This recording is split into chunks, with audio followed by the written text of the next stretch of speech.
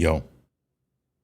How you guys doing this fine evening? Revere, thanks to the Big Prime, 8 months. A little bit of dad gaming. Hey, alright. CJU Buffda. Thanks to the tier 3, 52. Perfecto Streakaroo. Hey, thanks for the sub. Madik Zo Small. We got some Mo Sizzlax in the house. I love it. And that's my dream as a streamer. It's not to have 1 million subscriptions, although it is. I like the dynamic of the funny sub names. That shit gets me. As a man who grew up in the 80s and 90s, that's me.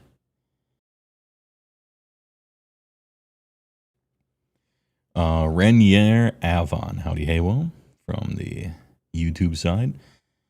Oh, Martin Orlando, formerly good painter, Lumineth man, formerly good painter, Stormcast man. Current gold medal winner. And now he can move on to bigger and better things after having conquered this mountain. Hey, well, visiting my city. Well, I hope he enjoyed his time there. Well, the first thing you have to know about New York is it is outside of my house. And I am a hermit.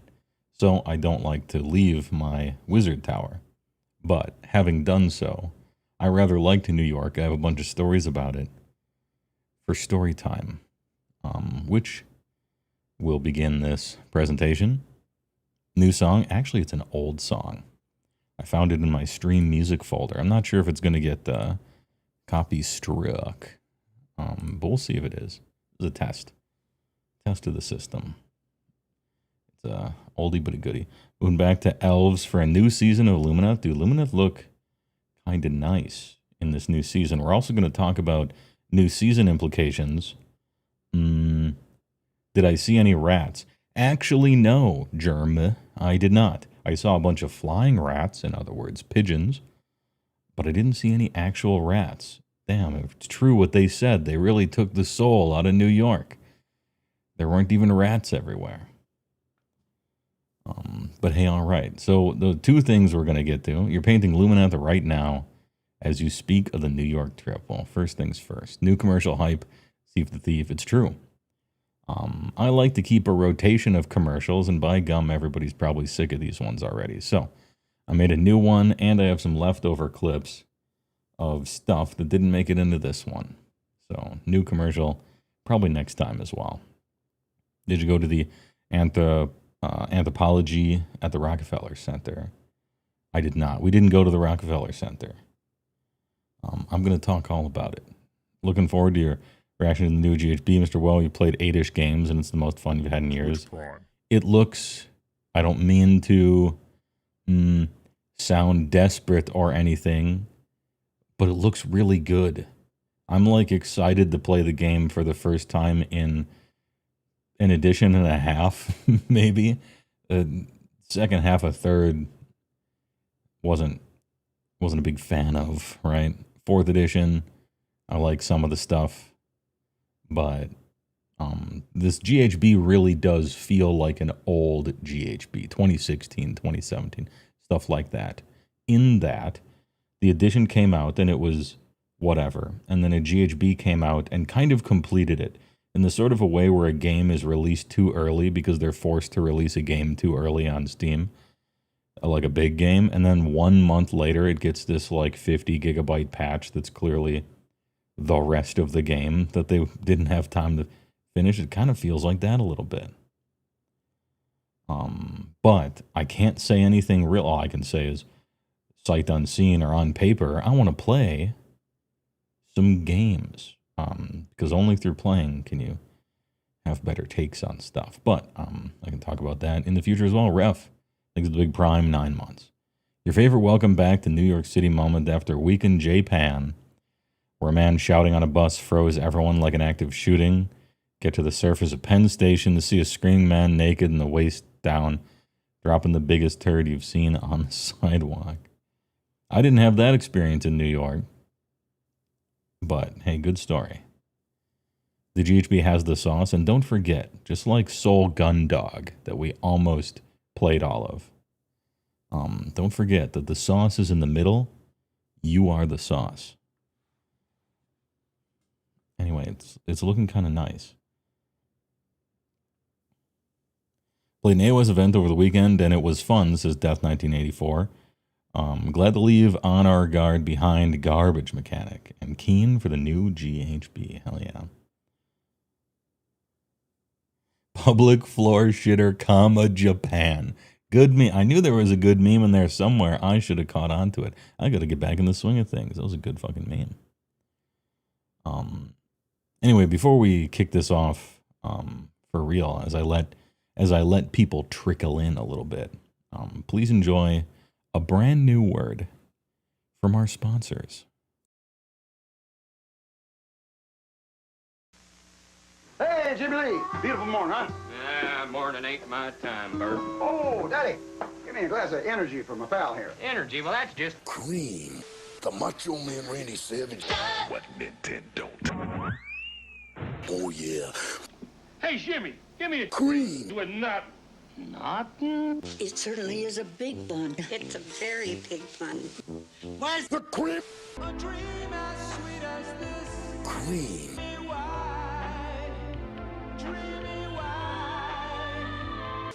I soaked in it. Madge, I soaked in it. This is The cream. this is your brain on Cream. any questions? Time to make the Cream. Dunkin' Donuts are always fresh. I made the Cream, yeah. Remember, only you can. Cream. Nobody does it better. Nobody does it better. Hertz leads the others by far. Nobody does it best for you. Hey, all right. Thanks for watching the brand new commercial. Please go support our products who support our streamers. Anyway, he rushed 2,000 yards in 1973. Yeah, he did. He's the goat. Yeah. Look, murder is now legal in the state of California. We all know it. Madge, I soaked in it. Like, what? What?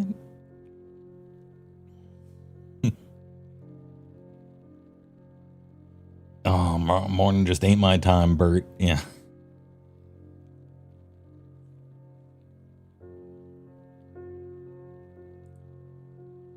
Time to make the donuts.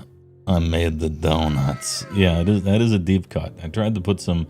That one is 80s inspired, so most of those fall within the 80s stuff. I had some other good ones, you know. That stuff's made in New York City. New York City? Get the rope. I couldn't place that one in the most recent commercial I made due to connotations that I wasn't trying to do. There's Whale Dad, Ancient Chinese Secret. Dude, we got a lot in the holster still for next time. There's some good ones. Anyway, CG Buster thinks it's a tier 1. The Thief the Thief, absolutely shot, sniped, even. Somebody else too. City Buster gave it a tier 1 to Frank. Oh, he sniped Frank. Jesus. In his own house? Hey, all right. Fucking got him. Do we look at the amazing new Cornate Spearhead box? No, that's on the AoS news section. I mean, I might go through some of the news on their website. Mayhap. But I don't know how important it is. I guess there's a model. We can look at the model and be like, this model looks sick. Or maybe it doesn't. We'll see.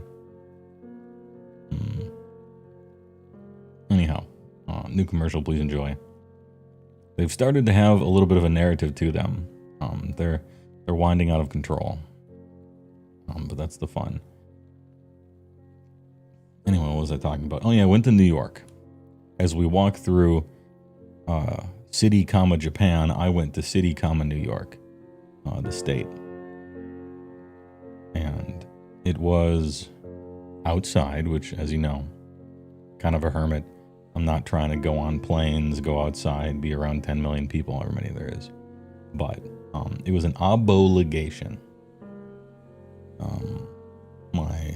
My mother is celebrating her 70th or something, possibly 72nd, maybe 75th. I don't know. Ever since I got rid of Facebook 10 years ago, I stopped knowing any important dates at all about anything. It was the only thing keeping me afloat for that one. But anyway, so went to New York. She always wanted to go back to New York. Alatak, things with the big prime, nearly a year, 17 months. And Sunshine in Black, tier 1, 43. Good job, King. 43 months is nearly 2 years. Biggest. Thanks a lot. Yeah, good boys in this house. We take care of Gramps. We call our moms, you know, all that stuff. Did you say you were walking here while crossing a sidewalk? No, I think that's their... You can't say that. That's their phrase. I didn't want to step on any toes. Was it raining or was it hot? Yes. It was actually fucking hot. Now, you have to understand I live in Wisconsin, which is basically Canada light. Right? It's right up against the border there. So I prefer a cold climate, and I'm built for a cold climate. And by cold climate, I mean inside my house with the AC on 55. So I went to New York and it was like 85. It was like 80 degrees, 85 degrees, whatever the fuck. It was fucking hot. And then one day it rained, and then the day after it was like kind of all right because it had a breeze. But I'm not going to judge a place on its climate necessarily. Well, that's not true. I judge Arizona all the time on its climate, but I will judge a place on its level of civilization, okay? On its whether or not it's civilized. I have but one criteria that I judge whether a place is a civilized place or has descended into barbarity. And that is whether or not you have air conditioning. That's it. Now, there's a lot of strings attached to that, right? And they imply other things, but that's it. If you have air conditioning that you can just blast and not give a fuck, then you are a civilized part of the planet. And if you don't, you're just not. Doesn't matter anything else you have. And I found most places that we went to anyway were not civilized. So, New York kind of failed the air conditioning test. I'm going to be honest. And it was fucking hot. But, I enjoyed myself. The place was great. It was not how I remembered it. I've been to New York one time, and it was in like the early 2010s. And the place is very different than what I remember in even the 2010s. To say nothing of from the 70s to 80s to 90s, right? But look, COVID was the actual Grim Reaper. It killed so many left-handed cheese grater stores, as Frank would call it. I was dying. I was like trying to find all these real niche places. You know, I don't care really what it is. I just care that you're passionate about it. But the rent is too damn high, and COVID killed all the fun places. And so it's kind of, it's spreading out a little bit. It's thinning out. It's in a 30,000 foot view. Solid Singularity, things with a big prime. 11 Mo. Appreciate it. It's because buildings are ancient and all made of stone. Air conditioning is usually a window unit. Yeah. And it's not like you can very easily, or possibly even at all, update the infrastructure of a skyscraper built 85 years ago. Like, what are you gonna... You would have to, like, rebuild it. So, I understand their issue that they're having. But hey, alright.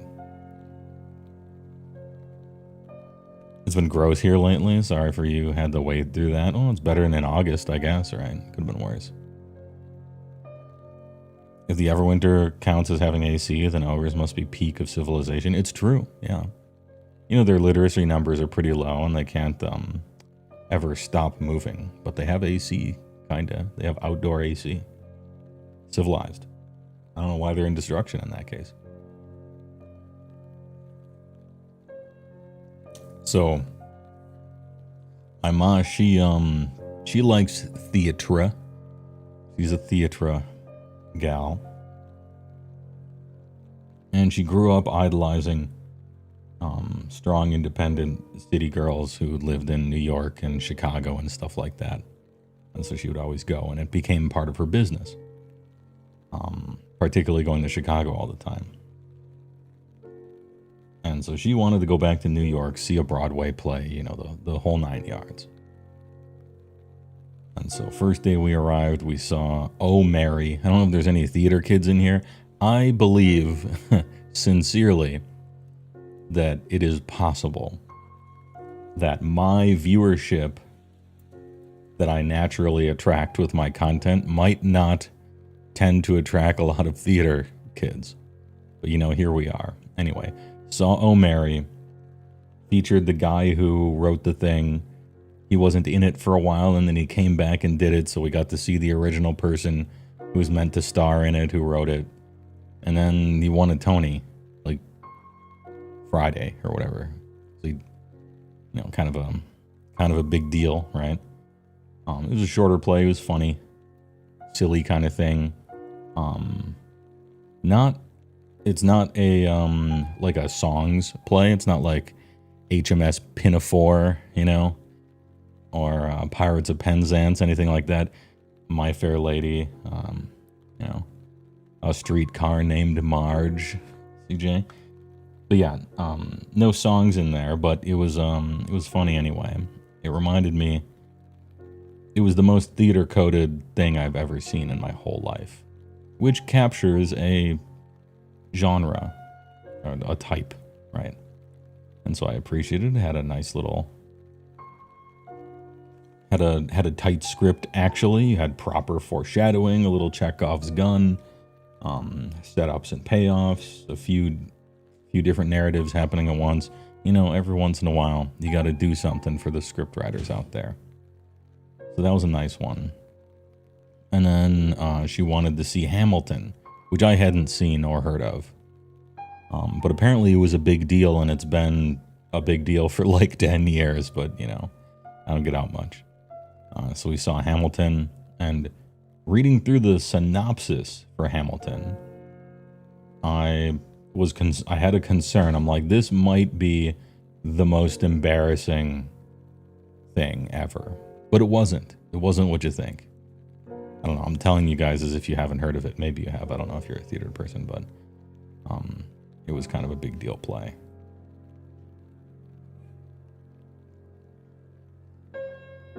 Had a proper intermission, you know.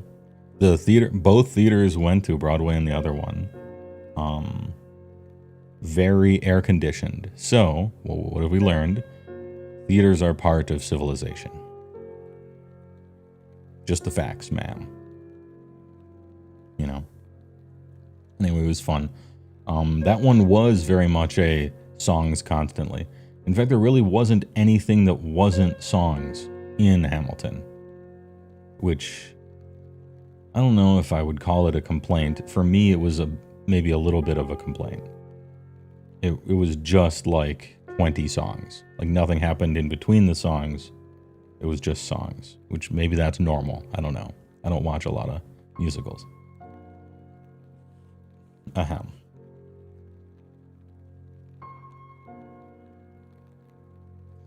But that one, big money, big cast, all sorts of dance numbers and everything like that. People spinning around, loud, ostentatious. Everything was rap, basically, which I imagine is harder to write. Well, maybe not harder to write, but certainly harder to perform, one would think.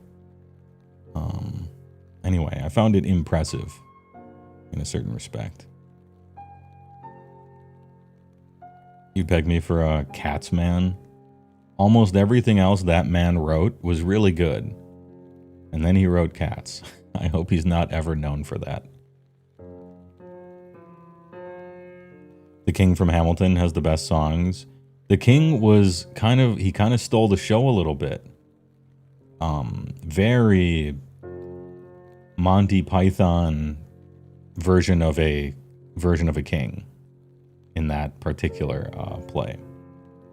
Really drew up the crowd into what he was doing.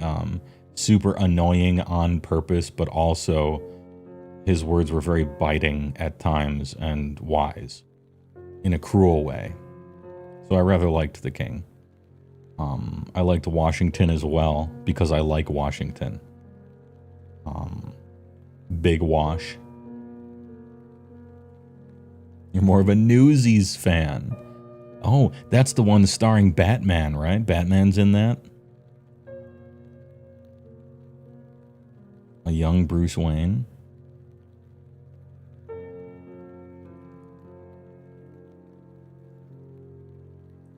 What else? Oh, it was an interesting take on Jefferson. You know, usually when Jefferson is portrayed as anything, he is portrayed as a towering intellect, a revered and, I guess,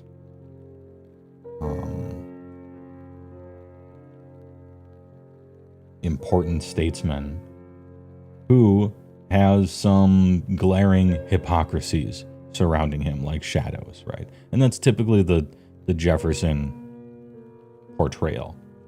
This Jefferson was in what can best be described as a 1790s version of a purple pimp outfit with a cane, just fucking styling on everyone. Plenty of hypocrisy in this one as well, perhaps more than normal, which, considering it's basically an all-black production, not quite, but pretty close, one would think they might have had more of an issue with it. And they're right, so. And Madison was just kind of following him around like a stool pigeon or whatever you call it. Or a toady. No, that's right, toady. And I thought Madison and Jefferson famously got into a bunch of arguments and stuff about things, but it wasn't quite portrayed that way. Kind of invigorating. Everybody doesn't appreciate it like we connoisseurs do. The way we connoisseurs do. As the arcade thinks of 5 bigs. Stella says hi. Oh, hey, I'm just back from New York watching plays in theatre, Broadway, you know, walking here, all that kind of stuff. Good shit. Everything you just said, Stella says hi, and now I'm cursed, and I'm using curse words. Apologies. Mature content. Madison was a buckwit. I'm not exactly going to disagree with you, okay? You think there's like a second half of that sentence where I put a silver lining on it, but look, it is what it is. Aaron Burr was right for shooting Hamilton, yeah. Jefferson was a nerd, let's be honest. He was a extremely rich extremo nerd. Yeah, he was a super nerd, for sure. The guy who was Stannis in Game of Thrones, Stannis the Manus, portrayed a very humanized, quirky Jefferson in the John Adams miniseries. I'm going to have to check that out. I didn't even need to look at the name of the person who wrote that. Because oh yeah, John Adams miniseries, a quick, succinct, single sentence recommendation talking about something to do with history. Yep, I'm in. She was mauling from embarrassment. Oh no. She didn't even say hi, did she? You just said that to get her all embarrassed. Huh? It's a game to you. Jefferson could be a debate lord on Kick now. Bro, all of them they were all just debate lords. That's a fact. I mean, the Federalist Papers would have been like a podcast series versus.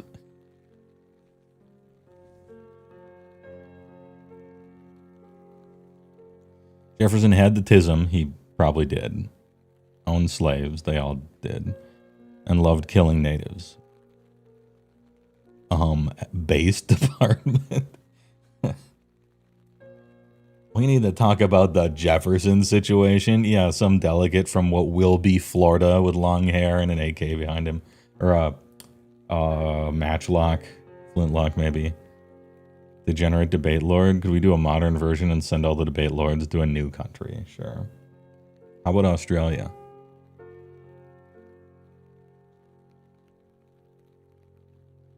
Anyway, it was nice. I liked it. It was impressive.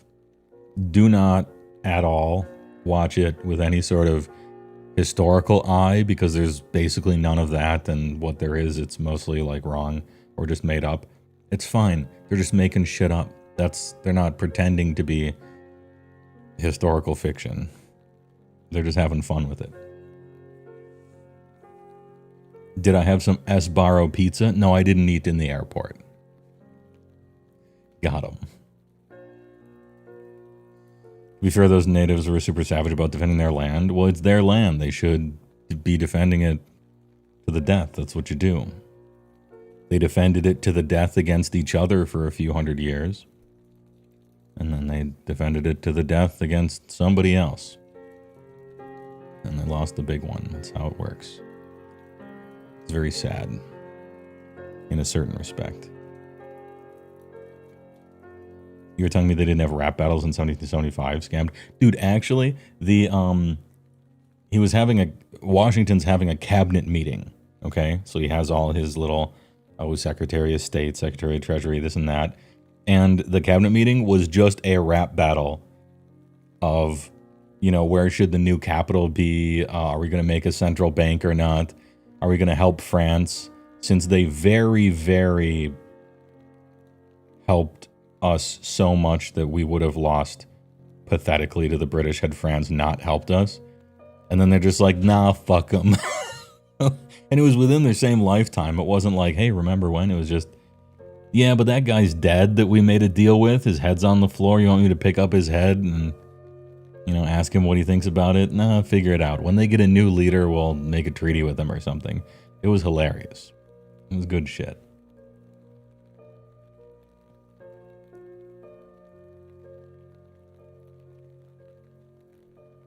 It wasn't so much that they liked us as much as they really hated England. Oh, I don't have any illusions about that. I'm just saying they did it, and it really helped us. And so it's interesting how quickly we forgot. The friendship stuff comes later, right?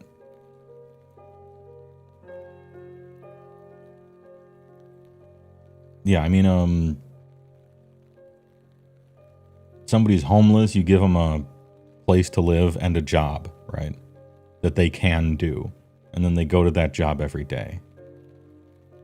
Like, I don't know if that particular homeless person whose life was just literally saved by you gives a fuck whether you really wanted to help them or you don't like them and gave them money just to go away, but to you it was a little bit, to them it saved their whole life. It saved their life. Who gives a shit? This isn't an enemy of my enemy is my friend thing. I think that's not very true, especially in the Middle East, historically. But I care a lot less what your reasons are as long as the help you give really works. Like, that's the way more important part to me, is whether it fucking works or not. Sorry about getting political, talking about the political theater Broadway show. Hamilton, really nice because it's one of the few Broadway musicals that actually easily accessible outside of Broadway. It is very accessible, yeah. And the less you know about history, the better, because then you're not going to be bothered looking at all the weird stuff. Like, that didn't happen. Who was that? Anyway. Who doesn't hate England? I don't think I hate England. I mean, we had a tiff 200 years ago, something like that. But I don't know, it's water under the bridge.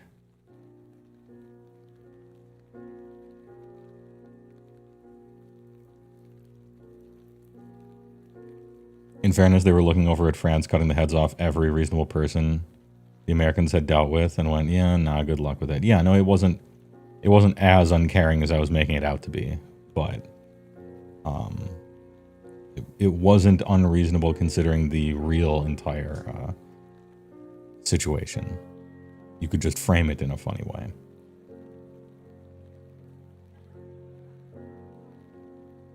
A political streamer takes a hard line with Hamilton. It was fine. Yeah, 5 out of 7.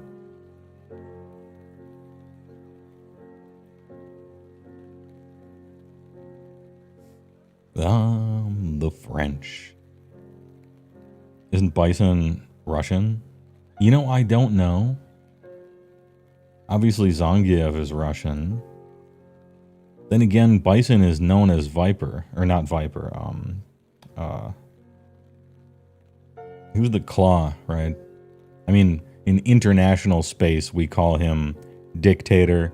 And then we say Claw. And then we say Boxer, right? Because Vega, in America, it's Vega. But Bison is Vega in Japan and stuff like that. So when you're trying to be international, you say Claw, Dictator, and Boxer instead of M. Bison because it's too close to Mike Tyson. And that's why they changed it back then. Vegeta. M. Bison is from a fake country. Yeah. But enough about France. Vegeta, Bismarck, and Sagat, yeah. Maybe it's like a Doctor Doom thing, Latveria, yeah. He's just building Shadaloo in Thailand, okay. We're playing Montclair Obscure. No, I beat it, I did everything. I did everything that New Game Plus. I beat the whole thing with one character, I parried everything, I didn't dodge. I beat the hardest guy, Simon, once by parrying everything and being perfect, and the second time by just cheesing it, because it was fun to come up with a cheese combo. And so I did it both ways. I did the skill way, and I did the blow 'em up way. Game was great. Game of the year for sure.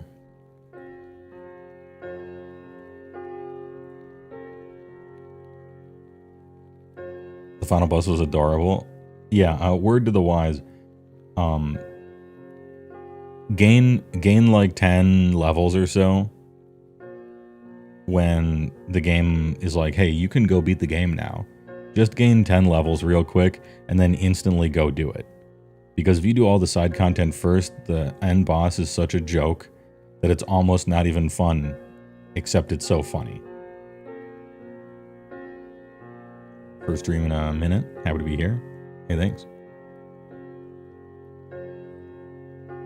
Homemade beef Alfredo. Nice.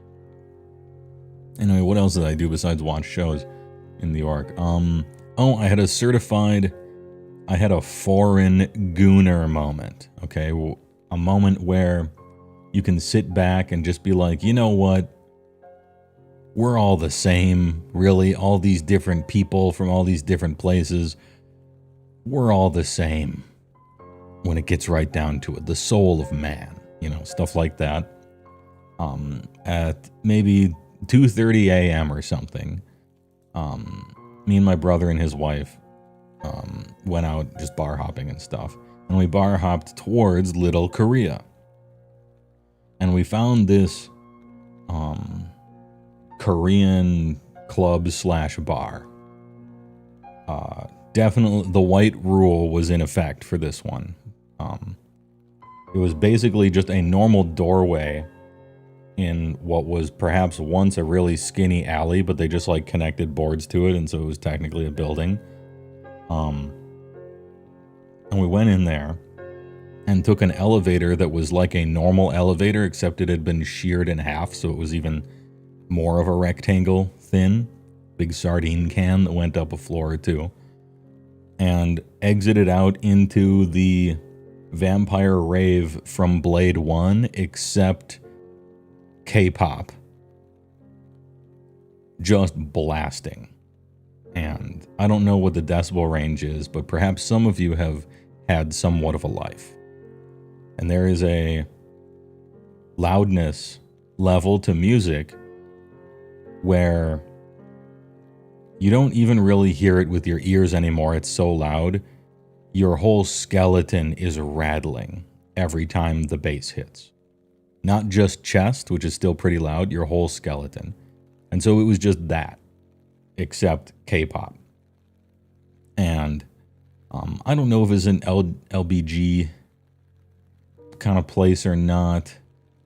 It kind of had the vibe of it, but I'm not sure. I mean, you've seen male K-pop people. It's hard to tell sometimes what numbers they're associated with or letters. But anyway, went in the place, had some great Joshu, had some great deep fried whatever the fuck, just on a plate, everything, kimchi and stuff like that. Delicious. Everybody in there was dressed like they were dressed like a Korean Matrix ripoff from 2004, right? Which might just be the current style in Korea. I don't play StarCraft. I don't keep up with it. Not gay, just Korean, taking notes. Hey, all right. Anyway, place was sick. I love Korean food anyway. Their rice wine, though, is like, tastes like vodka, only like really, really, really weak. It's like super weak vodka is basically how I would describe it. Anyway, probably good for mixing. But the point is, we were at our table and we were yapping. And it was very hard to yap because the shit was so loud. We tried anyway. And yeah, I guess what I'm trying to say is I may or may not have accidentally gone to a Korean vampire bar, which was sick. And the elevator opens right up into it. So you go up into the elevator, it opens, and you're just in the place, right? It's connected. Not even a hallway. Oh, you def know that place? Zanini 21? Drop a name or something. I really don't know what the place was called. But it was pretty sick. The worst, slowest service I've ever had in my whole life. Didn't give a shit. Place is busy. What are you going to do? Anyway, so we're at our table. We're drinking. And I see the doors open to that sardine-shaped elevator. And who walks out of it? But, first of all, tourist for sure. Not New York native. It's clear to me. I can't tell you how I know. They were just definitely not from New York. The most stereotypical, probably, if I'm gonna guess, and I don't mean to be racist, Saudi Arabia. Okay? Saudi Arabian tourist very clearly steps through the elevator doors, and he scans this place that we are in, and what he sees is like 57 Korean lesbians, okay? And his face, he does the like teeth grabbing your lower lip, full like nut face, just praise Allah. And I'm like, this man, we are all the same deep down. It doesn't matter what your skin color is. Doesn't matter what country you're from. This is a deep soul-like gooner connection. Saudi ahego desu. Yeah. It was awesome. I hope he attained his hopes and dreams. I lost track of him when he entered the club, but I'm pulling for him secretly. You get your Korean waifu, sir. And I don't know how much oil money you have, but, you know, inshallah or whatever they say. Enchilada. It was fucking awesome. That look on his face, I will keep it in my mind forever. It was so fucking funny.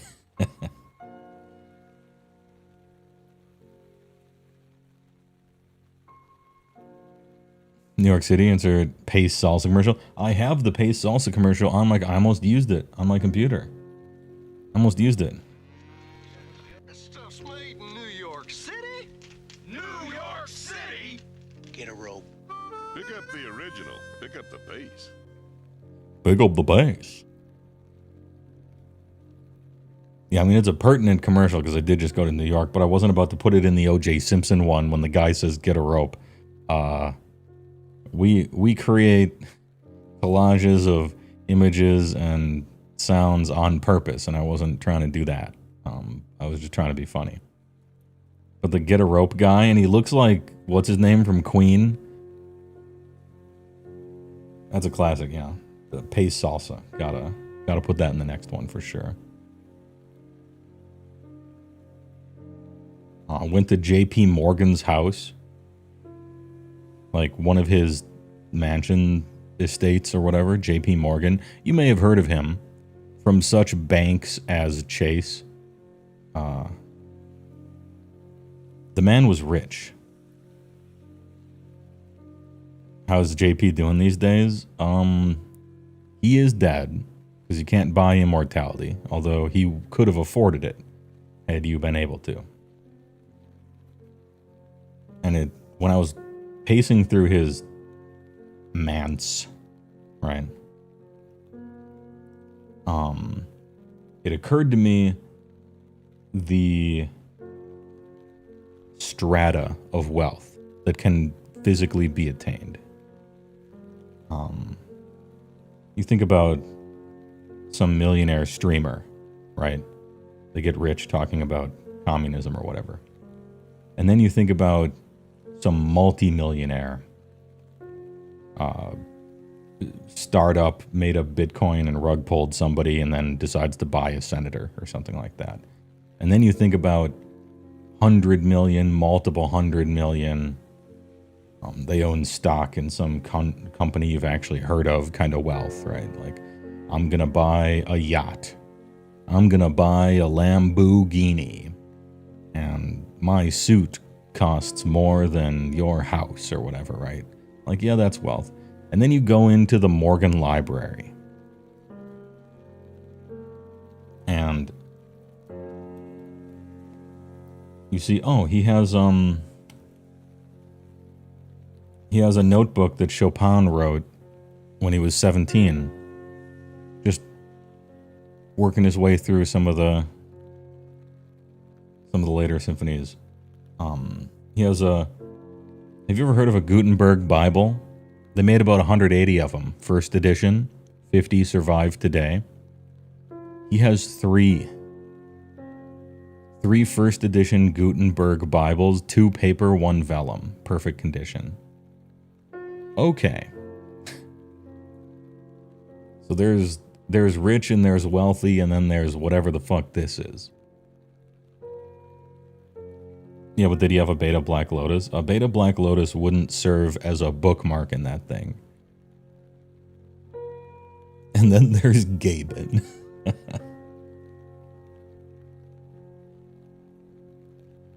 Yeah, Steve Gutenberg Bible, exactly. Yeah. I had to explain that joke to CJ once. Signed first edition Dead Sea Scroll. Yeah. You know, I saw those. They showed them. They went on tour with the Dead Sea Scrolls years ago. And one of the stops was in Milwaukee.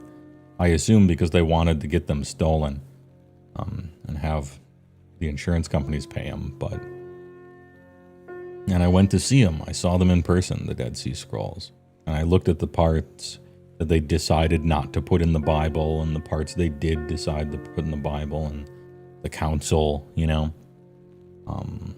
Oh, this part, we'll add something to this, we'll take something out of that. It's fascinating looking at it. I think it's all in the vaults now forever, but it's cool to see it. You work around the corner from the Morgan Library. One of his homes he had transformed into a giant museum and learning center via his last will. Yeah, that's the place I went to. I really liked it. It was great. But I'm a boring weirdo who likes to go to museums and art galleries and libraries and stuff and just read about stuff. That's my kind of vacation. Went to the Met, of course. The Met was awesome. Went to MoMA too, and that was pretty good. I prefer the older stuff. You know, you got to see all of it. Had some great medieval stuff, had some great Renaissance stuff, had some great Dark Ages stuff. All the way up.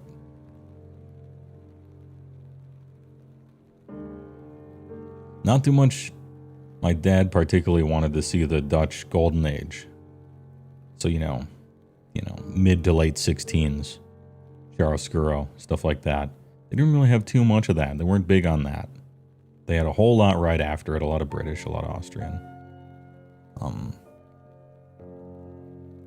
of course, Monet and Manet, and they had some Picassos. They had the melting clocks in the MoMA, anyway. I mean, if you're gonna have one, probably the melting clocks. Second place, train going through the fireplace. Third place, maybe the big elephants.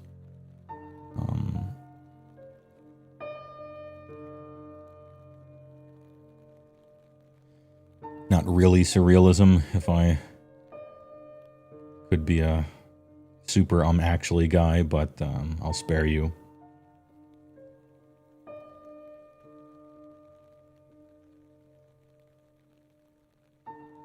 Lunch in Central Park in between, a good day in New York City.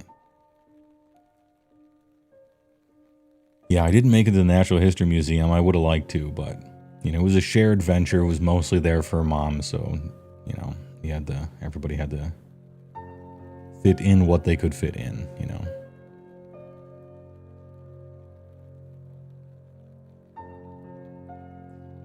Looking at the priceless treasures, where are the Funko Pops? Well, we didn't go to the city dump, but sure they'd be there. Always hit or miss, depending on what's there at the time. I mean, it was nice. I got to see, let's see. They had some Impressionism. They had modern, postmodern. They had the Campbell Soup guy, whose name I always forget, even though I watched L'Empire once. And did the 4-print Madonnas or whatever. What's that guy? Andy Warhol, that's it. Yeah. Andy Warhol. I always forget his name for some reason. Did he do Cinepause and Pipe? Or is that somebody else?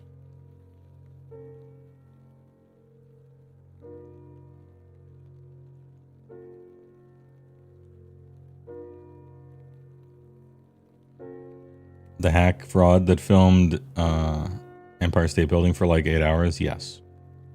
It had a few different camera angles around, but... Have you seen his seminal work, Sleep?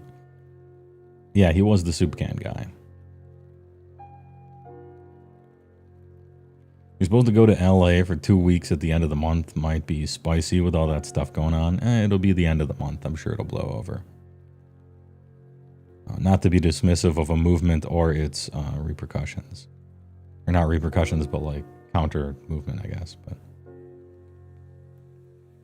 oh, that was Magritte. Yeah. You're right. Holy Zest. You're right. Magritte also, what is it?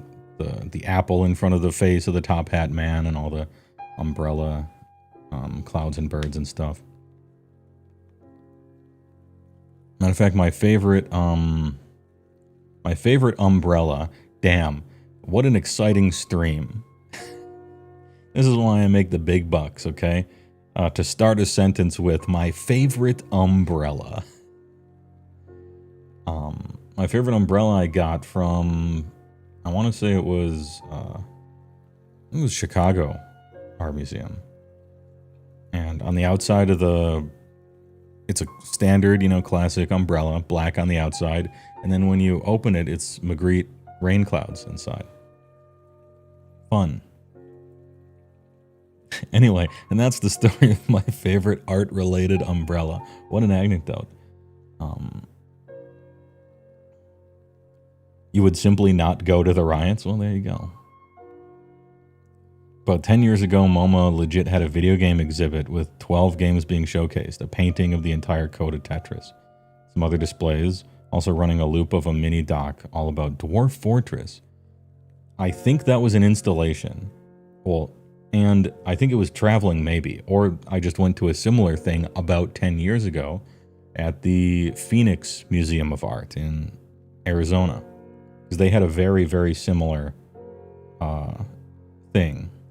At about that time ago. No, actually, it was more than 10 years ago. But still, it was kind of close.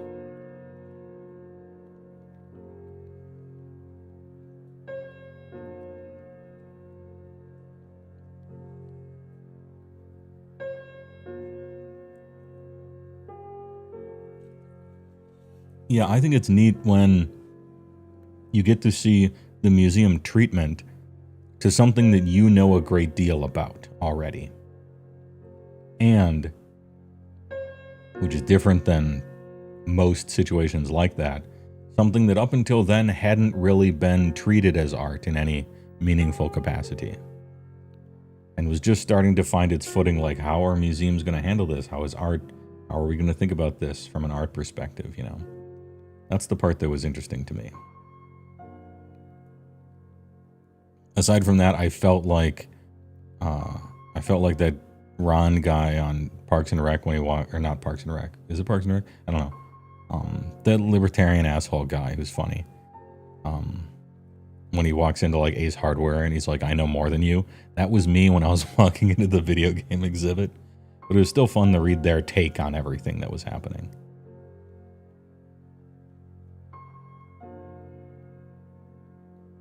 Quick reminder, we got Adepticon 2026 hotel planning tomorrow night. All right.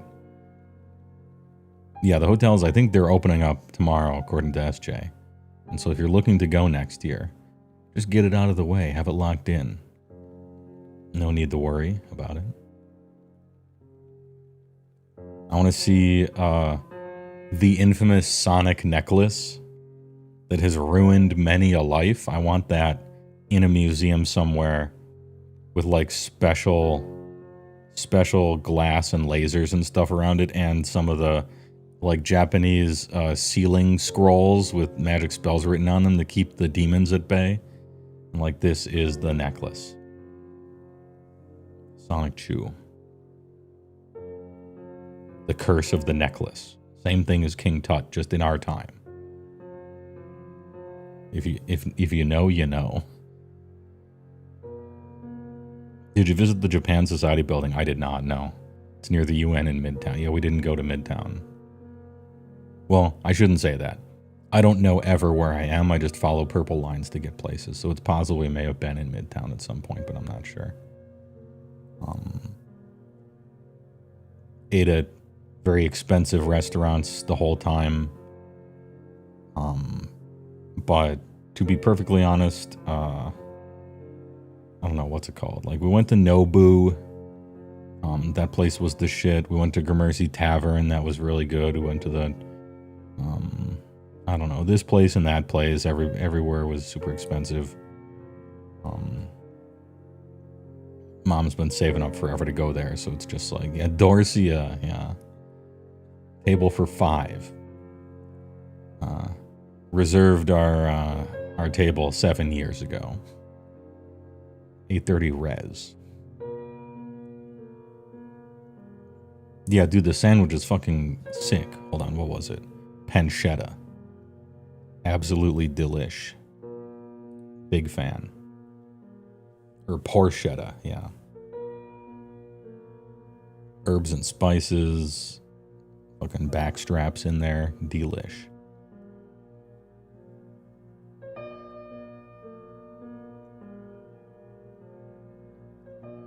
I never got a bagel, and I never got a slice of pizza that I folded in half and walked around with.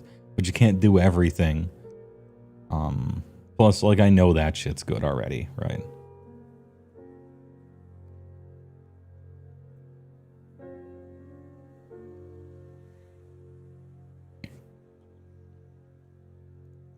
Although I had to go to some Jewish place because I wanted, you know, I'm like, I want corned beef, real mustard, fucking a pickle, right?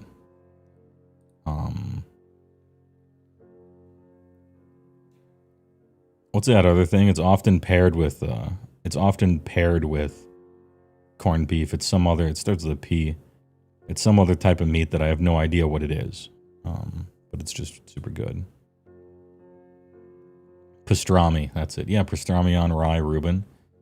I'm like, I want a place so fucking Jewish that when I order my Reuben pastrami on rye, it comes with a beeper. And we did. And it was delicious. It was so fucking good.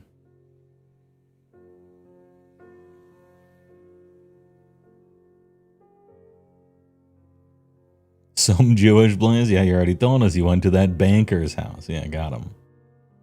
Got him. Oh, I had egg cream. I had a chocolate egg cream. Have you heard about this? I watched some big, huge, like obsessed with candy guy on YouTube a few years ago. And he's like obsessed with candy. He makes candy the old-fashioned way. And he would like travel to places to have the most authentic version of something, and then he would make some like candy out of it. And he went to the place that invented the egg cream, I guess. And I'm like, oh, that's cool. That guy's fun. He's good with the kids. He's a good communicator, right? He weighs as much as 3 refrigerators. Perfect for a candy guy, you know, classic. Seems like a nice gentleman. Anyway, it's almost like ASMR for him to describe candy making. It's just soothing to listen to. Oh, I see a few people know this guy. Yeah, the Florida Candyman. I think he's from Florida. I'm not sure. Anyway, one of the random Jewish place with the pastrami and stuff had chocolate egg cream on the menu. And I'm like, I remember that from such movies as the YouTube video I watched like 3 years ago. Hell yeah, I'm ordering it. And I did, and it was very nice. I actually really liked it. It had a little bit of a malt, just a touch of a malt flavor to it. It had a little bit of fizz, because when it was invented, probably they just came out with the soda fountain, and they wanted to try something. And yeah, it had chocolate in there. What it reminded me of was very lightly carbonated Yoo-hoo, is what I would describe the taste as. Very lightly carbonated Yoo-hoo that isn't too thick at all. It's still pretty, it's very drinkable. I don't know, I liked it. It tasted old, I guess. It was nice.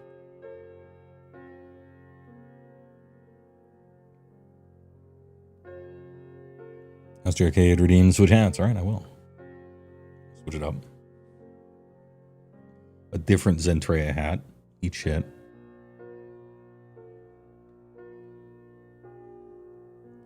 You had chocolate syrup in seltzer with milk. No, they put an egg in there too. I figure. I could have sworn they put like either an egg or maybe probably just the egg white, now that I'm thinking about it. They probably just put the egg white in there. But supposedly that's the way you make it old school wise. Anyway, it was pretty good. A whole ass egg. Surely not the whole ass egg. Maybe just the egg white or something. They gotta milk the egg for the cream, right? Yeah. Adepticon hotels tomorrow. You can't find the sauce. I don't know. SJ just typed it in chat. Bother him about it. I just repeated what the man said. I'm like a newscaster over here. There is no egg in egg cream. My whole world is crashing down around me. Up is down, left is right. That was a load-bearing factoid, and for it not to be true, I gotta go back to my notes. Legitimately has no egg. Holy shit.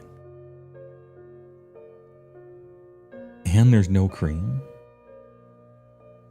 The legends say the name came from people mispronouncing a Yiddish word. Oh. Can't Jews do anything right? Oh, you already have a room? This is more like a chat about planes. Oh, okay. Well, in any case, if you already have a room, then I guess you could just reserve your room right now. It doesn't matter. There's enough rooms around this in the new big city that I guess you don't have to worry about a date. You could just get it really early. You could make one right now. I'll make one during this commercial break. I'm going to hit you with the brand new commercial again because I liked it. And now we have most of the people are in here after an hour. So get commercialed ad. Please enjoy a brand new commercial. And then I'll come back and either talk about New York if I can think of another story, or we'll start talking about Age of Sigmar. Anyway, New York was sick. Nork, excuse me? Anyway, get advertised at. Hey, Jimmy Lee. Beautiful morning, huh? Morning ain't my time, Bert. Oh, Daddy. Give me a glass of energy for my pal here. Energy? Well, that's just... Cream. The Macho Man Randy Savage. What Nintendo? Oh, yeah. Hey, Jimmy, give me a Cream. with nut. Nothing. It certainly is a big bun. It's a very big bun. Where's the cream? A dream as sweet as this. Cream. Dreamy wine. I soaked in it. Madge, I soaked in it. This is The cream. this is your brain on. Cream. Any questions? Time to make the Cream. Dunkin' Donuts are always fresh. I made the Cream, yeah. Remember, only you can. Cream. Nobody does it better. Nobody does it better. Hertz leads the others by far. Nobody does it best before you.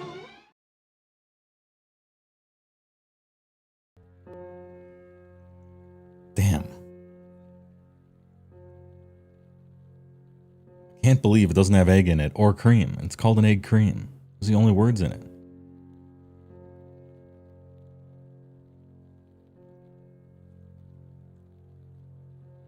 The Bronco cut. I had to. And it's part of the lyrics of the song, right? You know, Hertz stays ahead of the competition. It was perfect. And he's leaping. We did a little match on action there. I had the horizontal flip the footage so it's going the same way that he was going. Otherwise, it would be a little bit of an awkward transition. Just editing things. You know. Game Awards exclusive trailer. Oh, what was it? Oh, yeah.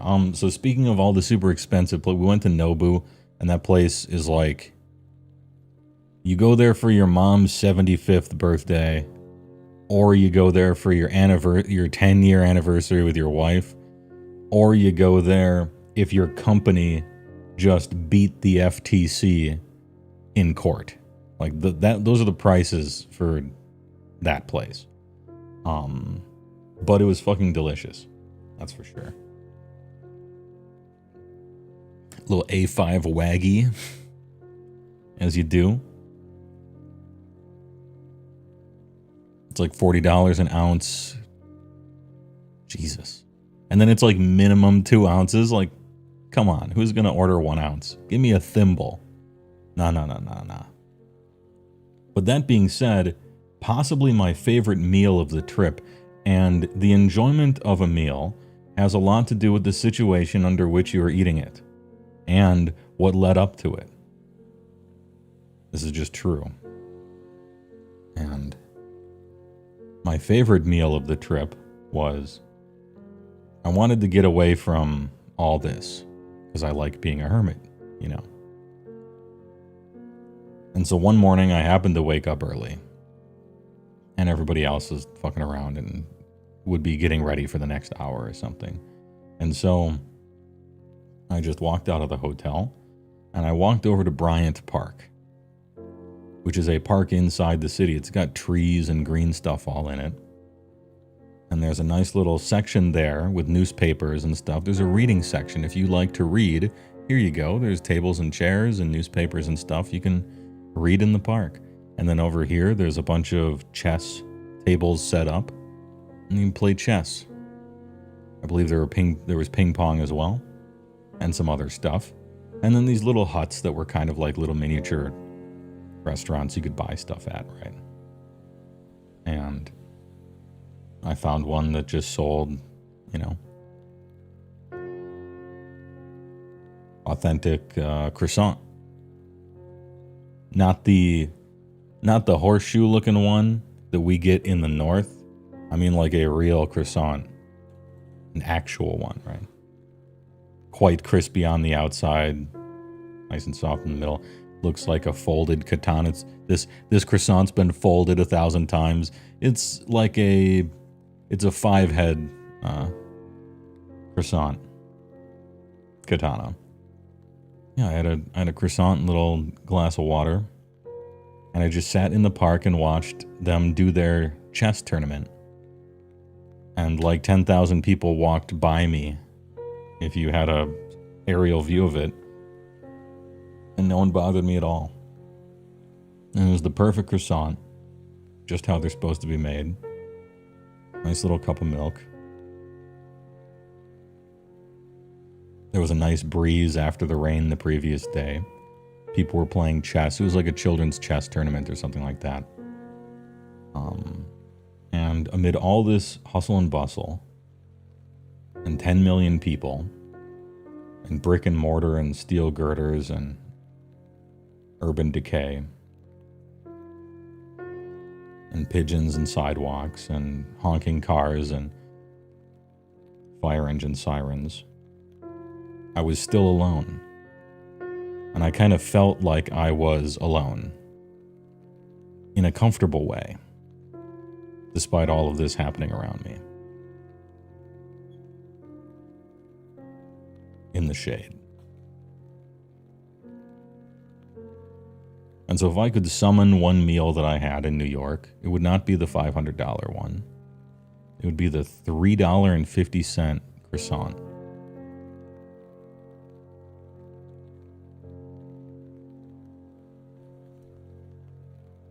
And it was briefly nice.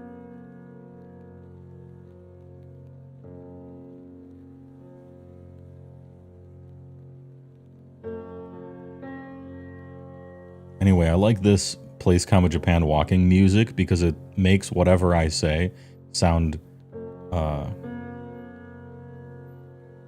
kind of profound, even if it's not.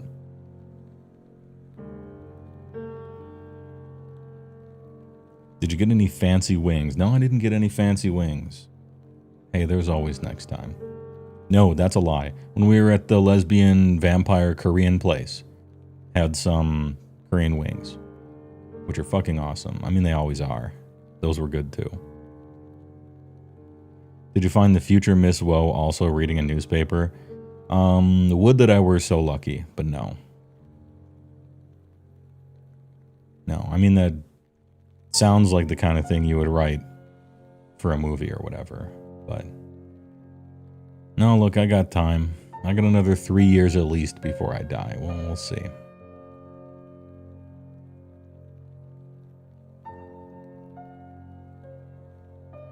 Good to see you, HeyWoah. Hope you've gotten enough sleep. Yeah, I got plenty of sleep. I went to bed pretty early every day in New York. I only stayed up till like 2:33 about. So, yeah, I got plenty of sleep. The airport did try to kill me on the way back, but we made it out. Straight croissants use butter. Curved ones use margarine. That's the fact. Oh, well, no wonder the straight croissants are better. Yeah. It was perfect. It was exactly how they're supposed to be made. Gosh darn it. You know? By gum.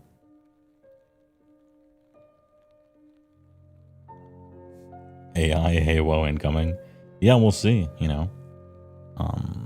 AI looks like it's shaping up to be able to do exactly what I do for a living in my real job, except way shittier.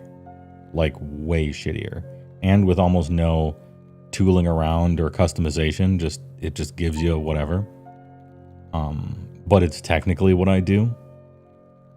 So I imagine I'll be out of a job pretty soon. Because if there's one thing audiences don't give a fuck about, it's quality. And it's proven time and time again. And if you can not pay someone, then you do it. So that's, in my opinion, that's where we're headed for that one. In which case, hey, look, I'll have a lot more streaming time. Won't that be nice?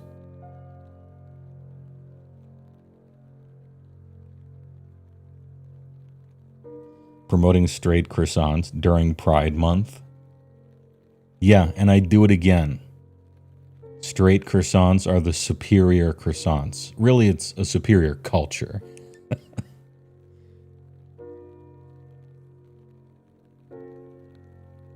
Look, that Korean place may or may not have been a lesbian vampire Korean place. And my brother and his wife have a gay friend who lives in Fire Island or something. I think he's a rich guy. He's rich and gay, but still nice. And, you know, we went to one of his favorite gay bars. I'm doing my part. How much more can I do? Straight croissants are better. It's a give and take.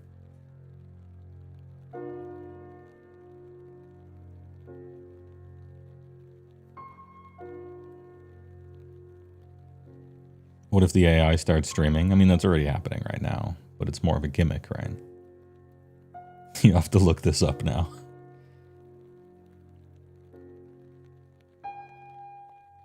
Did you tell the pilot, let's not have 9/11-2 today? No, I didn't think of that. That would have been a zinger, though.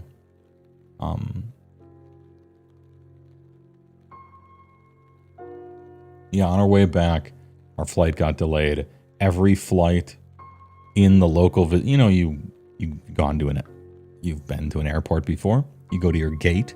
Your gate is part of a peninsula that kind of strikes off from the main airport thing. And then there's like, you know, a dozen numbers perhaps, and each of those are a gate, but it's all part of the same peninsula, right?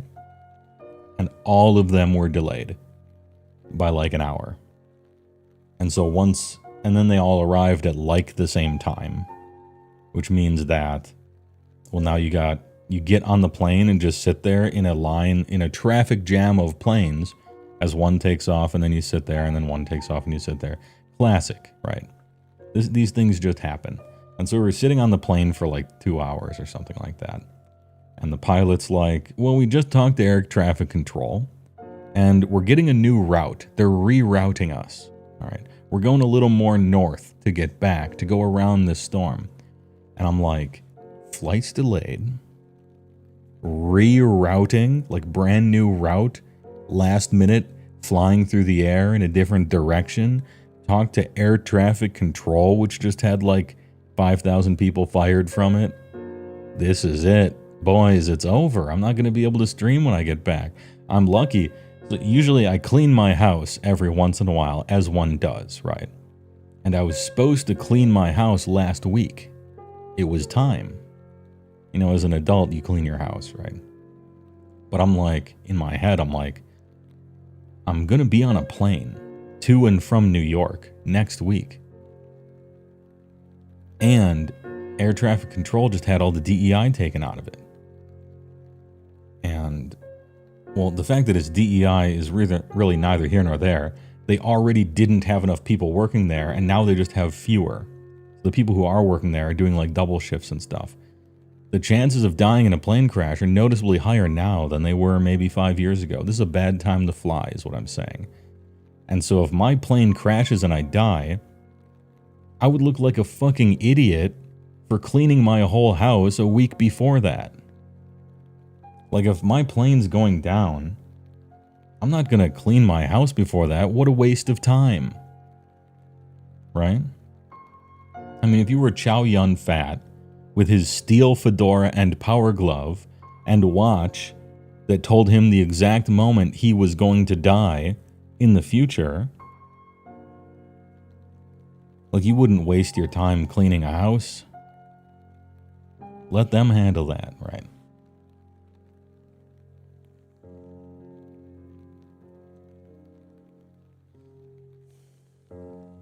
So anyway, I lived, and now I gotta clean my house. But I think it was the right call.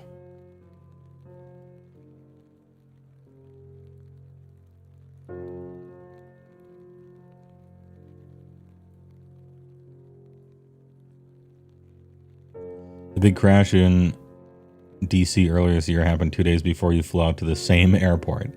A weird sensation to get on that flight. Yeah, I mean, even in periods of a particularly large amount of plane crashes and stuff, it's still, like, if you just look at the statistics of it, and if your logic brain can take over your lizard brain, then you'll be good. The chances of you getting hit by a car and dying are, like, several orders of magnitude more likely than dying on a plane crash. It's like one of the safest things you can do. It's probably safer to fly in a plane than it is to cross one street if you run the numbers on it. But, you know, sometimes you can't shake the feeling anyway. The point is you tell yourself the true facts, right? And then the rest will just work out. Your favorite part of flying is getting off the plane. It's fun to go really fast. I like takeoff and landing. The takeoff and landing are the fun parts. But being in the seat, and you're in the seat, right? It's uncomfortable. The seat in front of you is too close to you, no matter how tall you are, seemingly. But I gotta scrunch my knees up, you know. I'm not very tall, but it still fucking sucks. And then you're flying, and it takes forever. There's an infant 3 seats up there, just screaming. There's an infant over there, screaming. There's an infant over there, screaming. It's like Dolby 5.1 sound, where there's an infant at every speaker point. I'm getting surround sound THS. Infants screaming. That's flying, you know. But landing and takeoff is fun.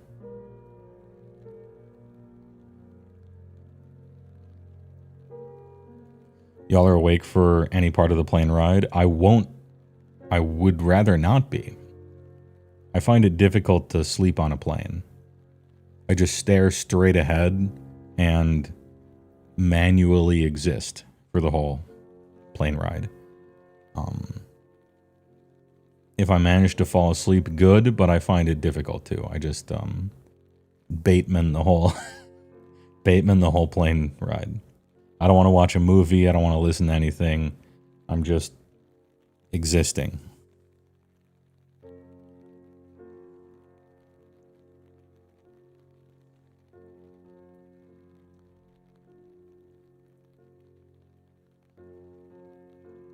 My man, raw dogs flights?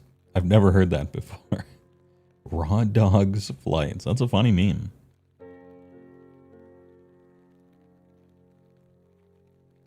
The babies are just screaming what we all feel. So you imagine you outsourced your frustration to them, and they're expressing it for you. Yeah, I think it's reasonable for a baby to cry when the cabin is pressurized, and they're probably having a miserable time, just as I am. So I'm not saying the babies are irrationally crying. I'm just saying if you have infants, you should be federally banned from public transportation for 18 years. You just can't take them on there.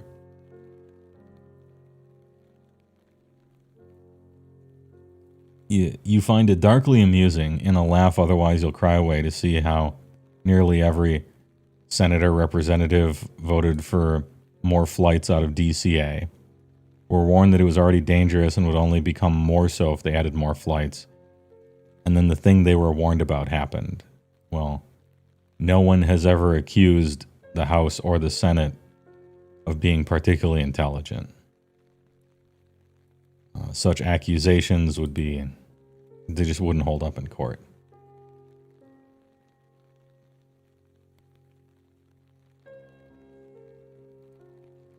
Raw dogging the flight like Clay Putty from Seinfeld. Okay. When you fly, it's earplugs in, sunglasses on, fuck off, don't talk to me, don't look at me. Yeah. Babies have more holes in their head because of the no teeth. Oh, I thought you meant the 3 parts of their skull haven't quite fused fully yet. But you were talking about teeth. On a flight, this baby is a fucking idiot. Doesn't he know flying is safer than driving? I would destroy this infant in a debate about plane safety.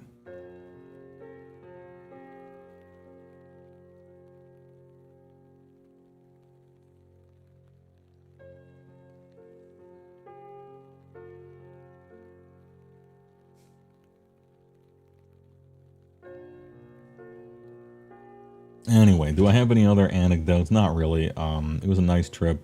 Would go again. New York lost a bit of soul since I have been there last time. COVID for sure. Straight murdered a noticeable percentage of the interesting places that you can go, which is unfortunate.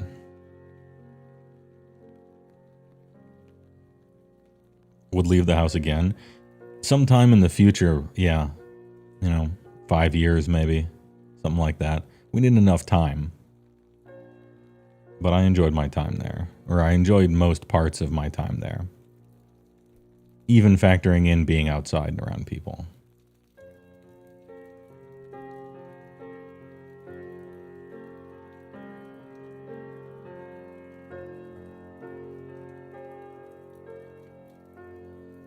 Is it awful to wish there were adult-only flights?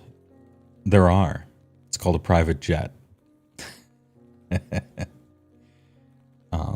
Public transportation is for the poors and children who haven't earned their first million being job creators yet. It's called first class brokies. Yeah. Used to fly every week for 15 years for work. Way too many landing on the incorrect landing strip while another plane is trying to take off. It was always the other pilot's fault. Yeah. I mean, you do it enough, sure.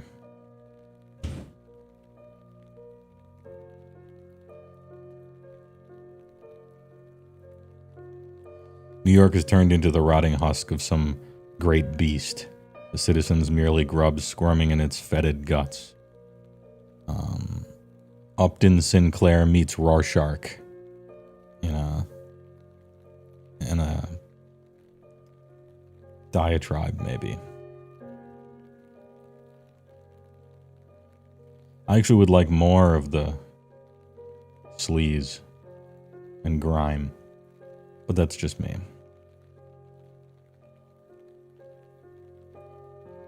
Oh well, I missed it. It's probably for the better, but it doesn't taste as good.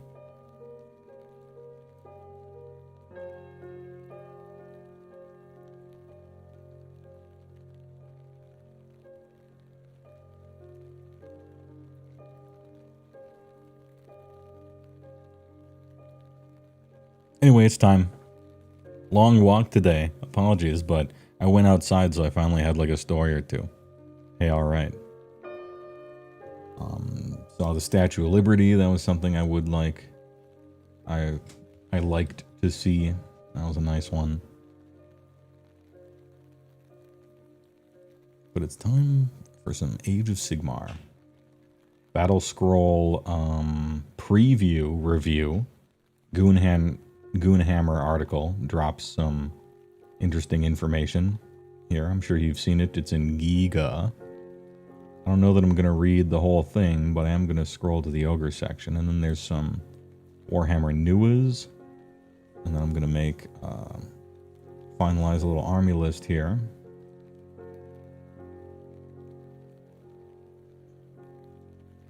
You loved it when Homer fought with New York. That was one of my... Wait, no, it wasn't him going to New York. Never mind. I was going to say, I really liked that funny joke, but it was about Japan, not New York. New York cart guy.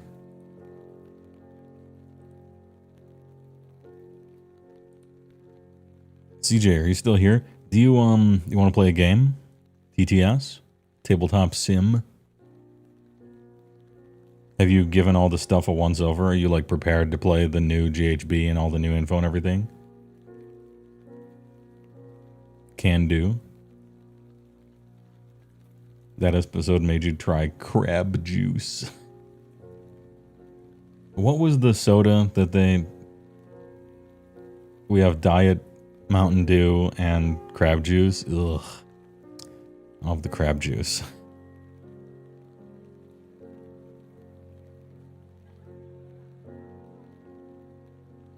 Not even 1%. That's okay. It was supposed to be like a introductory 4th edition new GHB where by us doing the tutorial, by looking up all that stuff as we're playing the new information.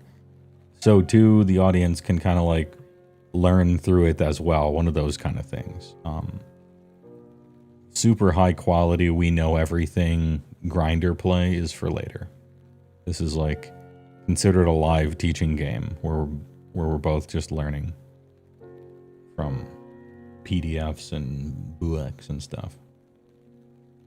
I don't even know how many points your list is. Well, it sounds like you're ready to play in front of people right now.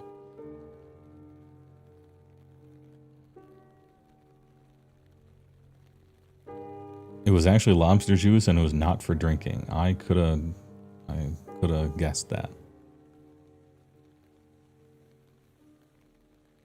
There's this amazing root beer on tap in a bar in Milwaukee. You're not a soda guy, it just blew your mind. Point's pretty good if it was Point from Stevens Point, Wisconsin. Then there's A&W 1919, which is just their super high quality version of root beer that's pretty good. It could have been a local root beer that somebody just made or something. I like my root beers. I like sarsaparilla as well, but I think I prefer root beer. Rocky Mountain Soda Co. has some banger of flavors, yeah.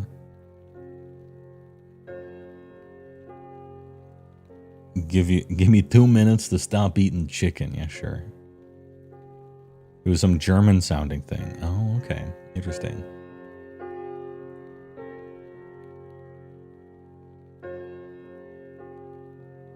They say it tastes like medicine. Yeah, that would be probably the black licorice flavor. Black licorice flavor, maybe sarsaparilla flavor. It does have a medicine-y kick to it. Oh, Bosetti. Perhaps you're talking about Sprecher. Sprecher root beer. That's a local, I think that's a Wisconsin root beer. It's pretty good, comes in bottles. Really good. They make it with honey. Like it's essentially root beer with local honey in it for a sweetener. And they got an Orange Dream version of it that's pretty delish as well. If it sounds German, it was probably Sprecher, which is a quality root beer. Oh, you know the one thing that Wisconsin soundly defeated New York on? Well, besides air conditioning, I wanted a dark beer, and it was just like impossible to find one. I'm like, who's got an Imperial Stout in this entire fucking city? No one. A million disgusting, trendy, gross IPAs, a million pale ales, a million hoppy, super hop kitty bullshit that tastes disgusting. Does anyone have a dark beer here? Please, I'm dying. And they're like, well, we have a Guinness. I'm like, I said dark beer. I didn't say water with food coloring in it. Do you at least have a porter? No. Stout? Nah. We have one can of fucking nitro milk stout in the fridge. No thanks.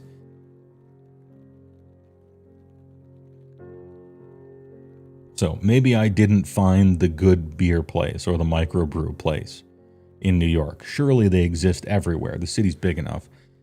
And I must have just been unlucky.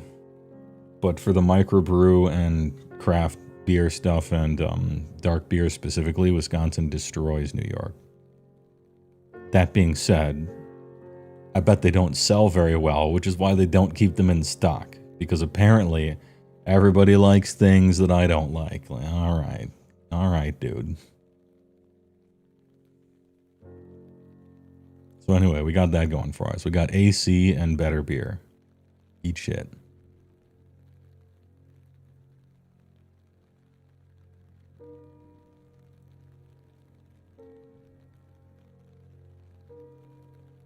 Nice Warsteiner Dunkel. Yeah, you are a wine town, that is for sure. I don't go in for wine really, so I can't compare. But I don't really need to compare. I'm sure New York's better. You just got a Sprecher cream soda from Aldi's and it was amazing. Yeah, their cream soda is pretty good too.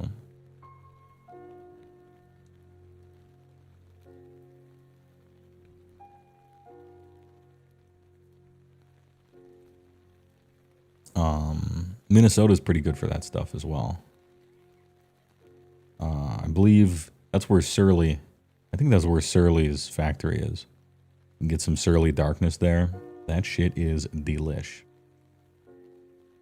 HeyWoah beer recommendation stream. Surly darkness. It's hard to get your hands on. But it's the good shit. And yes, the table, I checked the table before the stream. Whoever's working on the AoS stream, the AoS TTS thing, it is already updated with a new GHB and everything. And especially, and this is my real concern, because everything else you can just kind of fudge it. I think the placement of all the terrain is correct as well. Because that's key for the new GHB. Yeah, damn. Beer tier list? Where's Artorias? My beer tier list is going to look like an exact gradient in a grayscale, like black and white game, right? On your computer. You know when you're, some games you install them and then it brings up this thing and it's like, change the brightness settings until you just barely can't see the skull. You know that thing? That's what my beer list would probably end up looking like at the end of the day. It would go from solid black all the way to the lightest. So S tier, all the dark beer, and then as they got less dark, it would just drop in tiers. The only light beer I regularly drink, well, I don't really regularly drink anything. I do when I go out with people, but I like Spotted Cow. And, I don't know. PBR is shitty in a comforting way.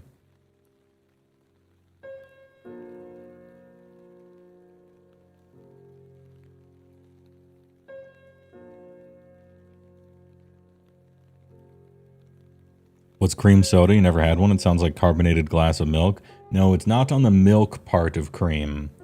It's on the, like, sweet, buttery, maybe a little caramel notes, honey, but still mostly a clear, but kind of clear soda. So it's mostly just honey, caramel, sweet, a little bit of butterscotch, maybe even. That would be a cream soda.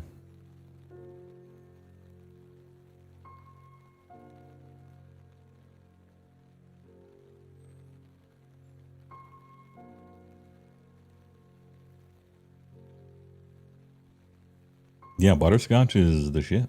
I'm a fan.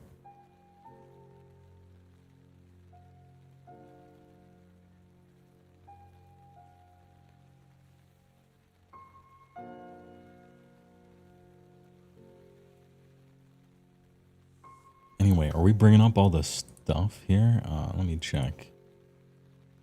Oh, beer stuff. There he is. He's already in this. Somebody was trying to summon Artorias. No summoning needed. He's in the chamber. Already has the beer styles tier list DM'd to me. We are going to play a TTS game. I don't want to leave CJ hanging here, but I appreciate the bullet was ready to be fired instantly. PBR is God's perfect beer to shotgun. Yeah, I mean, when I went to college in Milwaukee, they had what is known as a Milwaukee breakfast at this local bar. You could get it up till, like, I think noon was about the latest you could order it. And it was $2, and you got a PBR tall boy, a coffee, and a cigarette. I think it was American Spirit, as a matter of fact. Classic breakfast. And the price was right.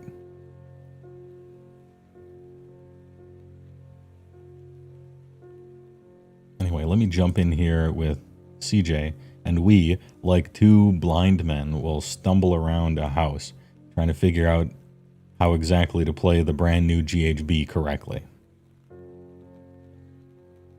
For $2? Yeah. Inflation's a bitch. I said this is when I was going to college. I'm gonna do some news and shit first. I'm gonna scroll to the ogre section to see if there were any reasonable changes here. And just read it aloft. Because it's linked in Discord and the game's gonna take a while anyway.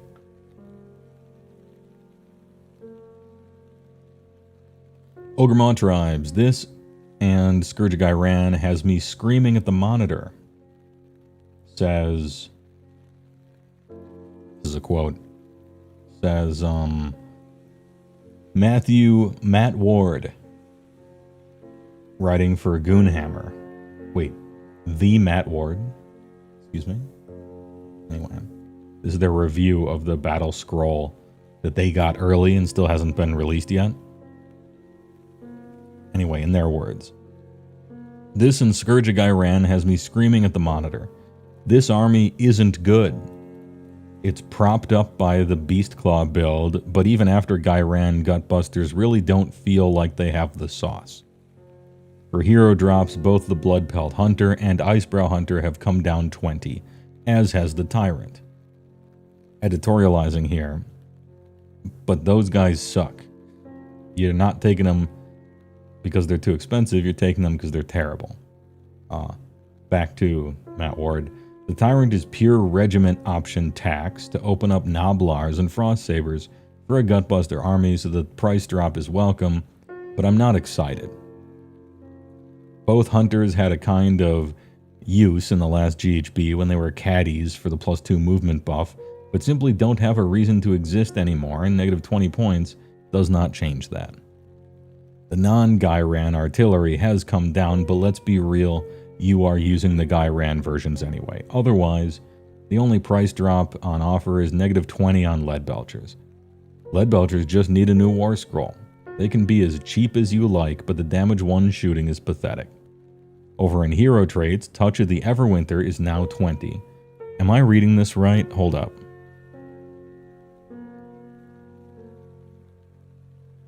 Over in heroic traits, Touch of the Everwinter is now 20. A heroic trait costs points. I leave the wizard tower for 4 days, and the wards outside the tower are not being maintained for a mere 4 days, and point costs for heroic traits and artifacts sneak their way into the game? I'm sorry. My defense of the Mythar in Myth Draenor has led to abominations. Damn, that's too bad. In my opinion, it's a tacit admission that they are simply not good enough to balance 3 choices. They can't do it, it's impossible. And so they'll just look at what everyone's taking and make whatever everyone's taking cost 20 points no matter what. Which is certainly a hatchet rather than a scalpel kind of update, and a bad precedent to set. Don't like it. But hey, alright.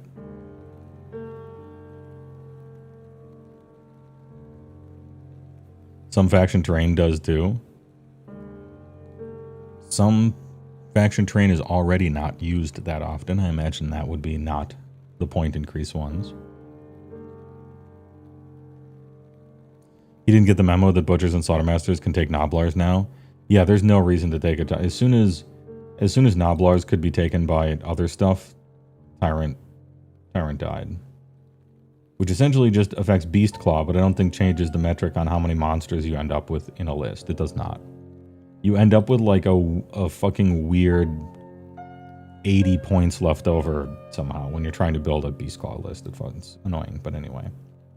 Okay, well, Touched by the Everwinter.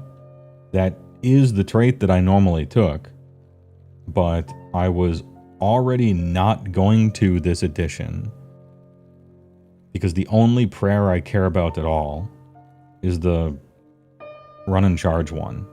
And having a second priest in the army serves basically no purpose.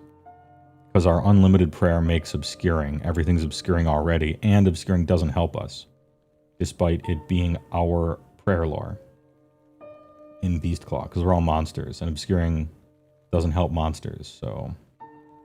well, my army stays the same points, I just won't take Touched, because I kind of wasn't going to anyway. Alright. I just wanted to see if the army, like, any points change mattered for it, and it did not. Okay.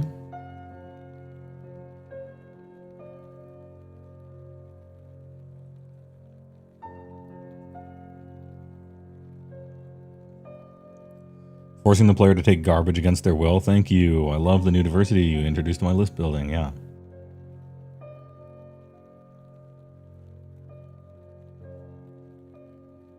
Lowered everyone's stuff by at least 20 points, so meh so far. Yeah. You wanted to know if another Soul Blighter was here. Let me know if you fuck anything up. You watched the previous show or checked yourself, SJ, right? Oh, I should probably just be in Discord with you so I can directly ask you that question. News.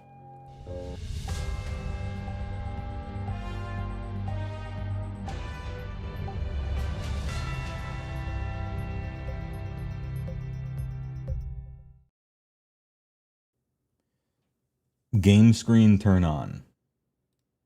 Age of Sigmar. This is the article. It is, no, I will not be accepting cookies.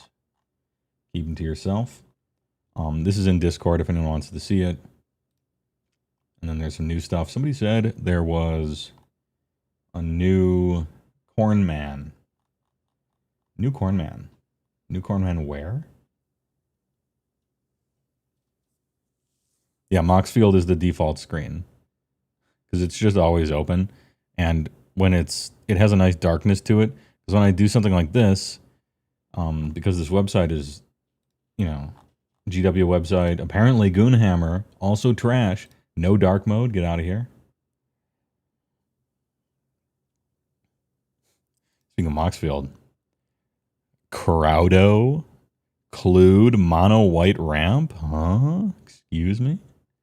Mono white, what? Check Giga, all right, I will. The intern screwed up and marked the article as 40K. Okay.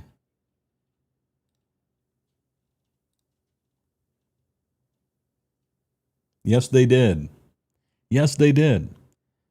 The Corn Deathbringer is on the hunt for trophies, and it kind of looked, I mean, it looks as much like a 40K guy as anything else, right? So, Warhammer 40K.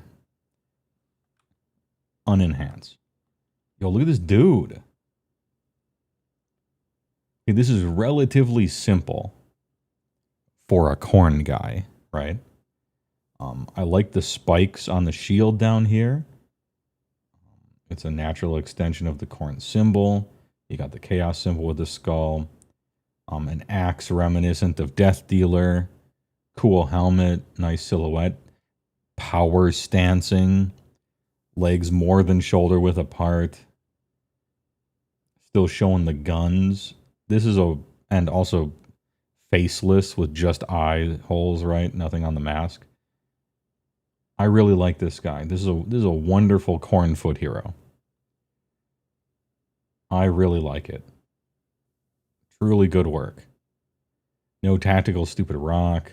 No giant thick blood or smoke or wave stuff or lightning or whatever. The fucking neck muscles. This is great. I really like it. Almost reminiscent of finger bones. Just a little bit, right? Little knobbies. Could be a really awesome head swap for almost any other project, right? because it can fit in so many other things. This, if you just want a head swap for something else, this is a fantastic. The power shoulders. Okay, now that I see the cape, I like the cape a little less. I would like it to be longer. It's just got a bunch of crap on it. So, and then I don't like this. I guess it's supposed to be evocative of something like a yolk, right? That you would put on a bull, maybe, or a beast of burden. And this dude is a beast of burden. But yeah, the cape game is not great. But everything else is wonderful. I really like him. Anyway, good work. I like it.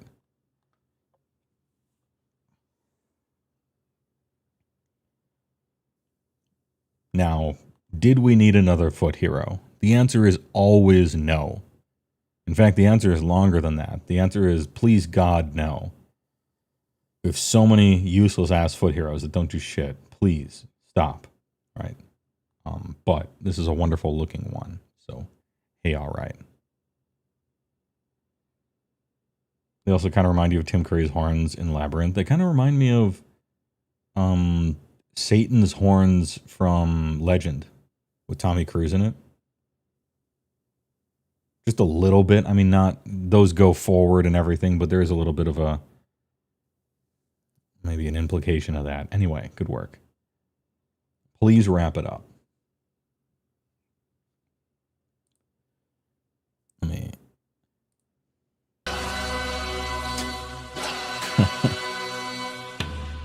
Oh, I forgot. I forgot that I have it do that whenever I join chat channels. CJ's here. Well, if it isn't the 8th president of the United States, Martin Van Goonen. Ooh. Martin Van Goonen. I'm going to turn you up very slightly, unless you want to on your end. It's probably easier if you do it. All right, just a touch. I think we're good now. Hey, all right.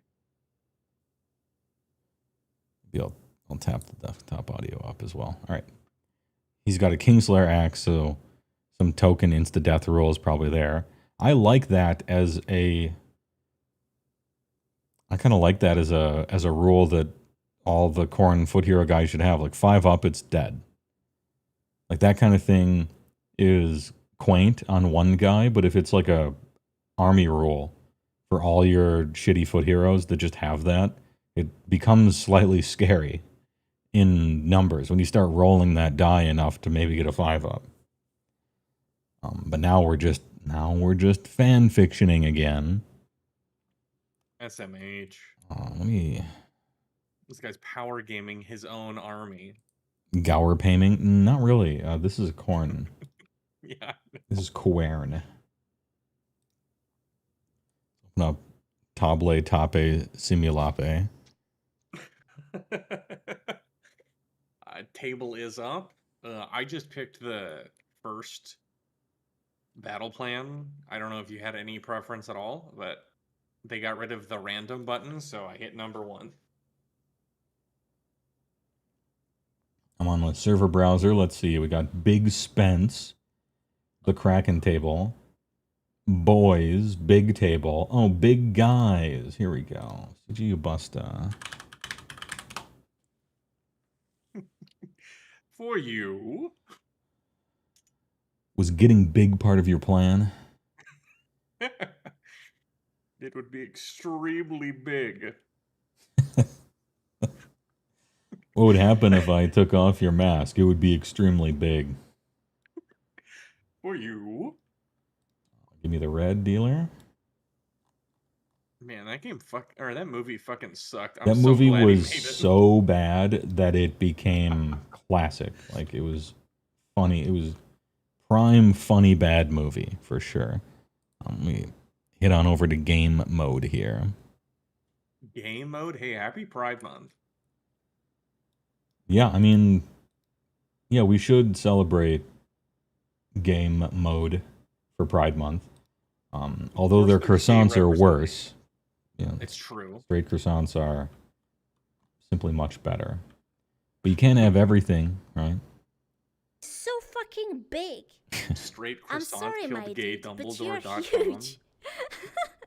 So fucking big. Orterius, thanks with bits. Appreciate it. I'm going to bring up all manner of ogre lists and let's see. I feel like ogre rules document. We'll bring that thing up for easy referencing. Shuffling paper noises intensify in the background. Age of Sigmar reference sheet. Austin Weird Knobs. Austin Weird Knobs, not sponsored, but they are the reference sheet that I use and have used for a long time. And it is my preferred reference sheet among reference sheets. And they always keep it very nice and updated. Nice Scoo-chan quote.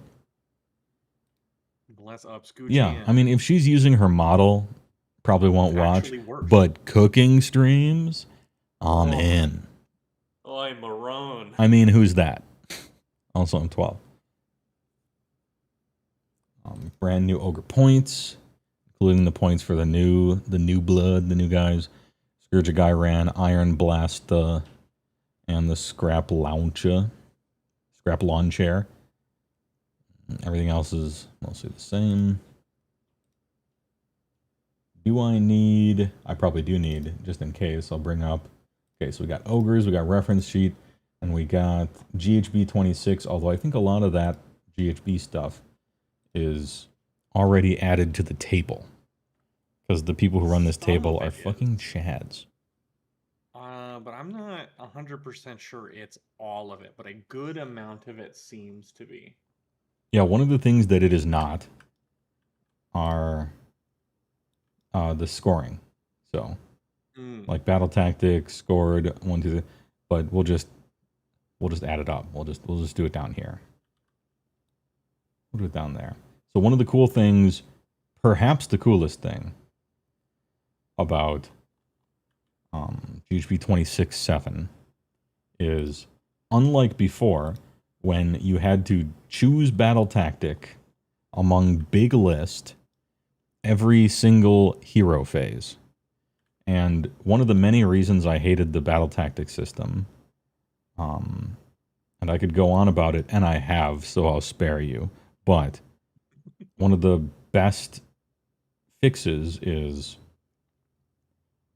because of the old battle tactic system, whenever anyone's turn was about to start, the game grinded to a halt and they shuffled through papers and spent minutes, perhaps a minute, perhaps 30 seconds, perhaps more if they're unfamiliar, trying to figure out what battle tactic they can possibly do this turn.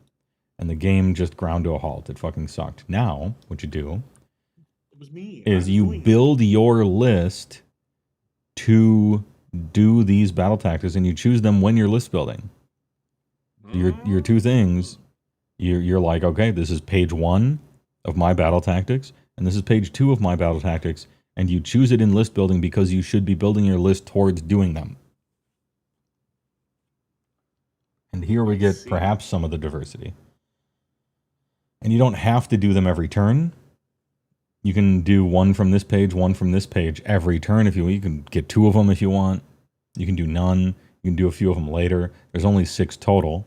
And the third one is generally like impossible unless you completely table your opponent.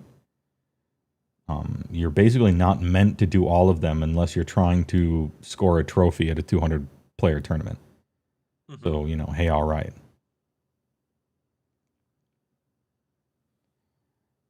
Have you guys selected your tactics cards in your lists? I have. I have not chosen ones that I probably should choose. I have instead chose funny ones that will be good for streaming and exciting. Well, that's probably a good idea. This is the first time I'm seeing them at all. Okay, well, in future, you probably should build your list around being able to do them from the list building section, right? But I just got back from a plane. You just looked at them now. This is a teaching game that everybody else is along for the ride of being taught. Teach, point and laugh all they want. if you will. Yeah, this is not a high information voter game happening. This is a teaching game. This game will not respect my time. Yeah, big shout out to Poro/John Anderson for the updated TTS table, and very quickly as well. Wonderful. I think that guy's better than the Pope. Let's change the page, shall we? Oh, there's only one page. Do we have the other ones just chilling? Change the state, not the page. I don't know why they're different. Oh yeah, true. All right, perfect. I chose the George Washing Machine one, which is also very hard. Scout unit. What the fuck? Oh. Ooh. Okay, I don't have any of those.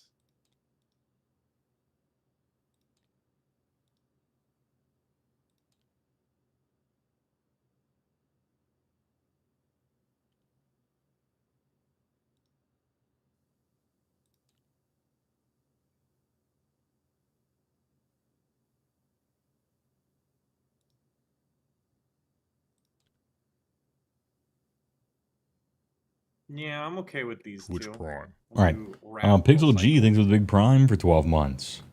Big year. Yeah, almost. Almost there. Appreciate it. So my two battle tactics are Restless Energy, which is the George Washing Machine maneuver. There's 3 of each of these. You have to accomplish them in order. And you can't do 2 of these in one turn. Right. You can do 1 from this page, 1 from this page in one turn, but not 2 from the same page. And you have to do them in order, top down. So the first one, you complete the spell attack at the end of your turn. If you control an objective that was controlled by your opponent at the start of your turn. So you just take someone's objective. Not very hard. We do it all the time. And then Invasive Species. You complete the spell attack at the end of turn if you control every objective within enemy territory. That escalated quickly. If there are no objectives within enemy territory, you complete the spell attack at the end of your turn. If you control every objective that was controlled by your opponent at the start of your turn. And then Domination is all roots entwined. You lose spell attack at the end of your turn if you control every objective on the battlefield, aka you've tabled your opponent. And you're winning so hard that it's almost silly. So those are the 3 for Restless Energy. And then there's Intercept and Recover. And I chose this one because it's fun. And I think this one is... I think everyone's going to choose this one right away. And then after a month, no one's going to choose this. Because it's fun and cool, and what you have to do for it naturally arises during the game based on things that are happening in that game. It's not like, do a backflip now, play Age of Sigmar and do this, and also like put this guy in a random spot for no reason. Instead, it's like, seek out and destroy a unit that your opponent knows that you want to seek out and destroy. So you're like playing against your opponent. You have to like naturally do stuff.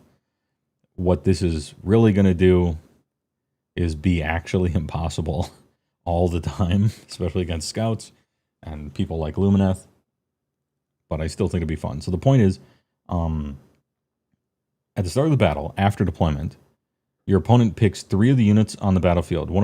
Your opponent picks 3 of their own units, and you will be doing this.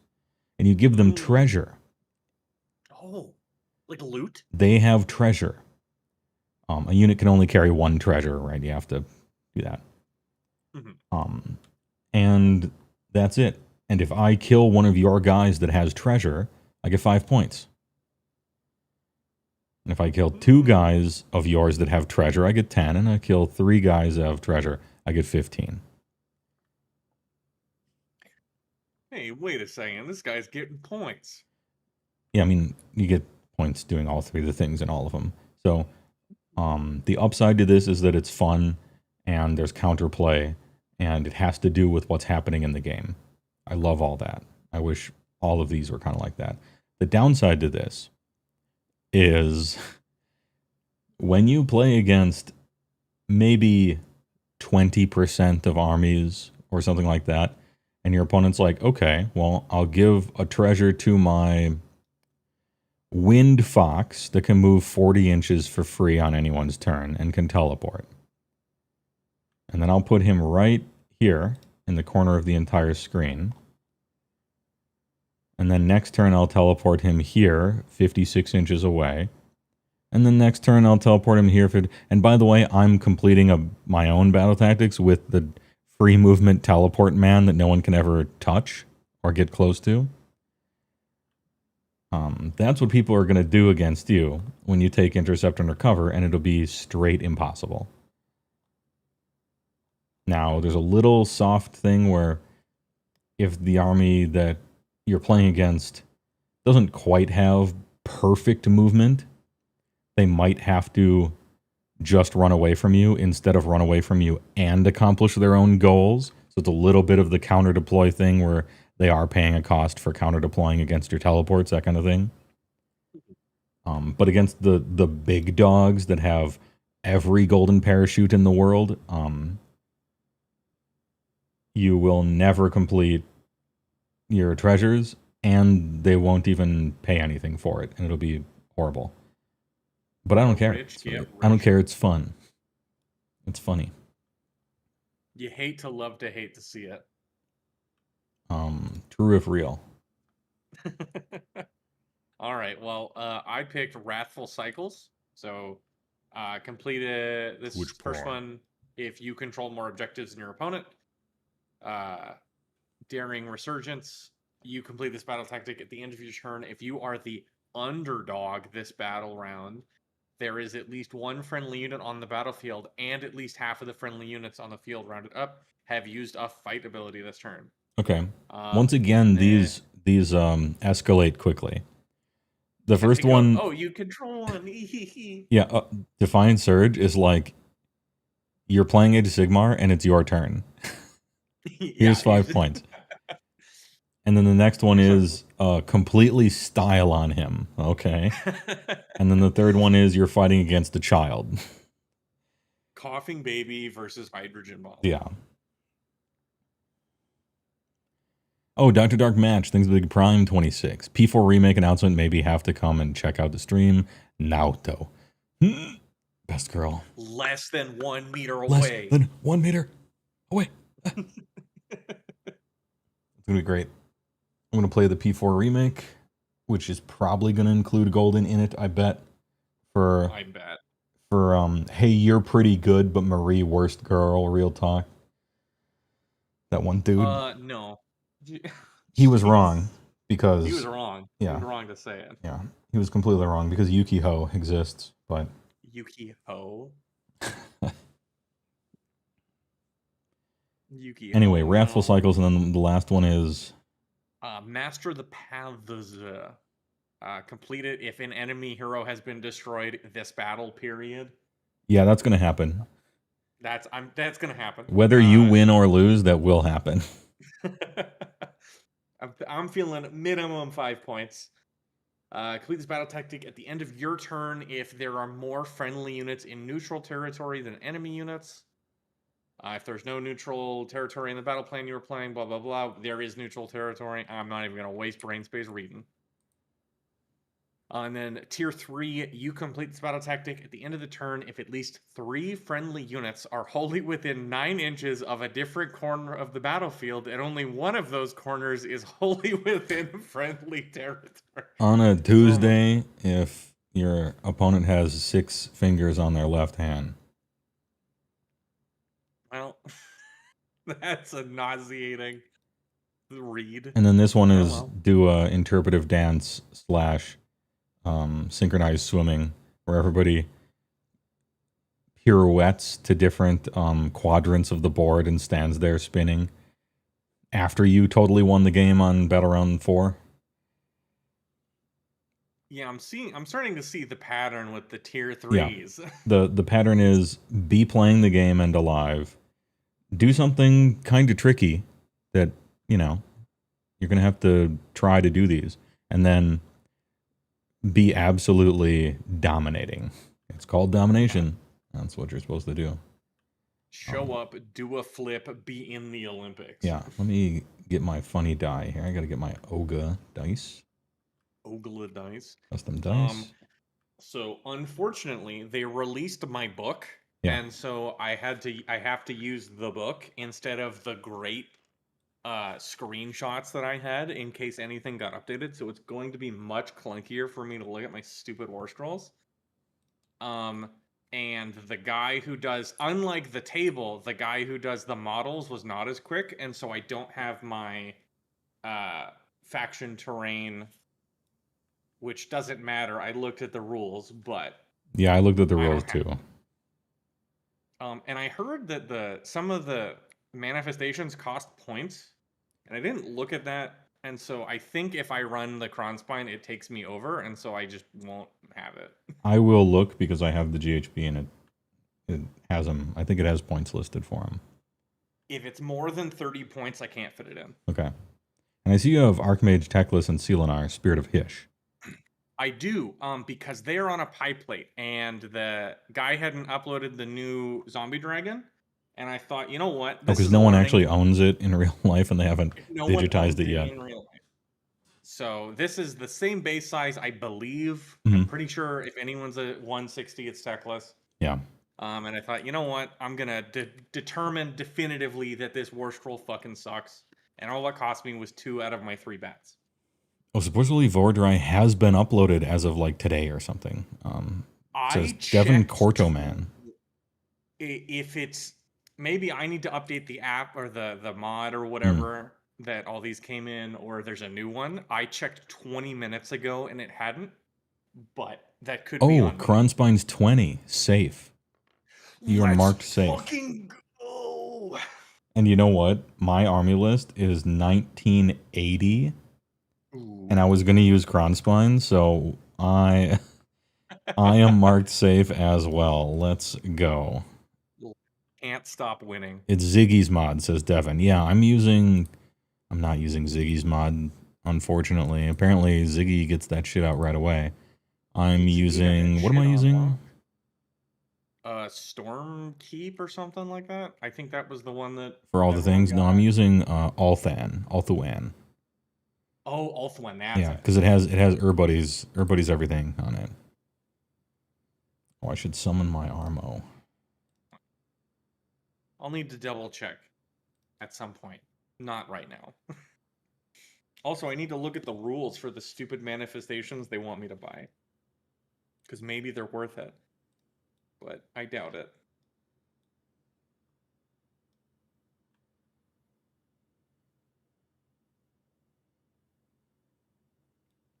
The trucks. Actually, this is kind of a Neapolitan here. It's a sampler platter. Ooh, a delight to the senses. This is survival of the fattest. Only 2 monsters. All right, we're branching out. Are iron blasters not monsters? They are not monsters. They are artillery. They're war machines. What the fuck? Okay. So, 2,000 on the dot with Kronspine. I am 3 drops, so I will be outdropped probably, but we'll see. I believe I'm 2 drops. The Frost Lord on Stonehorn over here. He's the general. He has Great Gut Lord trait. Because the Everwinter that makes you a priest costs 20 points now. And you only really need 1 prayer in this entire army. So I'm taking Great Gut Lord, which means his control score, hit rolls, and wound rolls are ethereal. Oh. So you can't... Well, I think you can do positive, you just can't do negative. It's like the good version of ethereal. Yeah. So control score, hit rolls, and wound rolls, no negatives. Very nice. He just hits shit. And then once per game, I target... This is a combat phase ability. Once per game, target enemy that's in combat with me gets no ward rolls for that combat phase. Ooh, I don't like that. And not just against him, against anybody that happens to be fighting them. They can't make any ward rolls. So he is here to fuck. Or die. But. He's sure to And then we got a Huskard on Stonehorn over here. He's got. He is naturally a priest, so we'll take it. And he's got the harpoon. It shows him with the chain trap because it looks cooler, but he has the harpoon. Which is the 18-inch harpoon launcher. It's the thing that.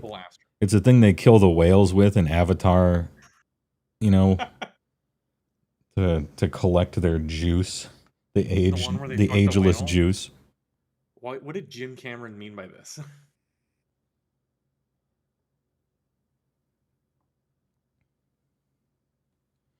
You get to reroll a priority roll if you are outdropped.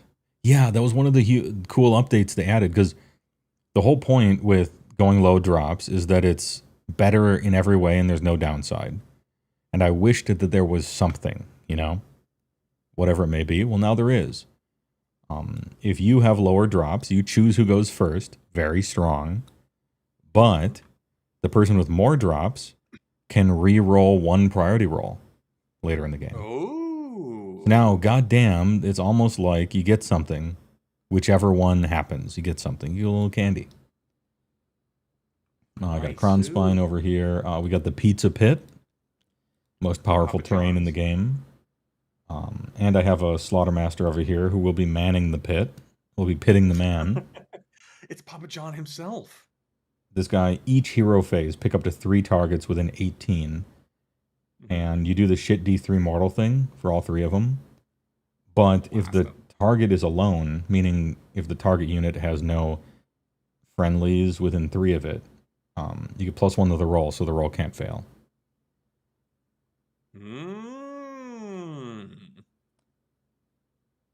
And I got 2 Iron Blasters, just recently juiced up by the Gyran thing. And the Splurge of Gyran? Their ability that lets them shoot more is only once per army per turn. And I've taken 2, and so you're like, well, you're foolish because you can only do the thing with one of them. Well, that's true, but I'm testing it out. And if one of them dies right away, I still want to get information about whether it's good or not, so I took 2. Of course, I would have said that's foolish.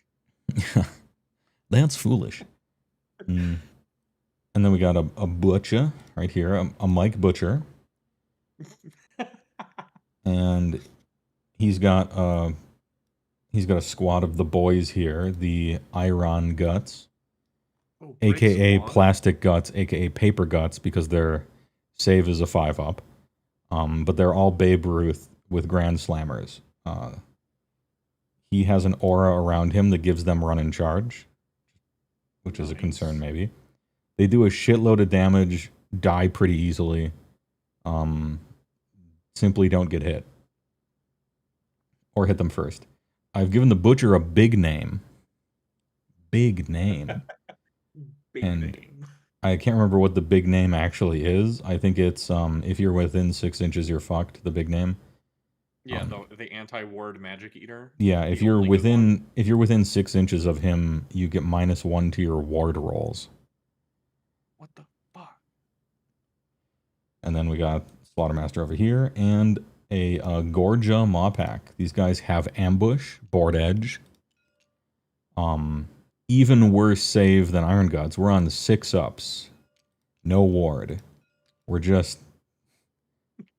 letting it hang. But they actually do a decent amount of damage and are annoying. But simply attack them and they'll blow up. So we'll see what happens with that. And that's this army for now. I feel like in the future, I probably want a little more MSU. This GHB seems to want more units on the table and less like Giga Death Star units. And more like just fast, all-around good stuff moving forward, it seems. So,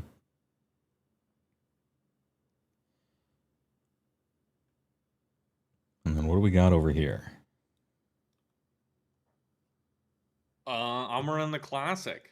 So I've got no non-unique heroes, so I don't even have to worry about enhancement Don't costs. worry about it. That shit ain't nothing to me, man. I've got Neferata, who is my general, because she has to be. 2 units of Blood Knights, both reinforced. Jesus. Got that brick squad. Got Lauka Vi, my wife, who is a bitch. 1 unit of Fellbats. And I'm trying The out Thunder Tusk Revenant Slayers, yeah. The Thunder Tusk Slayers. I didn't even need 3. I only need 1. And then a shitty dragon for 260 points. That's actually pretty cheap. It's pretty cheap. It's not Prince V. It's just a. It's just the generic beast, the monster. So it's a ZD. It's not a Velazada. It's just a Zada. It's a Ruda. Okay. They're Revenant dragons now. Oh, Ruga. Okay. Ruga. It's got a deep strike, but it's so big, I actually don't think it can work on this table with this terrain at all. I don't know if I have enough units to properly span you out anyway. So we'll see. Is there like a general game rule about terrain? In terms of setting up, because yes, it's rule for setup. Okay, there is. All right. The terrain on the table has to match this picture here. Oh yeah, no, I mean when you set up like a unit from Deep Strike, is there like a universal rule for like? I think that. Yeah, I think it's because it's not in its ability, so I'm wondering if it's like a. Oh, it's 240 in the GHB. Yeah, you got 20 extra points. Dude, I bought this shitty book and it's already out of date. Book buyers molding. It's true. If it doesn't say it in the rule, then the only rule I can think of is the 9 inches from enemies. Yeah, it can't be 9 inches from enemies. I'm just wondering if there's like it can't be set up right on objectives, and it can't be within 3 inches of turn. Just something I might be forgetting. It feels like there could be a rule somewhere where it's like 1 inch from that kind of stuff, but something like that. I'll let the hive mind in chat. Maybe they know, but for the time being, I don't think so. Lord Chat. What are you trying to set up? Just a deep strike, like a pure normal deep strike. Because one of its abilities throws it back into the whatever you call it, the Ether Sea. And so if I have to set it up again later, even if I don't deep strike it at the beginning, like if it needs to be more than 6 from terrain, it can't fit anywhere on this board. But if it's only like 1 inch, I don't see why you couldn't deep strike like this or right here. I don't see why you wouldn't be able to. I don't see why you couldn't either, but I just want to know. I might be missing a rule. Yeah. Like if you're going to set up your faction terrain, then there's, you can't put it on objective, you blah, blah, blah. But I think it's just more than 9 from enemies, unless otherwise stated. All right, sweet. Well, then I'm not fucking... It's not a board edge ambush where you have to be wholly whatever from the side of the board or anything like that, so. And then other stuff to look at briefly before we start up here. Oh, look, they have a little key here. Cover, what it does, impassable, obscuring, Place of Power. Plays of Power actually matter this edition. Mm-hmm. And also there's tons of them. Well, that's good. So you probably want to put a hero near places of power, I think. There's a special thing called Activate Place of Power, which once per turn, army, start of turn. Pick a friendly hero within 3 to use this ability. Pick one of the following effects. Roll a dice, heal. Pick a Gyranic objective or visible terrain feature within 12 and roll a dice. 3 up, obscuring. Tap the ley. Oh, ley lines? It's rifts! Yes. Oh, yes. Shifting. For the rest of the turn, if that hero is not a wizard or priest, they can use the Unbind or Banish Manifestation ability as if they were a wizard one. Okay, this is pretty sweet. But do note that Cauterizing Pollen over here, read it very carefully. Okay. On a 1, inflict 1 mortal damage on each unit, friend, and enemy within 6 of any places of power. Yeah. On a 3-up, heal 2 each unit, friend, and enemy wholly within 6 of the target. Oh, so the heal is only the 1. The damage pulse is all. Yeah. of So them, if I have a of which hero there next are to 4. if I have a hero next to 3 places of power, and you have 1 over here, and you roll a 1, you're going to deal damage to my 3 guys. But if you heal, it's only within 6 of the target. And so if it is a 2, it does nothing? Yeah.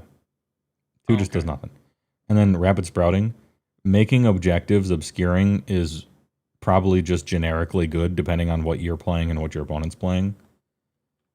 Noticing that I have 2 ranged units, it would probably be good for you to make the entire table obscuring. I only have 1 unit or 2 units in my army that don't have the flying keyword, and so only my Blood Knights give a shit about obscuring. Everything else is always insight. Okay, well, monsters don't get obscuring either, so. That's true. But look, I got some troops and stuff now, so hey, all right. It's wonderful. That shit's gonna matter, maybe. We live in a society. We live in a future is now. So passing seasons, this is our battle plan. What's the twist?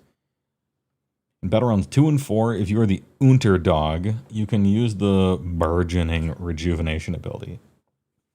You can. Well, what's that? Pick one of the following. Heal D3 every friendly unit contesting an Oakenborough objective.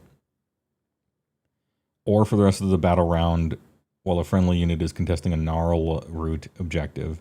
If it has a ward save, add 1 to it. If it doesn't have one, give it a 6er. Oh. And then on battle rounds 3 and 5, while you are the underdog, your army has powerful resurgence. Unlike the first one, this is not a May. Powerful resurgence. Add 1 to rune rolls combat attacks made by friendly units while they are contesting a Gnarl Root objective. So we're kind of swapping which objectives matter throughout. Underdog is now you are 11 points under your opponent. So it's a little harder to be the underdog now, although I don't think so, maybe due to how some stuff works. We'll have to see how it shakes out. Each player scores victory points at the end of their turns as follows. Battle rounds 1, 3, 5. You get 5 points for each Gnarl Root you control. Oakenbrows don't matter at all. And then in battle rounds 2 and 4, you score 5 for every Oakenbrow you have. And Gnarl Roots don't matter at all. And this is kind of similar in the rest of the battle plans too. They want you to move around a little bit. Instead of just camp. Now you could just camp. You could just camp if you felt like it. And for all of these objective types, they're like most terrain is just obscuring now, except for, let's look at them on the table. The weird spiky things, these are not obscuring because they are the castle one, area terrain obstacle. But obscuring is obscuring, and the other types, plane of power. Yeah, there's like a third type that I guess they're not using on this one, but that one is also obscuring. Oh. Your underdog, if under the opponent at all, the 11-point thing is being allowed to score tactics if you double. Oh, okay. All right. Okay. Well, that's easy to remember. When is that checked? Is that like, hey, beginning of your I turn, go first, like the beginning of the turn. Your turn. Yeah. Okay, so it's not a battle round check; it's a your turn check. Okay, cool. Maybe it is a battle round check. I mean, I could see it going either way. It's just if it's a. It should probably be a battle round check, because otherwise, if your opponent just goes first, you're auto the underdog during their turn. Yeah, you're auto the underdog, but maybe that's what they want. It's got to be. I think it's got to be a battle round thing, because this says start of the battle round up here, and so it must be. It must be a battle round thing.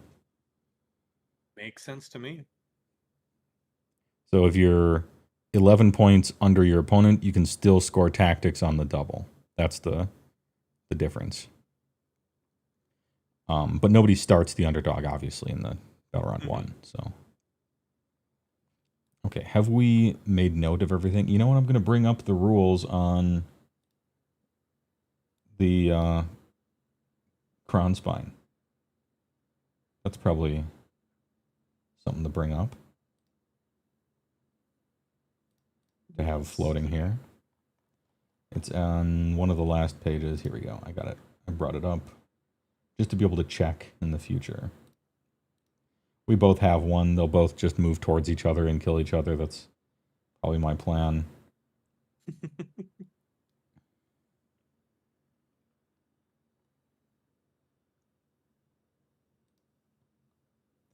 All right. Is it finally time? We might be ready to almost start the game. We gotta do terrain. I'm gonna put terrain down. Look at this terrain haver. Terrain haver over here. We got the pit. Jeez, they uploaded your terrain already? Okay, new guy. Oh, I need to look at the rules for where you can place these. Has that changed in the new GHB? Let's find out.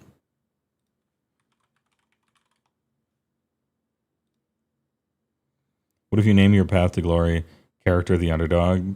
Have you keyworded yourself to victory? Yeah. I wrote a letter to Matt Rose about that loophole, and so surely that'll be fixed in an updated new thing.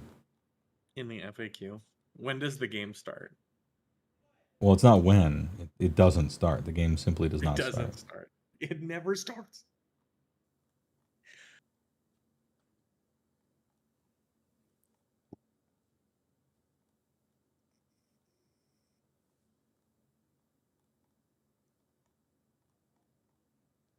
All right, making an attack roll, ward saves, allocating damage. I'm just going to the terrain section real quick to see if there's a new, like, generic rule about placing terrains. No, of course.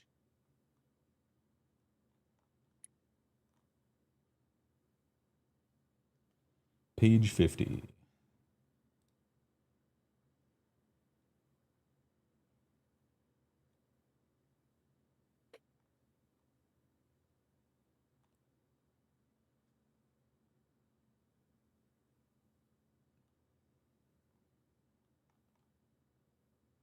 So that was not true. It was not page 50. I think it's just 3 from all other terrain and objectives. Makes sense. So, hey, all right.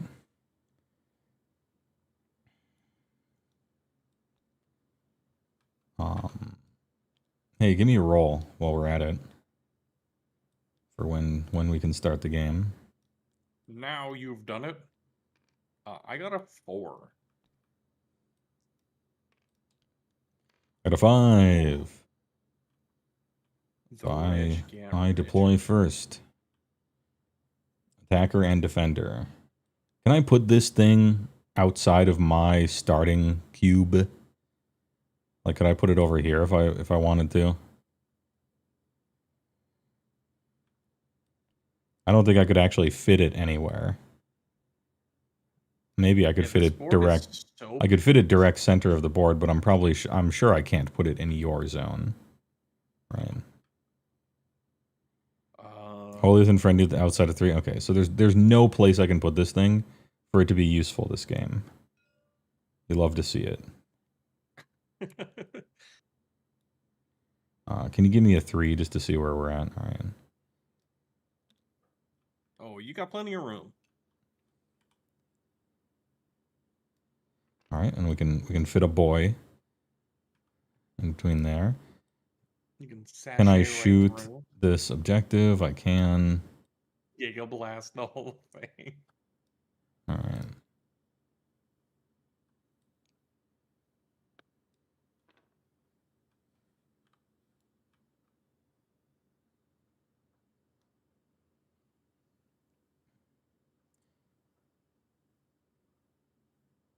Hold your territory in 3 from objectives and other terrain. I'm going to put it down here. No, can't fit. Oh yeah, does faction terrain have any keywords? Is it obscuring or impassable or I think all faction terrain is like impassable. Okay. But let's just check.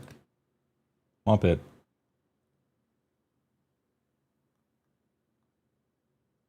Cover impassable.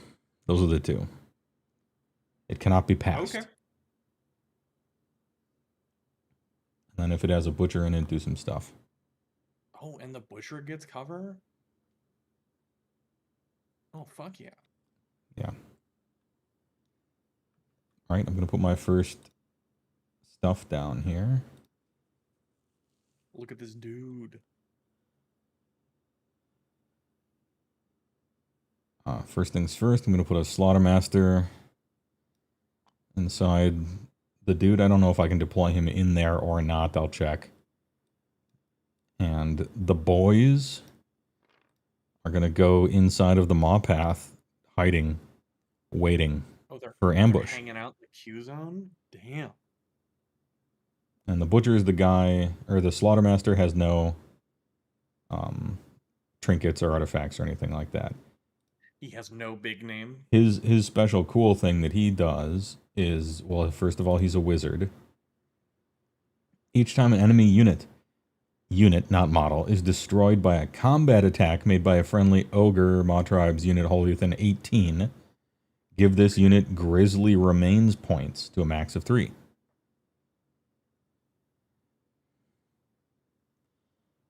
Grizzly Remains points do. Great Cauldron. You can spend 1 or more Grizzly Remain points on any hero phase. For each point spent, pick a friendly Gutbusters unit wholly within 12. And you can either give them a 5-up ward for the rest of the turn, or add 1 to their attacks characteristics for their melee weapons for the rest of the turn. And is that only infantry, or is that anybody? Gutbusters specifically. Ooh. Why? Which everything is except the Beast Claw, obviously. Yeah, but... Well, they don't want to give your monsters a 5-up ward without you having to do your entire company's taxes first. So they used to have a 5-up ward, if I remember. Yeah, and they weren't exactly breaking the meta when they did, but now they just don't. So hey, right. Besides that, he's a normal wizard. The first wound. That's pretty good. Yeah, that's sick. Each phase. Each phase. That's crazy. That's my first drop. Okay.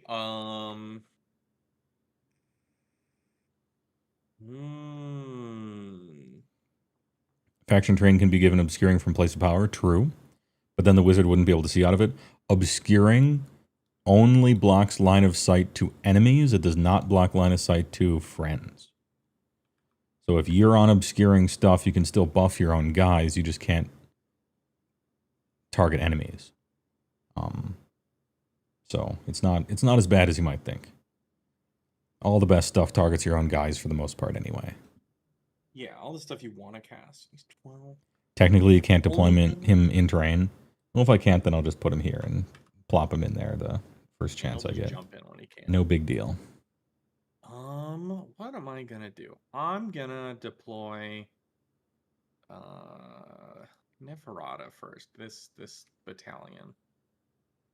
Doesn't the table look smaller, even though it's the same small size as before? It feels more cramped, definitely. There's more stuff.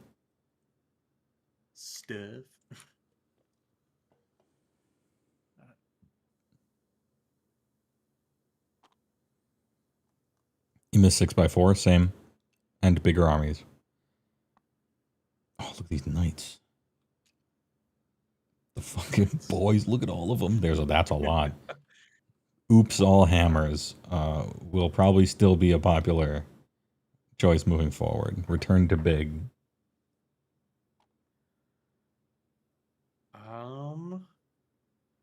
I think that's good. I think I'm okay with this. Okay.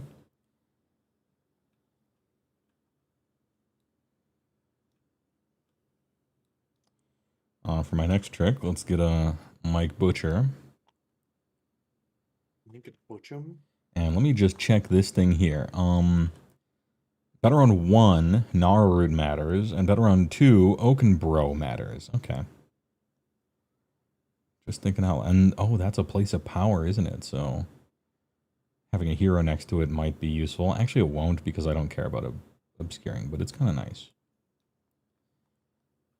Okay, I'm seeing what matters and what doesn't matter over here. Get This matter checker. Butcher and the fucking lads. It's matter eater lad. Right,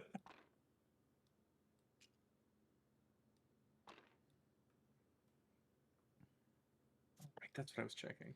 What are the points? These guys will be primed and ready for a Zda to run right into them.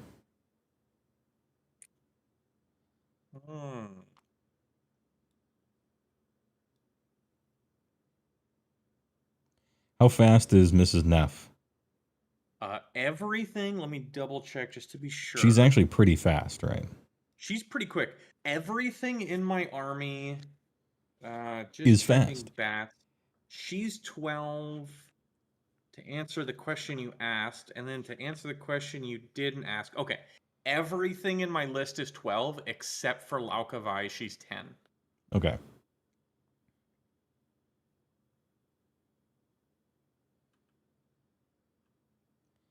Now, to be obscured, let's say this Blood Knight was here, and this thing is obscuring.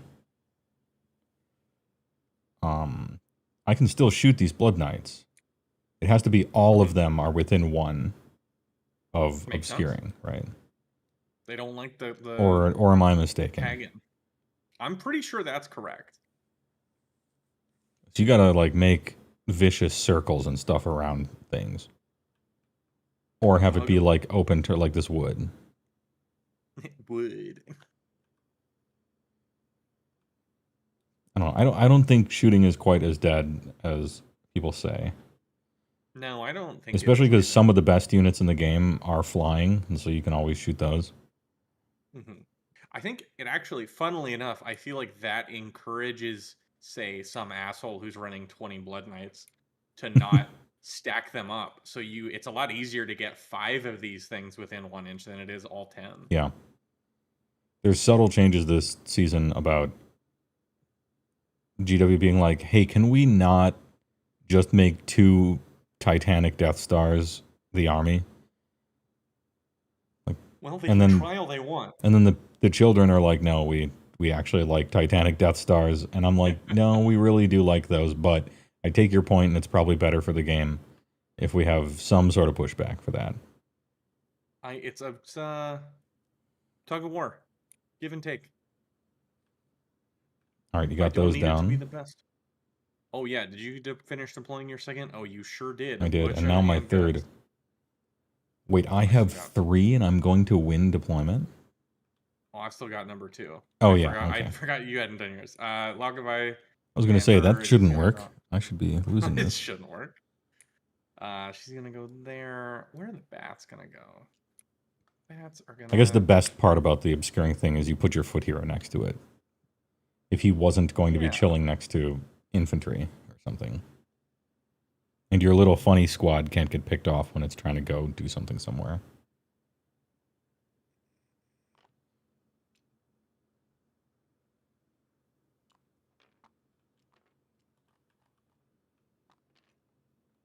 Yeah, he's gonna go this way. And lastly, Big Dragon is just gonna go where he can fit. All right, I'm all done. All right, I'll do my third. I have to say, I vastly prefer deploying in the quarter square than the half. Because I don't know, I enjoy it being a little less spread out. I like having everything. When you spread out, then you get to spread out during the game. What I like is that there isn't a stupid Tetris staircase deployment that only works digitally online, but is unbelievably obnoxious elsewise. Elsewise? What are you, I'll put wise the guy? boy there. I'll put this guy's chilling. Are you the one they call Big Chillin'? Big chillin'.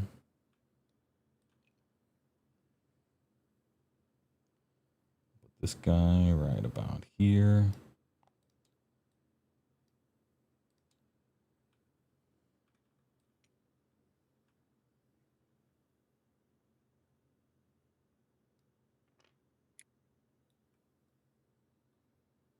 All right, that seems to be in order. Other things of note before we begin? Before we begin beginning? I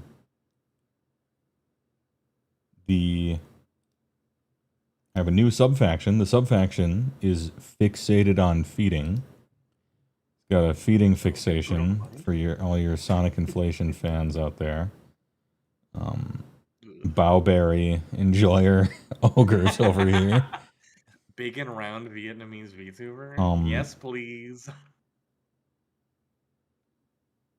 So in enemy charge phase, I roll a d6, and on a 3-up, I can move a Gutbuster unit that many inches. Oh, right. It's like essentially, it's kind of like a free redeploy for Gutbusters on the opponent charge phase every turn. That was the.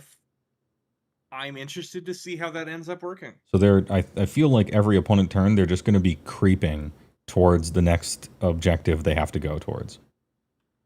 But caution, they do have a bit of a corn thing. If you're like within 6 of them, I can actually enter combat with that thing, and I count as having charged in that case. So I get impacts and stuff. So usually, Your little guys have impacts? Yeah, the little guys have impacts. They're shittier, but they do have them. I didn't know if that was one of the things they ripped out of the army, because I knew they did before. Yeah.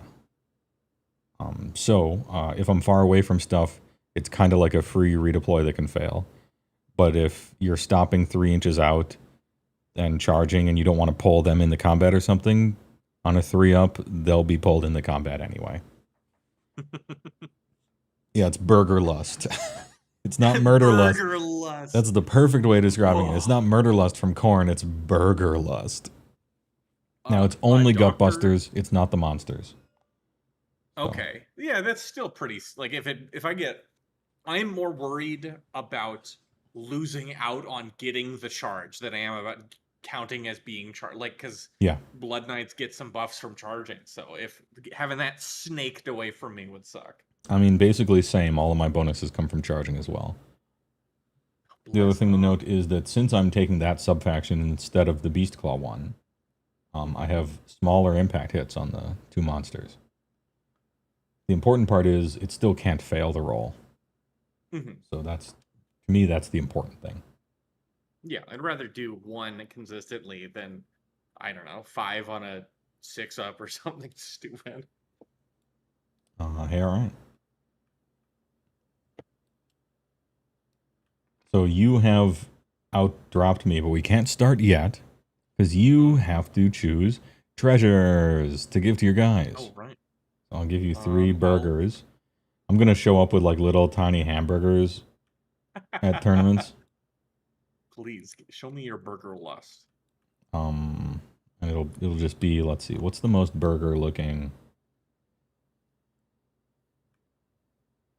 I'll make it click edit.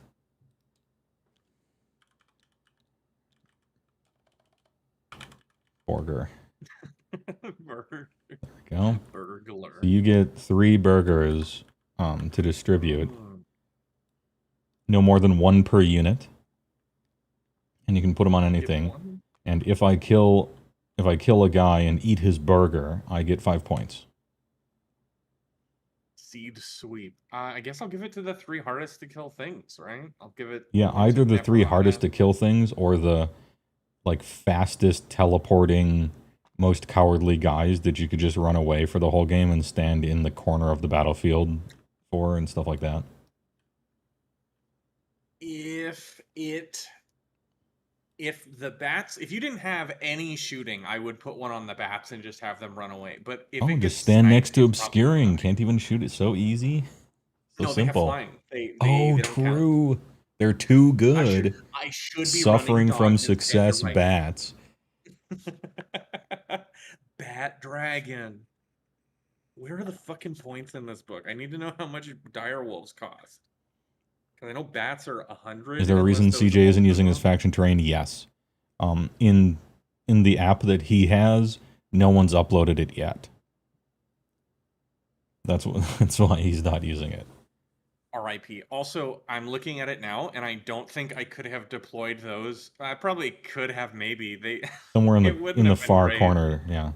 Yeah, Which if I is moved that's something this you guy can resummon. That's Wait, can workable.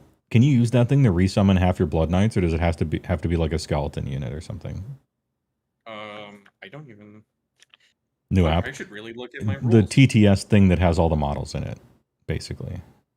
Those are Because battle if you can formations. resummon 5 Blood Knights, then I would say we should just make a square and say that that's your faction terrain, There's because that's already- meaningful. So you set up 3 cursed sepulchers. Pick a death rattle or dead walkers unit that has.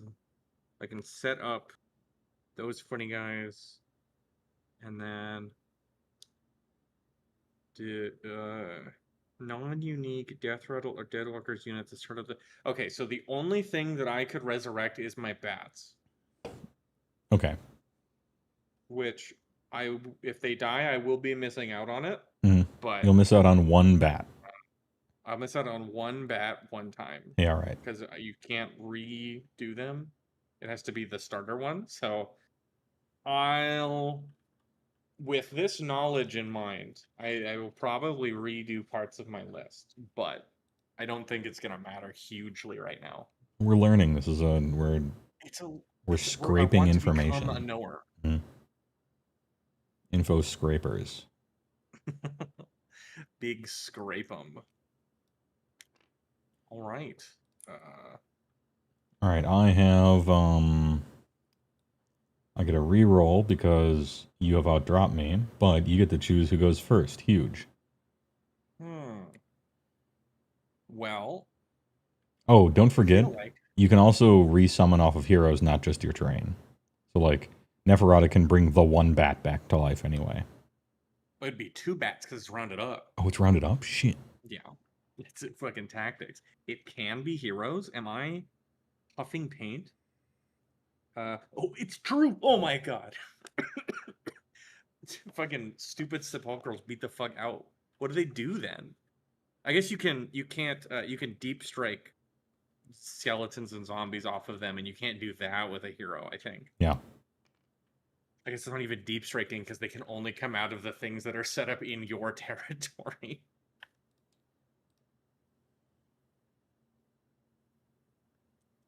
Whatever. All right, I'll live. You have shooting. I don't want to give you a chance. Oh, to the relevant statistics. They have 8. Okay, the tooltip is wrong. 18-inch shot.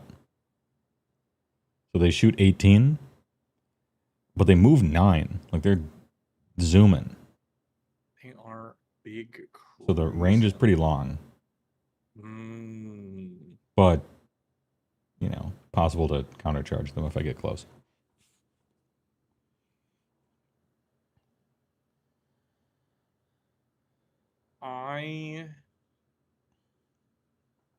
Oh, this will factor into your choice, so I should tell you.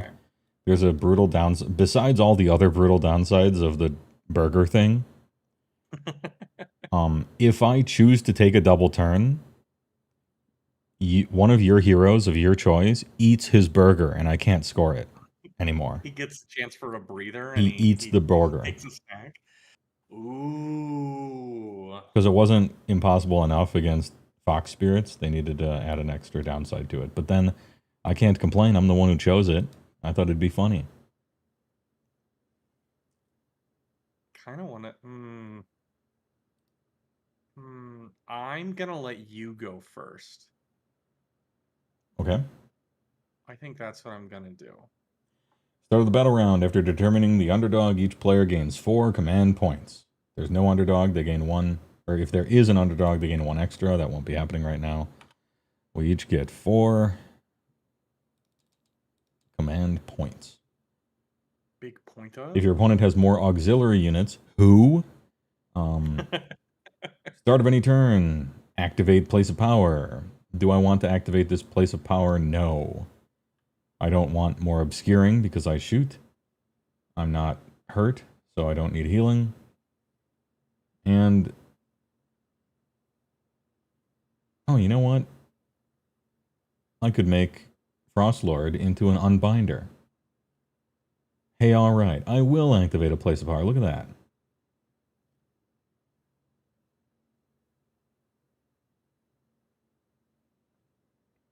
No rolling. For there's a turn, if the hero is not a wizard or priest, they can use the unbind. Neat. I'll do that on your turn, because that matters more. Hero phase. Rally. Nope. Musician. Nope. Power level. Power level. First things first, let's cast a spell.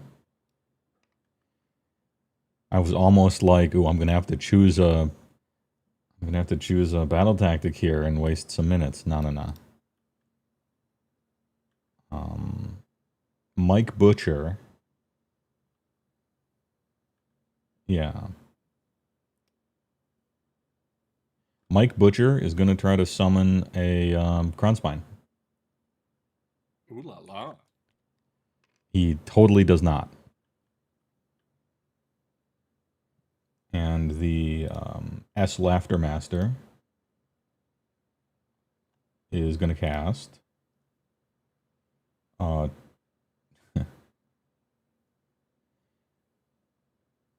Troggoth Guts. That's a heal, doesn't matter. Yes.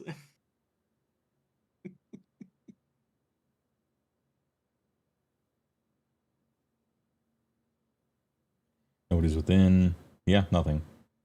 We do nothing. But Slaughtermaster goes inside the thing. Which maybe happens in the movement phase, but I don't want to forget, and he's just going to go inside the thing. Hey, c'est la vie. I'm going to chant a prayer. That's the Huskguard on Stonehorn over here. And his prayer that I chant is going to be Keening Gale. Now, I could choose the default prayer that they just gave us to be able to get some juice. But I'll roll here. 3. Hey, all right. That is not enough for King Gale, but he gets 3 juice points. Reading a passage out of Austin 3:16.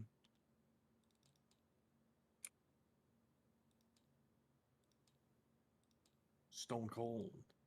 All right, we got 3 juices. Keening Gale, by the way, is the run and charge. This guy's running and well, he's not running and charging. He's trying to. Why is the map so small? I thought it looked small too. This is whatever. 45 or whatever by 62. That's unless they change the map size. That's 4 feet by 6 feet. That's standard size.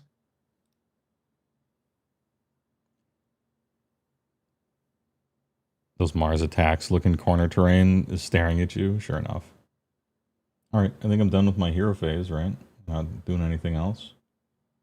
Standard is 4x4 by 60, yeah. Certainly looks small, that's for sure. But I'm going to spend a command point and try and manifest in your turn if you're all done with hero phase actions. And assuming they still have that and they didn't get rid of it. Yeah, I still got it. You're at -1 to cast. I'm at -1, but my sub-faction, I didn't even talk, Bacchanal of Blood, if my vampires aren't in combat, they get +1 to cast, and they get +1 to wound if they charged. Huge. That's a great what a great sub-faction that is. What a great choice. What is the number Kronspine is looking for? It doesn't 8. tell me. 8? Perfect. I'm pretty sure I'm looking it up right now. Yeah, it says 8. the banishment is an 8. Perfect. All right, roll. Nope. I think I got the same roll you did. Yeah, big 5. 5-0. Nice-oo. All right, looking at movement. Scrolling down to the Gores. Seeing when the deep strike happens and if I want to do it. Maybe I don't.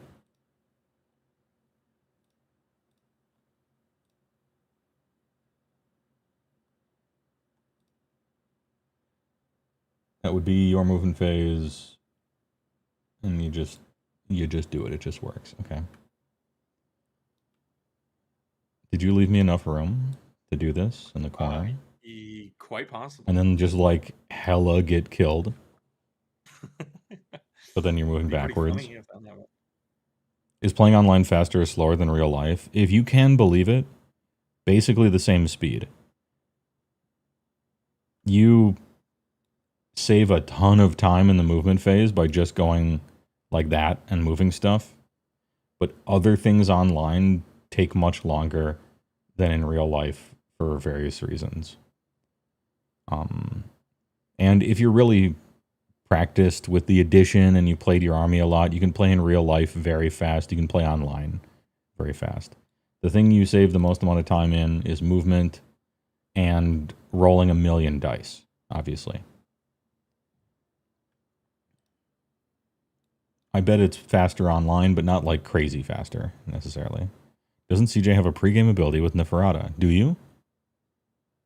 I do, but it's only for Deadwalker and Death Rattle infantry, of which I have none. Unless they change that, let me check. Okay. But it's just a movement thing that wouldn't matter. Pick up to 3 Death Rattle infantry or Deadwalker infantry, and they get a normal move. The only Deadwalkers that I have, I think maybe the Dragon counts, but usually the Bats. But they're beasts, not infantry. Oh, okay.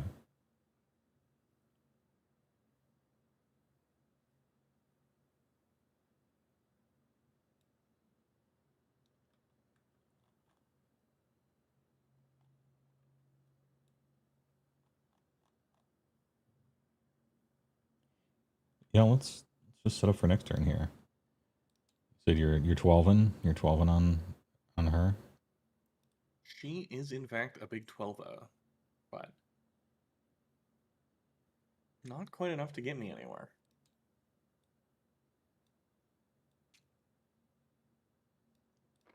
$4.5 up, maybe?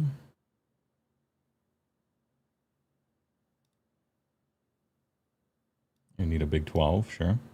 No, I don't need a big one. It's the big one. Can you draw me an 18 from those Blood Knights for no reason? Oh, certainly for no reason. This would require you to get a... This would require you to get a what charge? They move 12, so you need a 6 charge. Yes, sir. All right. And then I'll position the counter charge right here. if the bait is taken, if we're baiters over here. Patrick Bateman.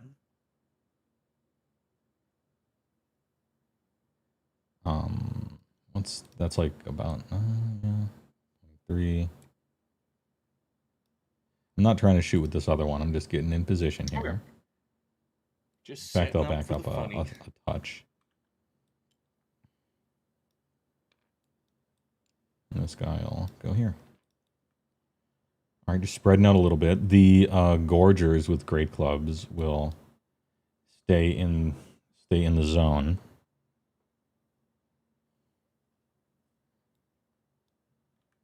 My movement phase is done. Any redeploys? No. I'm gonna let it ride. All right, we're entering the shoot-hand phase. Oh, all-out attack is different now, as is all-out defense. They're both worse. All-out attack. All-out attack actually earns its name all-out attack instead of just pure upside, no downside attack. You add 1 to hit rolls for attacks made as part of that attack ability, but not for the rest of the phase. So if you're like a double attack pile-inner, you only get it on the first one. And you subtract 1 from your save rolls. Oh, so Nighthawk just get to ignore that? For the rest of the whole turn. Yeah, Nighthawk just straight ignore that. Must be nice.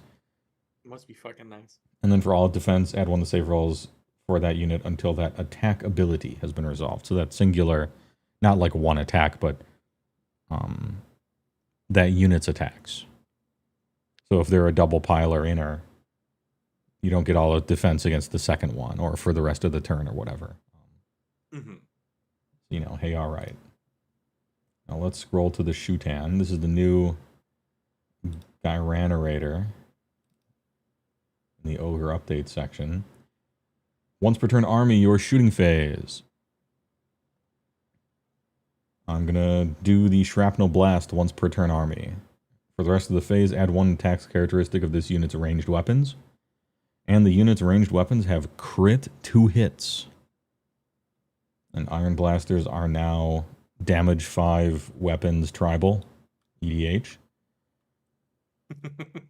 So I'm making 3 shots, 4s and 2s, Ren 2 damage 5, and crit 2 hits against your Blood Knights. Would you like to all-out defense against this attack profile? Yeah, why not? I got the points. Mighty well. Roll all dice. All miss. Moving on. Oh, no. Just as planned, I robbed you of a command point. It was all worth it. It's true. Ogres are Lubu now. Yeah. Zhao Dun over here. Zhao Dun, the one eye. Alright, moving to the charge phase, do nothing. Moving to the combat phase, do nothing. End of turn, ending turn. I control no objectives. And I have not done any battle tactics. The turn is yours. Cannon 2 is too far away. I wasn't trying to get both cannons within countercharge range. Too far. Oh, sigh. Okay. And I'm just clicking a random battle tactic because this thing hasn't been updated just to show what round we're in. Mm-hmm. Underdog too powerful. I'm not going for underdog. I'm going for stealing an objective that my opponent controls for the battle tactic thing. If I happen to get underdog, like, hey, all right. But I can't profitably double turn unless I want my burgers to run away because of the burger thing. My burgers funged. Is there any crazy... Did you deploy on your home objective? I did, but on turn 1, you don't score that. They don't count. In Battle Round 1, you can only score a Gnarl Root. So technically I control it, but I don't score it.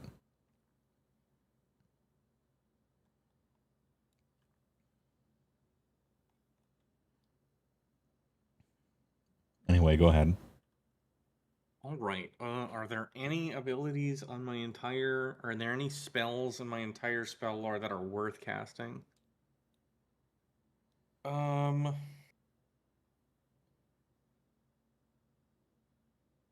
then every other turn, you can only either score the 2 greens or the 2 reds. You gotta hot swap back and forth. I rather like the new battle plans. They want you to do stuff during the game. That might sound weird, but do stuff, not just aim ponderously for one. Look, I love fighting in the middle and throwing dice and having the dice roll amid Cheeto dust and Imperial Stout coffee stains on everything. Like, that's fun too. If we're gonna meet in the middle and just mash, let me switch to Gargants real quick. The monster mash.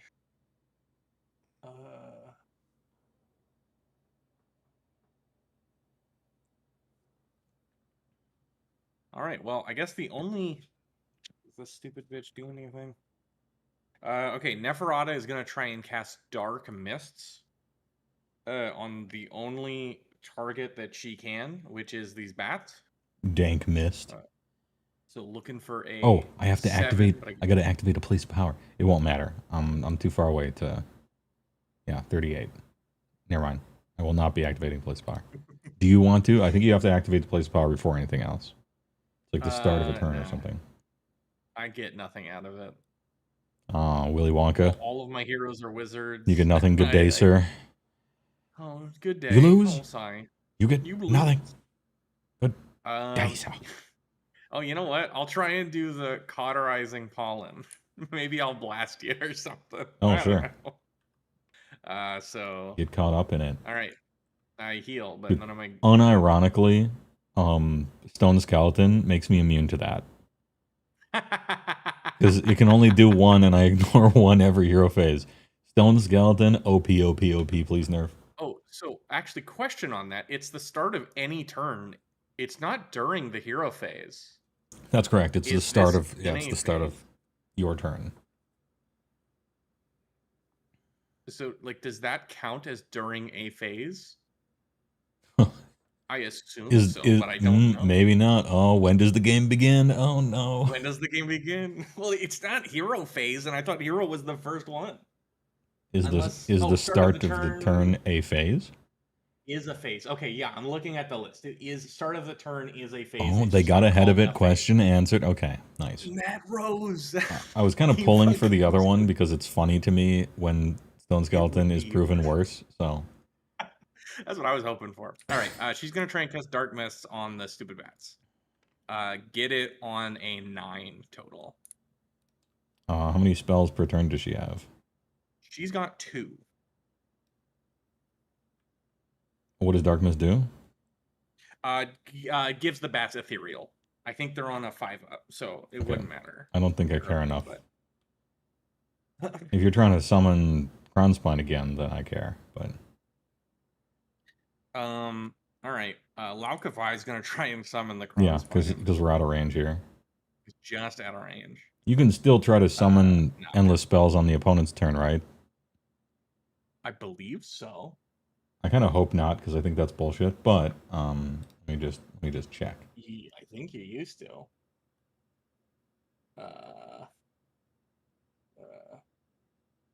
Magical intervention. Use a spell or prayer ability, and it is manifesting a spell ability. I mean, it's a spell. It's just a spell. It's simply a spell. So I think you can. Okay. All right. Well, I failed it on a 6. Sure. Neferata has a second spell she can cast, but nothing to cast. Okay. All of my spells in the lore require an enemy to be within a certain range. All right. 18 or 12. Let's see. Hero phase spell. I'm pretty sure all of my shit is just spells, but I'm just gonna double check. I only need to check one time. All right. Yeah, all my shit sucks. Do you want to spend 2 and, I don't know, do a prayer? Twitch Prime. Wait, it's 2 now? Oh, no, sorry. Counter charge is the only 2 one. Oh, okay, okay. I will definitely counter. I'm not gonna off turn pray. That's for people with good prayers. I'm off turn summoning Crownspine, or attempting to, with Mike Butcher. Mike Butch. So I'll spend the command point. I get -1 to cast, so I need a 9. I need a 9er. Zeltenius, thanks for the big prime. Oh, a new person. Hell yeah. Let's fucking go. We play games on this channel now. Check that shit out. What's up? Just got here. All right, big roller didn't work out. Proceed with your turn. These Crownspines will hit the table in this whole game someday. Well, maybe. Someday, but not today. All right, movement time. Gaming channel. Neferata's gonna move.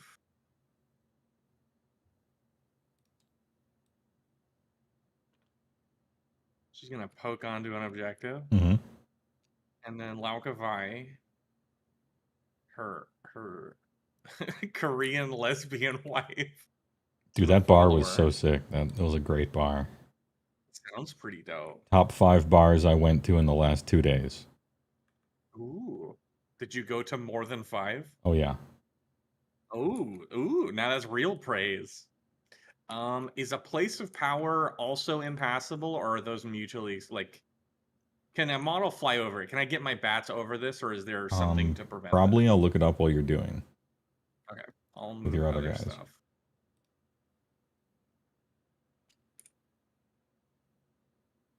I'm going to take the bait.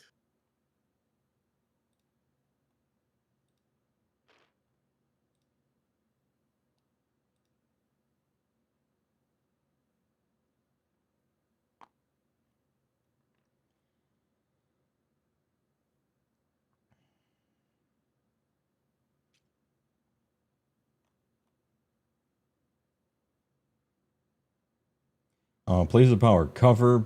Abilities cover. Place of power. Unstable. Obscuring. Unstable means you can move over it, but you can't land on it. Okay, that's fine. Yeah. My bats will... I don't even know if they can make that.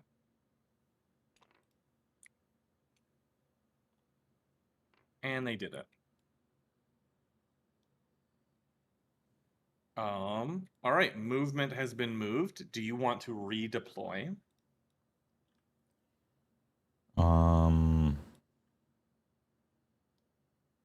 Hell yeah. Big redeploy. Doesn't matter. Hold on. 9.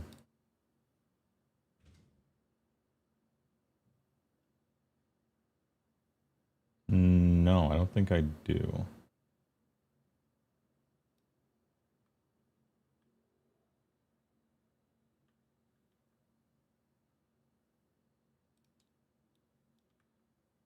Yeah, I'm good. Okay. No redeploy. Shooting phase. All right, moving on. Charge phase. I will attempt the only charge that is I could available. aw hell shoot. Oh, that's right. Shit. The aw hell nah shoot. Oh hell no. I'd be hitting Go on for it. I'd be hitting on 5s with this thing, but it's just about to die. So. Well, and we're about to refresh command points anyway. Might as well spend them. Shooting phase. Covering fire, which is not what's happening. That's not what's happening here. But anyway. Pick friendly unit did not use run. It's not in combat. Resolve shooting attacks, but you must subtract 1 from the hit rolls. And you have to target the closest enemy unit. Which is why it's not covering fire. You're shooting the guy who's coming right for you. Well, they're covering themselves. Dude, simply roll 5s. Like, it's fine. I target Blood Knights with a shooting profile. The ban. Any defenders? Any defenses? No. All right. I'm not falling for that bait again. Simply roll 5s. Nope. Is it only 2? I thought it was 3. It's 3 on my turn. Oh, that's odd. That makes my stomach hurt. All right, I guess moving to the charge phase. Blood Knights will attempt to charge. All right, big rollers. Ooh, Get it 8. on a 8. Ocho. They're coming in. That is plenty.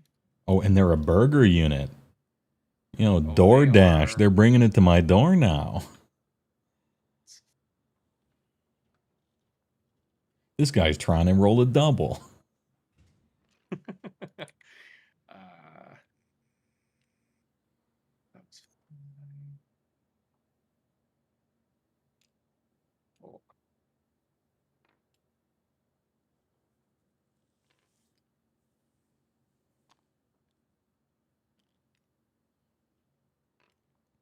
Novavox is currently building the 2nd edition Horus Heresy box just in time for the 3rd edition launch. Nice.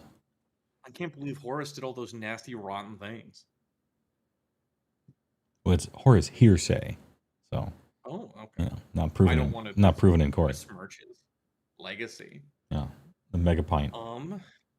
That'll be the only one. All right, any impact hitties? Oh. Do you do those? I guess I was close enough. I got trampled to dust. So I got to you on 5, and I had 3 extra inches. So I passed. Let's say I passed over you. I think 4. Like a that maneuver. Yeah, 4 models could have done it. I think. It only needs to be 1. Oh, okay. It's just a binary. Sure. So I roll a D3, the lame one. So I roll on a 2-up, do that many mortal wounds. Okay. I love the D3. I love it. I love it.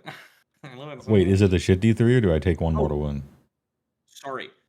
It's infantry models. I didn't even read the first part. So it doesn't matter.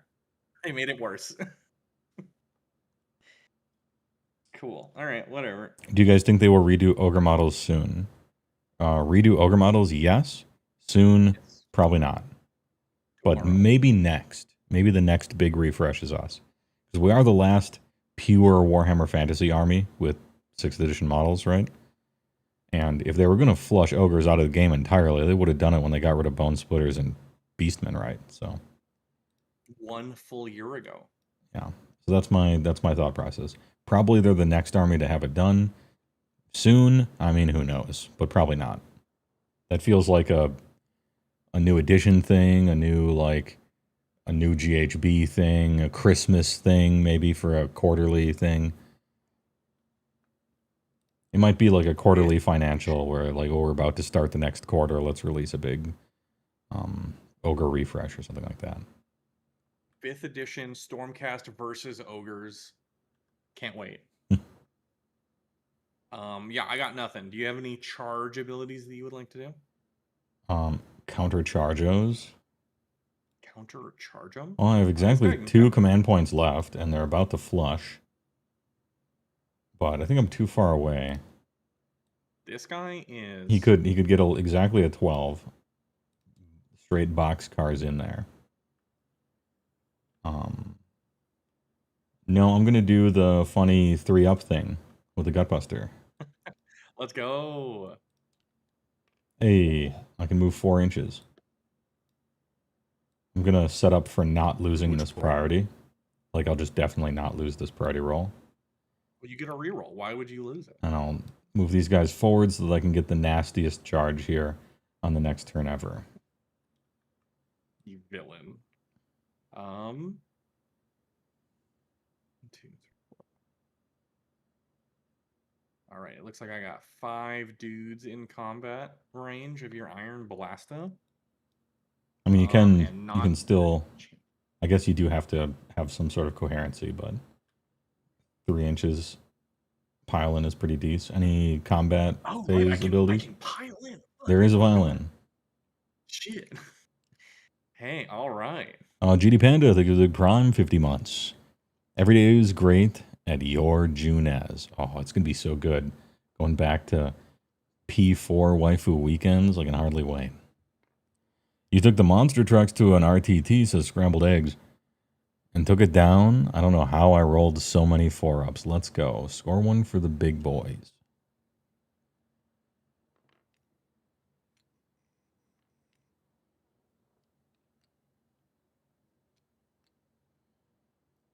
What you like about digital AoS streams is a lot easier to watch than real life battle reports. Yeah, it's a hard watch in real life. Because you want to do the above the table directly, like the sun at noon above the table. It's a terrible camera angle. Everything kind of blends together and it's hard to tell what's going on. What you really want is some guy on an iPhone plugged into a laptop acting as a cameraman. You know, that would be the best, but it's just rough to set all that stuff up. It's really expensive and cumbersome to film a live event. So people who do it, I've done stuff like that before a lot, and it's hard and annoying. But this is like, oh, oh, you're about to fight this guy. We get a dynamic combat camera angles here, some funny stuff, right? You son of a bitch. You son of a bitch. Shorty Paint Studios, look at the big raid. Oh shit, the Appreciate it. Fellow Diablo enjoyer coming in here. Needs more cameras. Yeah, I need some more camera angles. You just caught us testing out the brand new GHB season rules for the first time. They seem awesome so far. And 10 Blood Knights are about to kill this Iron Blaster's entire family line. His ancestors are going to come back to life and then die again from the amount of damage this guy's going to take. All right, so 6 of after pile-in, 6 are in combat. And you know what? They're about to flush, so I'm going to all-out attack. Yeah, sure. Just to be funny with it. So that's 18 attacks, hitting on... And because they charge, they get +1 to wound. So hitting on 2s, wounding on 2s. What They're Ren? not infantry. Ren 1. They would get Ren 2 if it was infantry, but they don't. All right. Well, I'm going to hold defense because I'm about to lose all my command points anyway. Might as well. Putting the iron in Iron Blaster. All right. Miss 4. Miss 3. All right, 11, rend 1. All right, that'll put me on a 4 up. Best save in the book. Iron Blaster. Hey, all right. 4. Big roller. Right. That was the wrong button to click, but hey, all right.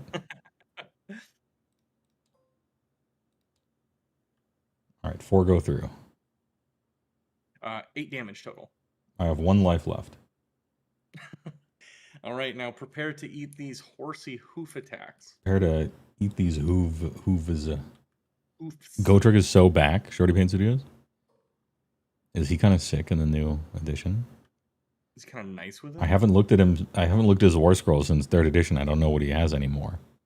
But he was a killer. All right, 5 at rend none. 5 run none. Looking for 3s. Ooh. What? Ooh, unlucky. All right. Absolute power of 1 Iron Blaster.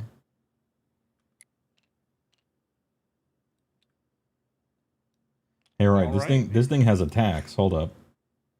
Clear mat. It's happening. The leader is not in combat. They're reminding me of the leader man, but man with mace is 3.5 inches. Oh, Mace Man. Inauspicious. All right. The weapon is called the Clubber. I'm not using my artistic license this time. It's called the Clubber. Hits both. Wounds 1. Rend 1. Okay. All right. Well, I am -1 to save because I all out attacked. Oh shit! Let's go. So I'm saving on a rend none or rend 1. 1. Okay. Then I'm looking for a 5. Easy. Easy fucking game. easy. All right. Now here's the real shit. Rhinox's Sharp Horns anti-charge rend 1. Oh no! I got charged, so we're chilling on rend 2. Hit twice, wound once, rend 2, 1. All right, here's where I need the 6. Hey, Easy, it's easy game. That easy. Yeah, just roll 6s. I mean, I certainly did in the defense. So, dude, All it right. can't even be believed. Look at this dude. Hey, Iron Blaster's OP. All you have to do is roll really well over and over.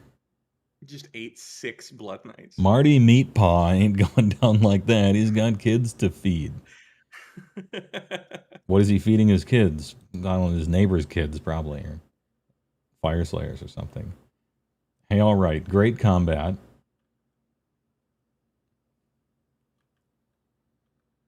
It should be noted that the Iron Blaster cannot shoot in combat. So, Blood Knight's marked safe. Hey, all right. End of combat. I took no wounds, so I don't the hunger. Is the hunger still in this book? I didn't check. Yeah, it's Did they worse. Take that away from me? Oh. They didn't take it away, it's just worse.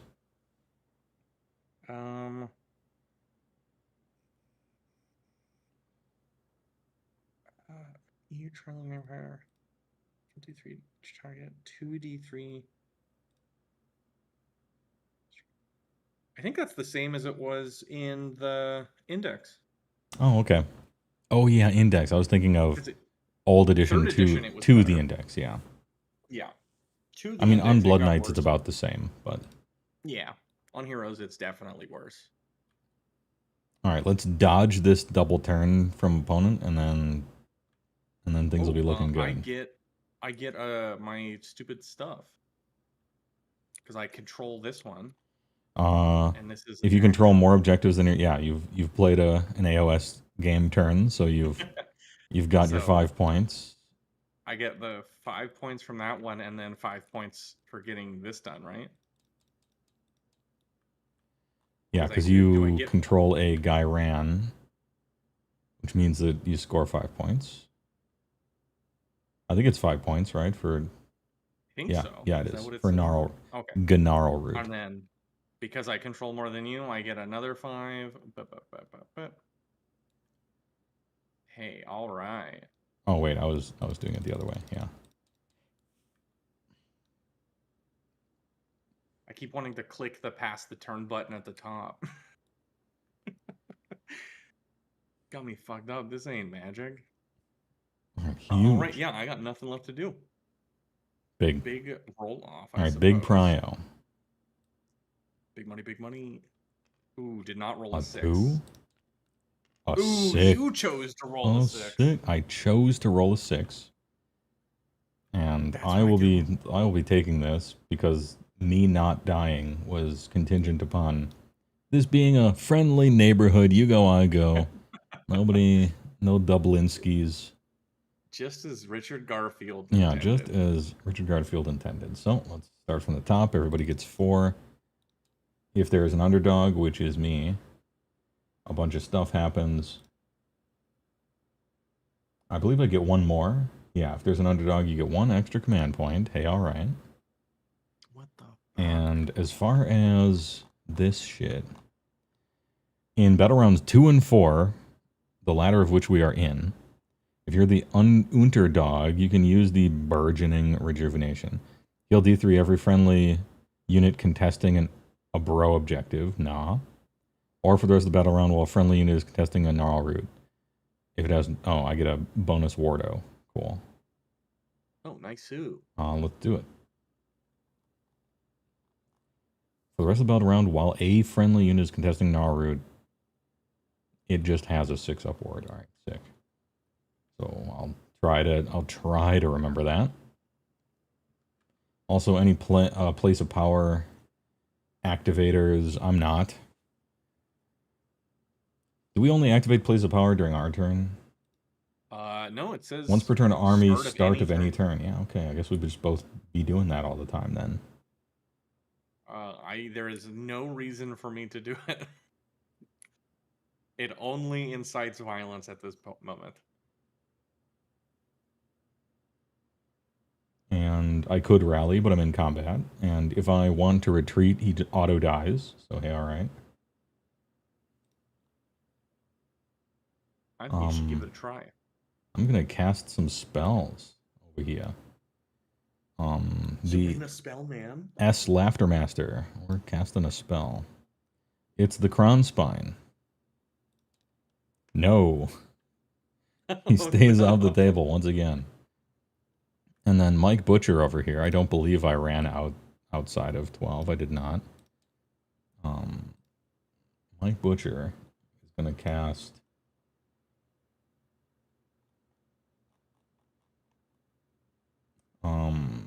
Blood Feast. The big. This casts on a 7. Got an 11. Any unbinders in the chat? Might as well try. Get those. Ooh, not an 11 or 12. So I think it has to beat it. These iron glutes are getting +1 attacks characteristic of their melee until the start of my next turn. Okay. Kinda big. Important note. Yeah. Where is her stupid rule? She's somewhere in this fucking awful book. Why is it laid out like this? Soulblight units wholly within Neferata are -1 to be hit with combat attacks. Okay. Just want you to be Well, I just want you to know that this unit 50 inches away is immune to that, so. Oh, okay, good to know. Write that down in your Trapper Keeper there. Why don't you jot that down, kid? The Pizza Pit. Anybody within 18? Hell yeah. Oh, absolutely. Pizza Pit's gonna shoot some fucking lasers. And they're all alone.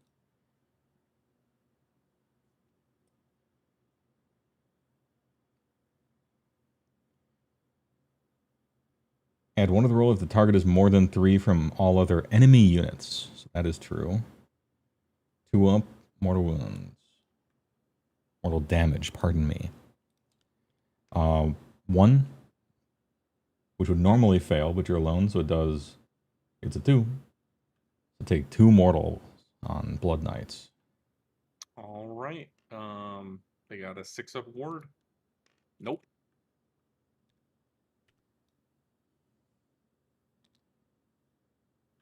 The Borger closens. And as far as Huskard on Stonehorn here, am I juicing or fruit juicing? 2, which could be +3, which could succeed at Funny Prayer, but it's Holy 12, which nothing else is. I don't need Run and Charge right now. We're juicing. I'm crawling closer and closer towards that 8. Towards that 8 up. Capri Sun. So I cast a spell. I failed a spell. I did a pray. And what else is happening? I don't think I do anything else in the hero phase. I think you're up. Well, I would. I'm pretty sure you can't, when you manifest the Kronspine, it has to be outside of 9 from enemies. Yeah, I don't think I can do that. What they did for they had revision number 7.1.5a on manifestation rules. If it has a movement characteristic, it's basically like you're deep striking it. Okay. That is good to know. If it doesn't, then something else that I would have to look up. Actually, Neferata could cast a spell. Because now you're within range. Yes. Okay, only needs to be within 12. Neferata is going to try and cast Prison of Grief. Oh, what's it do? The target has strike last until the start of your next turn. Brutal. All right. She gets +1, -1, so looking for a 7. Come on, big money. Nope. That would have noticeably changed the upcoming combat. It certainly would have. Good thing we're not worried about it. Because these Iron Guts are on 5-up saves, so hey, all right. Hey, all right. All right, hero phase done. Time for movement.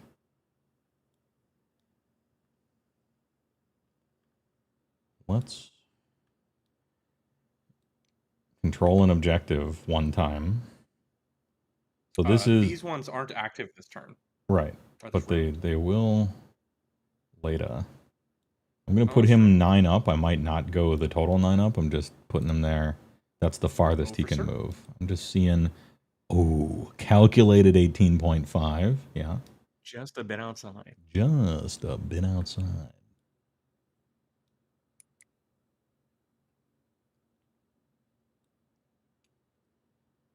We'll get outside of 3 here. Whatever that happens to be. And we'll get outside of 3 here. Whatever that happens to be.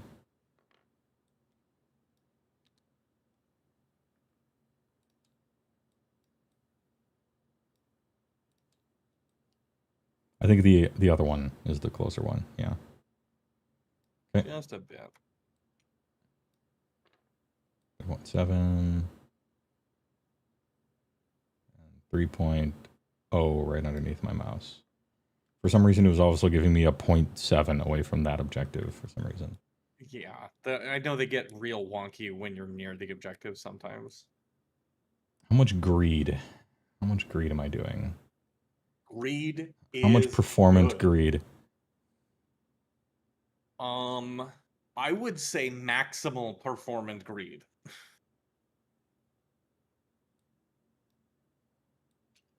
Moving 6.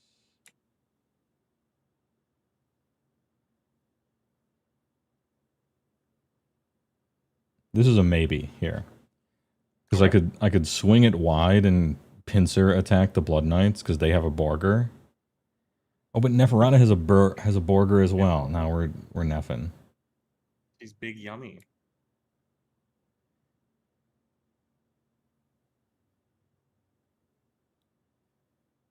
All right. Moving on up. This butcher will run. And gets a 2, but I get +2 to run rolls because I'm hangry. Dude, he's hungry. So 10. All right, he is hungry. Instant transmission. Yeah. And I'll go like right there so that I maintain the holy within. Wait, I can run in charge with these fucking idiots. if they're hoary within. Well, whatever.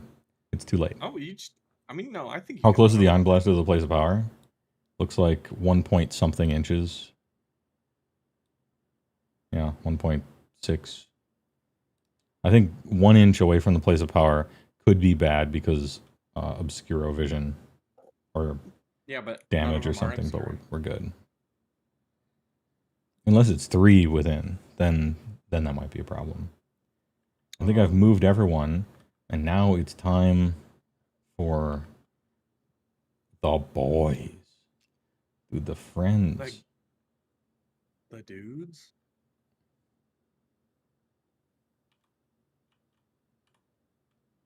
I remembered to turn it off, Magic the Gathering mode. I definitely forgot for a minute. It would be so weird to put my guys. Yeah.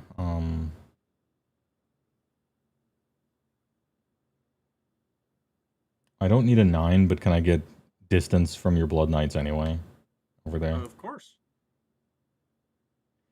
So they move 10 or 12? They move 12. Everything is 12. So that's a 3-inch charge or whatever. I don't think I have a good idea for a place. Maybe it's backup dudes over here. Just backing them up. And they'll run where they need to go.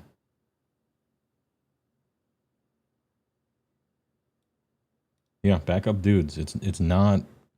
We're not going here to do some stupid crap. Very, maybe a lame use of Gorgers, but they're on the battlefield. I think it's cool. It's auspicious. All right, my movement isn't done because the Iron Blaster hasn't moved yet, or has it? It has. It moved 9. Mm-hmm. I think we're done with the movo. No, we're not. I'm going to retreat with this Iron Blaster, and he dies. Damn. Okay. Well, I want more room for hard packing some stone horns. I guess that doesn't matter. No, I'll keep him. We'll make you attack him with one thing. How about? Yeah, this is it. We're good. Any redeploys? What? Let me look at redeploy. There's no like they need to move within a certain amount like it used to. It's just it can move D6. Hey, all right. I'm going to redeploy the Dagron. Yeah, the stupid Dagron. So he will move D6 and that will be 4.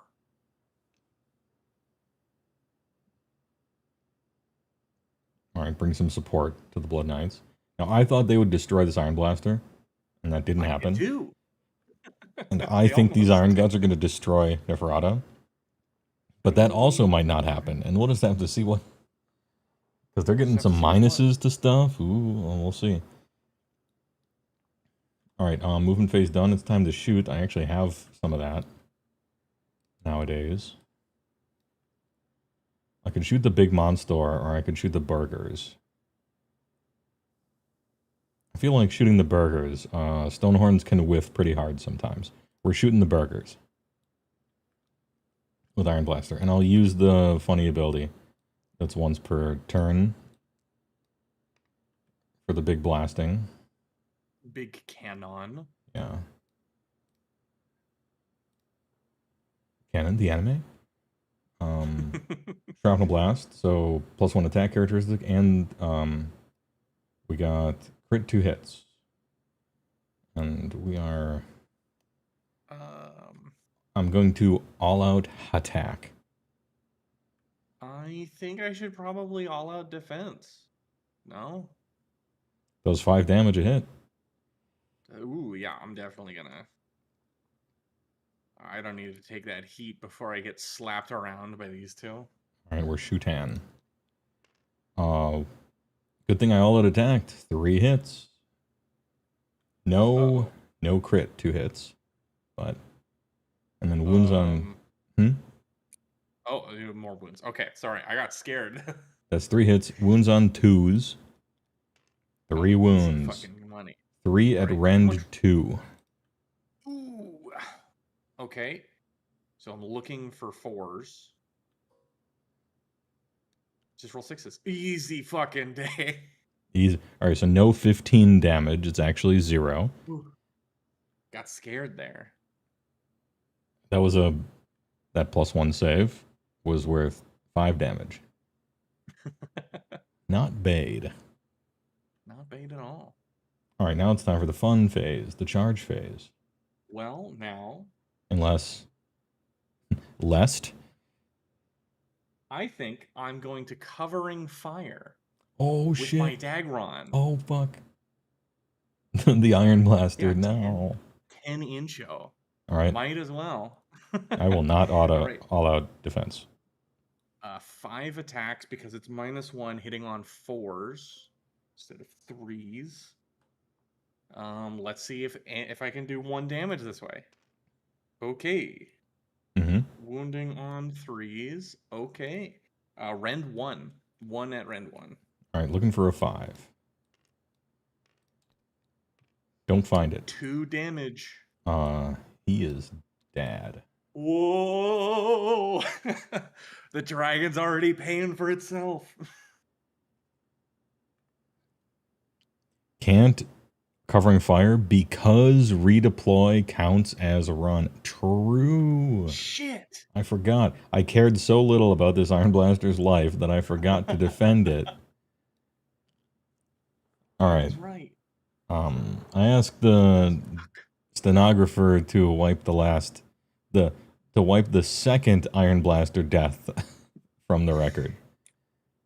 Damn, the dragon was almost worth something. True. All right. The first charge, we'll do the fun one first for the iron glutes here.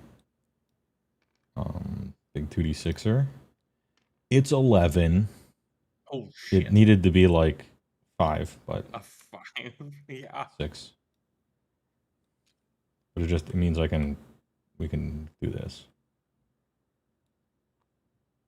How many hit points does Neferata have? She has 14. And a 3-up, right? Yes, sir. The very same. 14 and a 3-up, and a 6-up. Or is it a 5-up for the ward for her? She is just a 6-up. Okay. On the ward. But I'm at -1 to hit. It's true. Okay. I'm just thinking my way through this. If you get in combat with Laukavai, you are also at -1 rend. Okay. Something to be aware of if you're piling in. All right, I am Jaware. Impact these. These are diminished from the monster truck ones you're used to, but they can possibly still work. Do the shit D3 roll. 1. Or 2. 2. All right, looking more for wounds. 2 6s. Save 1. All right.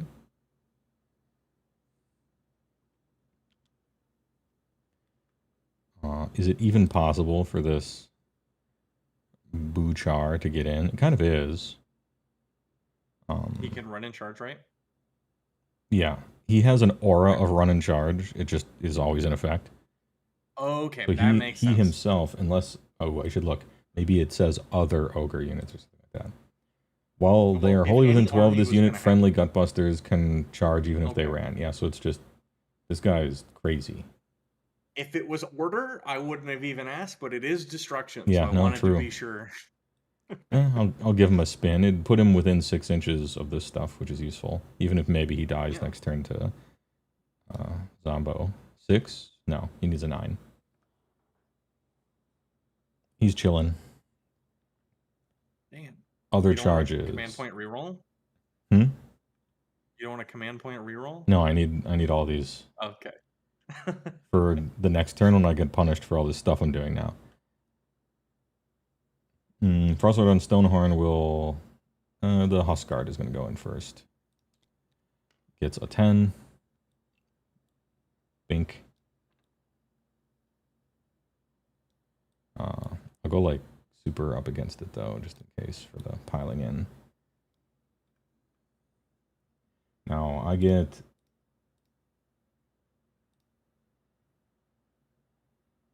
Oh wait, I don't have to do this right now anymore. So just in case I would screw up a future charge, I can do this afterwards. So this is a 7, we'll get this guy in. And we'll do a D3. But it's +2 because he's a Monstar. So 5 mortals with the Huskard on Stonehorn. Jesus. This is the big phase. This is the fun phase. So 2, 3, 3. So 2 die, and then they've got 1 on them. These guys aren't fighting. These guys are just hanging out. And then the... Oh, but I don't want to do that. This guy's going to be... Okay. I don't want to be out of coherency. True.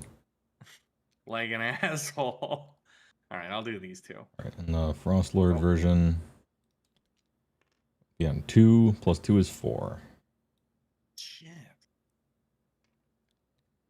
Save 1, so bink another dies. I still have to do this in order, actually, so I would have had to do this anyway. Yeah. Okay.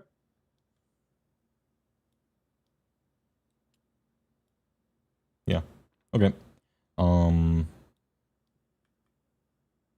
I believe my funny things are charge phase. The Huskard gets a 3-up to juice up the team. Roll die for each target. So this is for the Frostlord. Oh no, this is a combat phase thing. So we'll do this next time. I thought it was charge.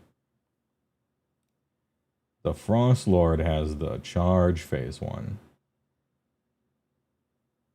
Inflict D3 mortal damage on the target. It's 1. And then roll 2d6 and slip and slide. 8 inches. And I can pass through models, but I have to end in combat. I'm going to have to land on that marker there, yeah. Oh, you are fine. Let me just get that out of the way. The arrogance of trying to fight this vampire dragon instead of just kill the thing I'm supposed to kill. They're not. I don't know. Stonehorn can whiff big time, but look, you don't. It's got a 5-up. You gotta bet big to win big.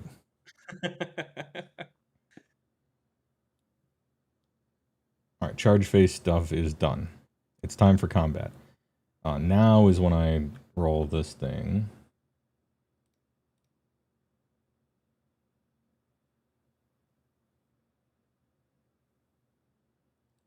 Do 3-up, get it?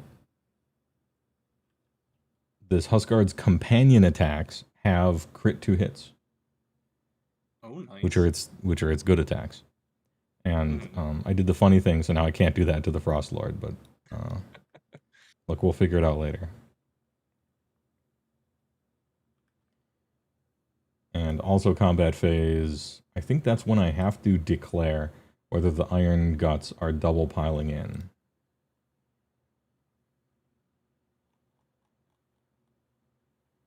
I'm not normally an Iron Gut user. Iron Gut Man? This unit can use 2 fight abilities this phase. After the first is used, however, the unit has strike last for the rest of the turn. Once per battle, combat phase. And we use all of our combat stuff before combat, so... These Iron Guts are double piling in this turn, or just fighting twice, we'll say. First one normal, second one is slow.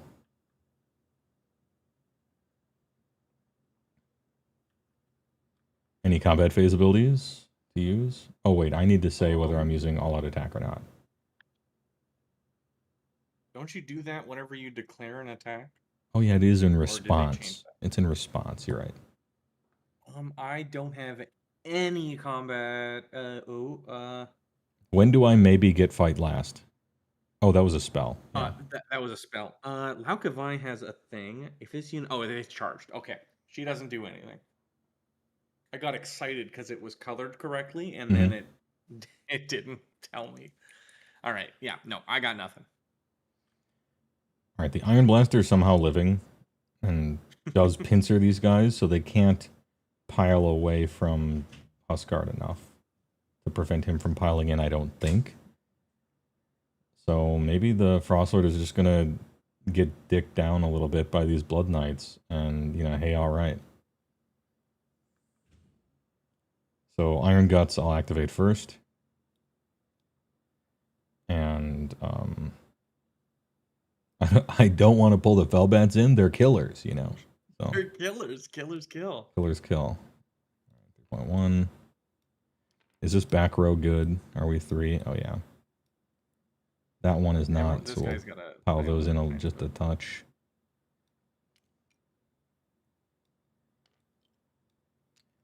Now, who has the big penalty? That's Loka.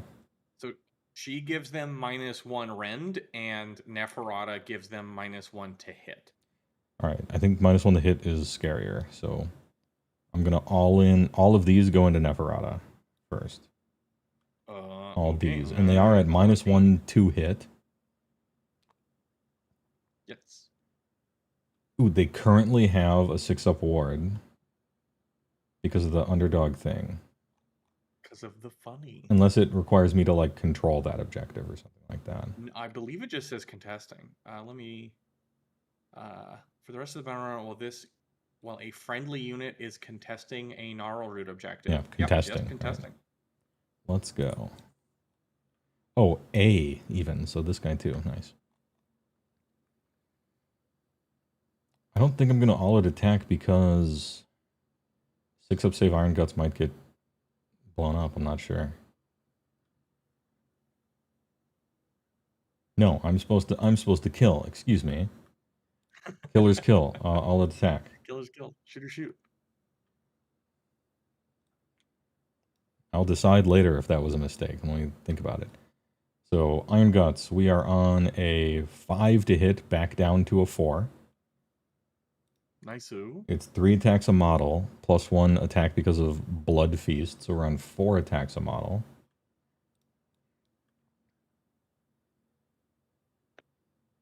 $32.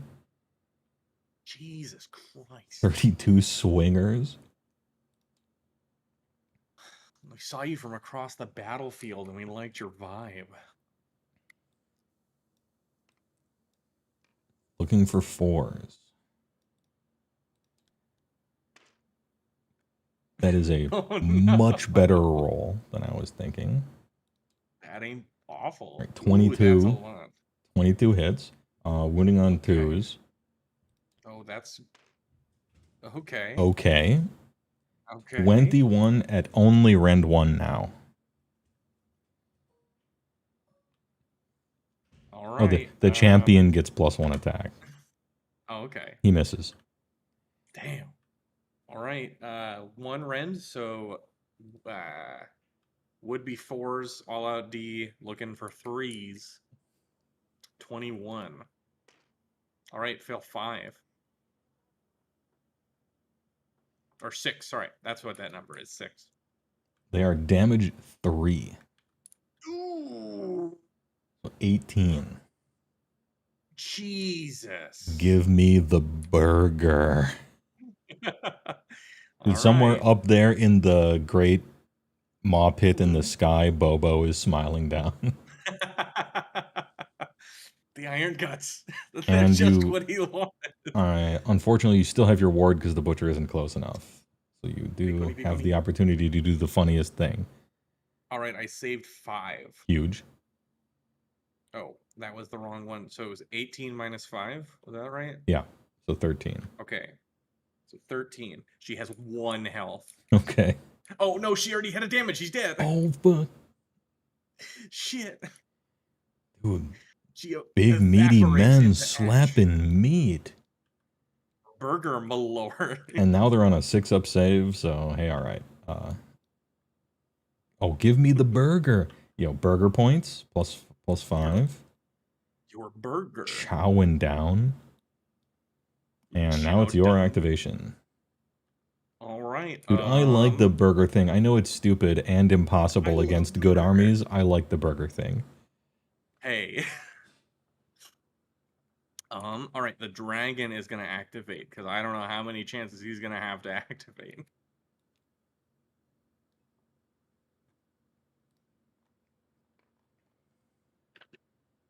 All right, let me scroll to the Frost Larad section. All right, he's got 2 whack-ass mix-ups. Draconic Maw. Keeping all these. 3 attacks. Any funny debuffs?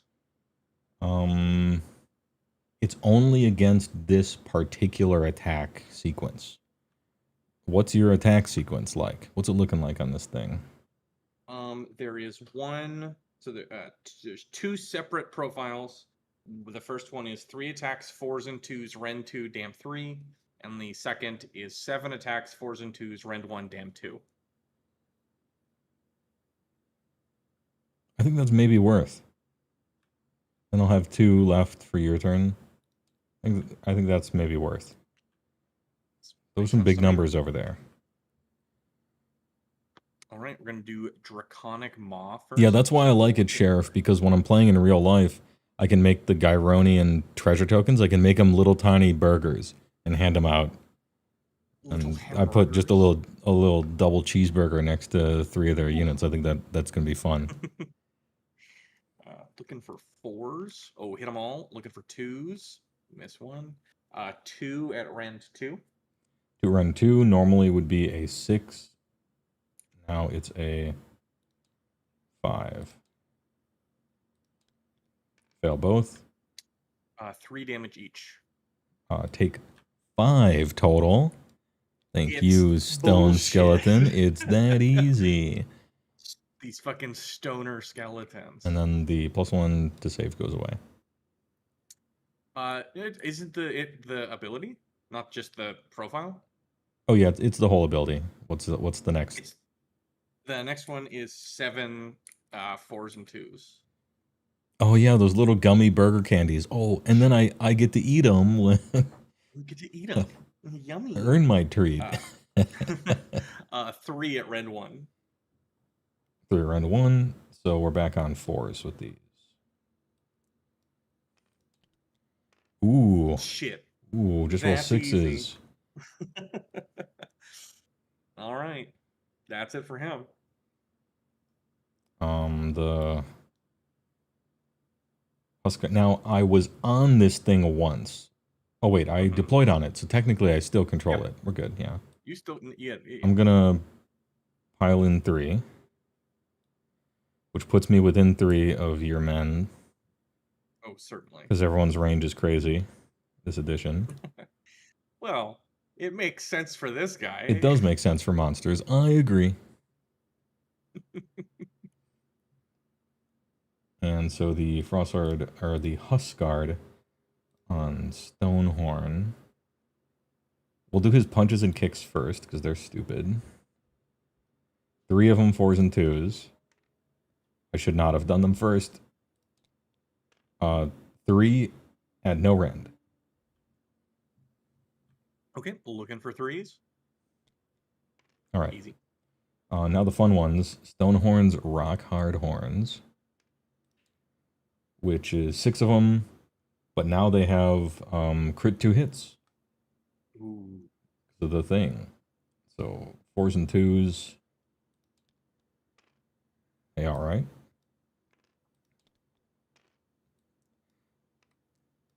Two at Rend 2. Okay, looking for 5s.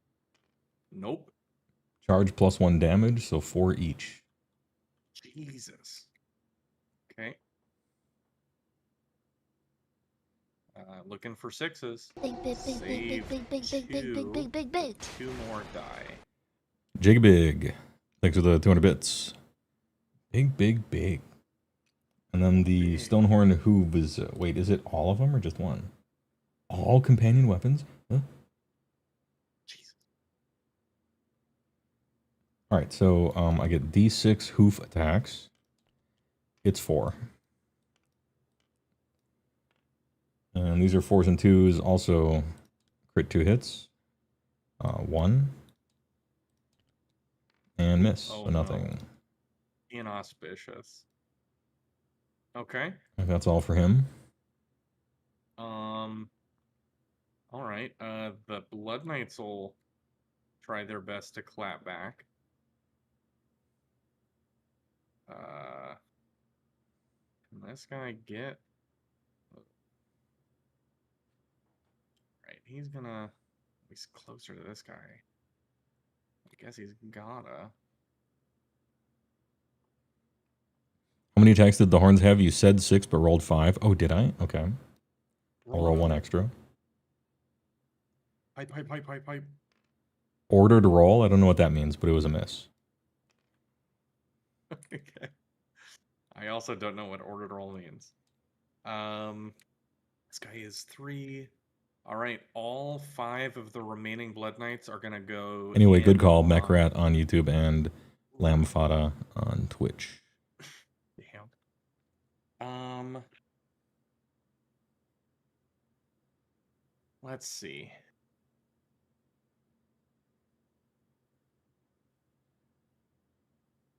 Okay, so I'm gonna do hoofy attacks first. Okay. And I'm gonna. This one is still within combat of the Iron Blaster, so I'm gonna see if I can kill him with the hoofy attacks. Sure. Is that how combat works, or do you have to declare all of the attacks? You have to. I think you have to split them all up beforehand. Okay. If you have any random characteristics, you roll those random characteristics before you split, obviously. So. Okay. Then if needed, this Blood Knight will go just everything in on the Iron Blaster. And then the other 4 are gonna go all in on the Frosthorn. All right, makes sense. Frosthorn on Stonelord. Mm-hmm. So I'll do the Iron Blaster attacks first.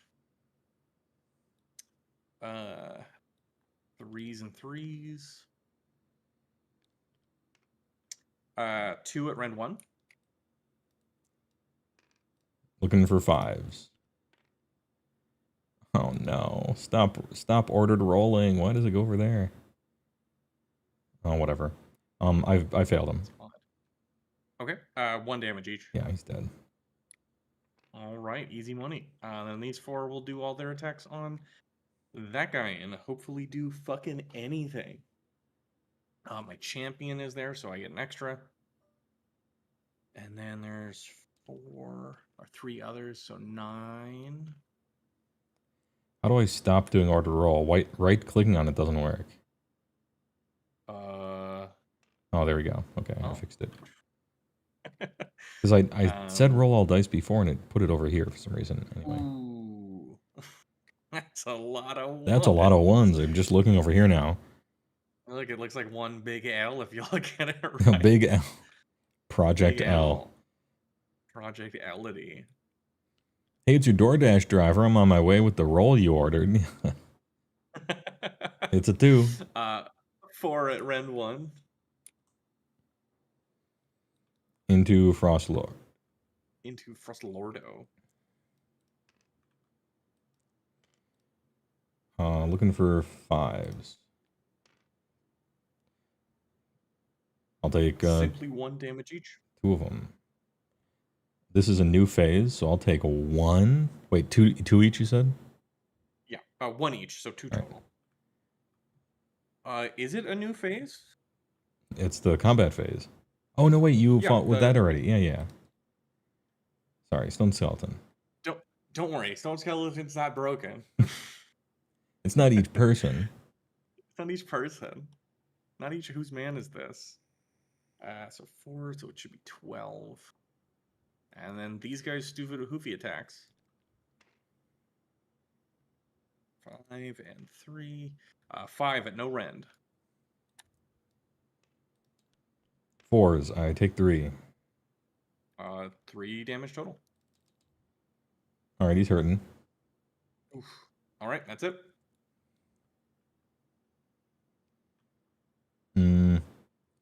Frostsword on Stonehorn. I'm going to go into the Blood Knights with all the attacks. Now I am bloodied. Sorry, I'm battle damaged. So we only have 4 Horno attacks here.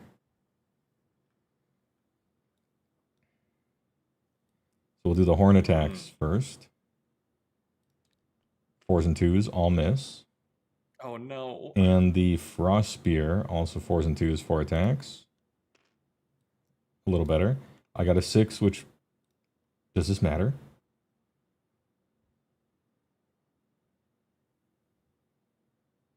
No.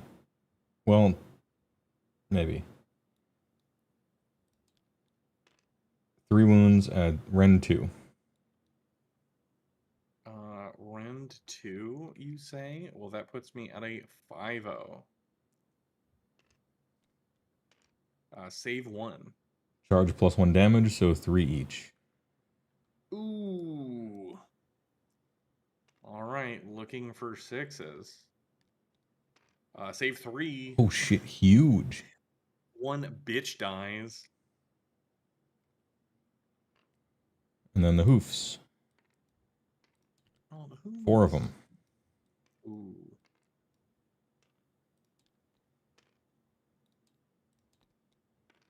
One at Rend 1. All right. Oh, come on. Looking for Rend 1, you say? Looking for 4. Nope. D3. It's 3. Ooh. Uh-oh. Okay, another dead man.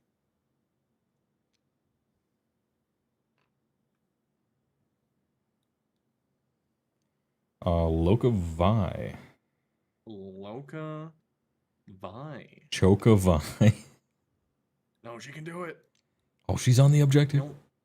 The only thing she's choking is me. Where is Loka Vi in this awful book? Okay.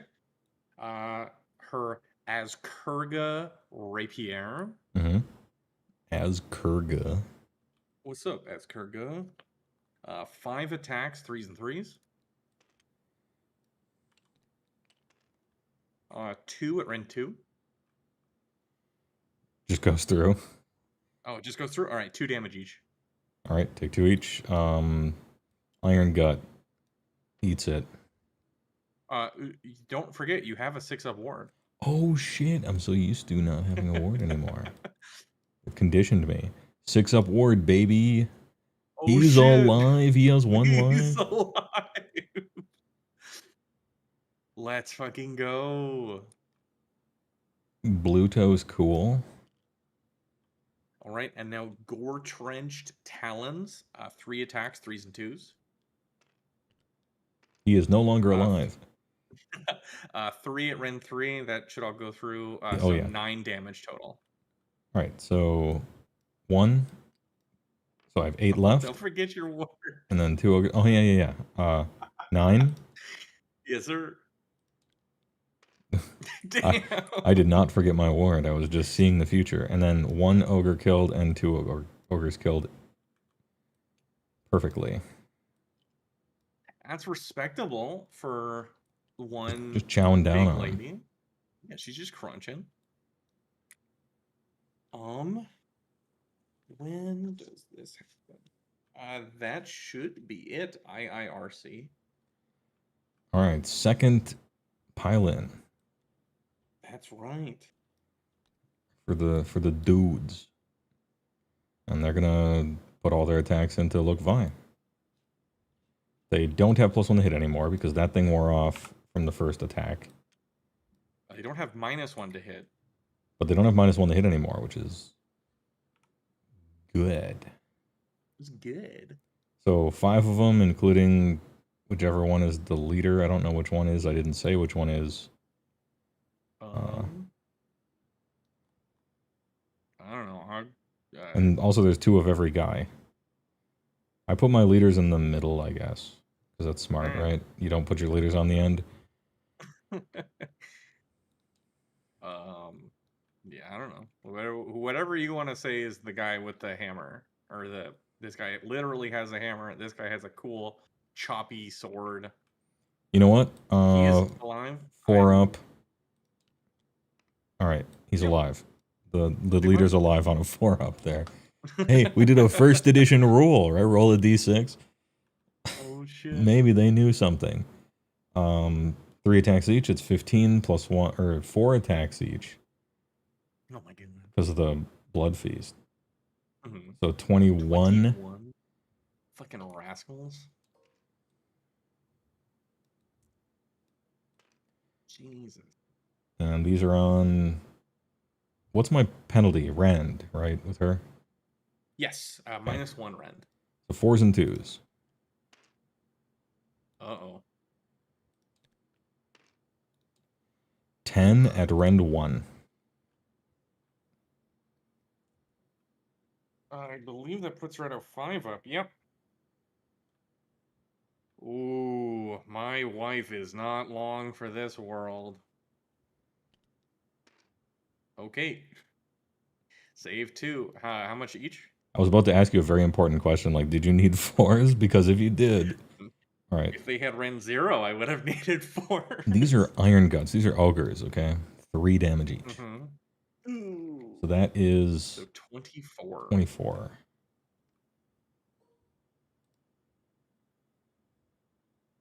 All right, looking for 6s. Okay. Okay. 22. Flexing these Oh, 22s.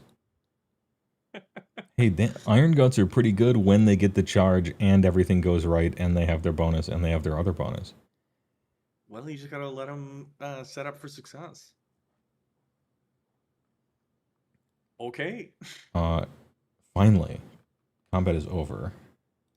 Combat is nice, over. Good fight. There's some end of turn goofiness. Power through. No, I don't care about that. It just does D3 for 1 command point against something smaller than itself. Is there like a wounded guy that if I deal 1, it'll kill They're at 2, a knight? they only have 3. I could kill a knight for 1 command point, I guess. Leaving me with only 1 for your turn. So no counter charges or something like that. Thinking. I don't think you need to countercharge. How wrong can one man be? I'm out of heroes. So. I've never I don't think I've successfully countercharged in my life. I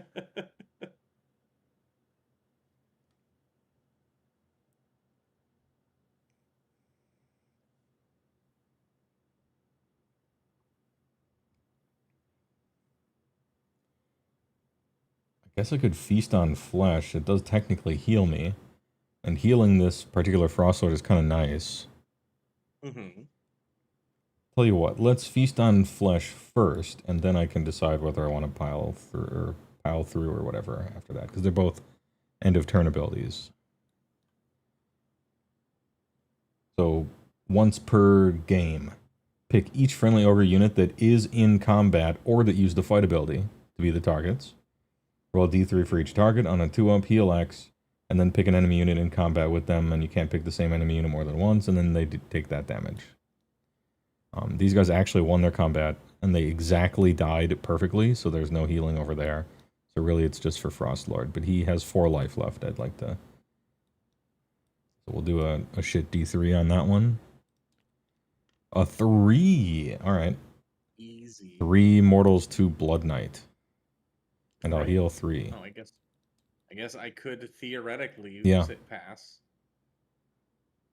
And if you roll high, like, it might force me to use a command point. Oh. Hey, there you go. All right, so take 1, which kills exactly 1. And then this power through has to roll a 3 to kill a full other knight, right? Yes, sir. If I'm powering through, which I feel like I am. Might as well. What do you have to lose? Well, thinking about it,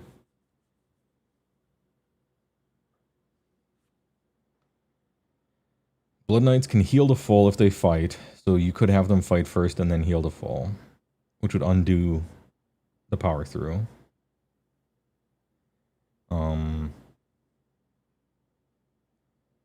They're in combat, so you can't refresh and regen.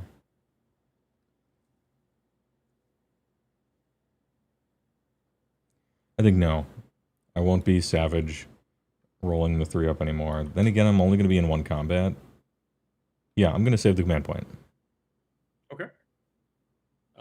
End of the turn. The hunger. These. Oh, the vampires hunger's have end no of wounds turn. on them. Okay, yeah. Yeah. And the ones that fought, the one that fought over here is dead, so nothing on that front. However, I get to use my Red Ruin ability on my Revenant Dragon. Oh. So I will pick an enemy it's in combat with, the Frost Lord, and I do a shit D3.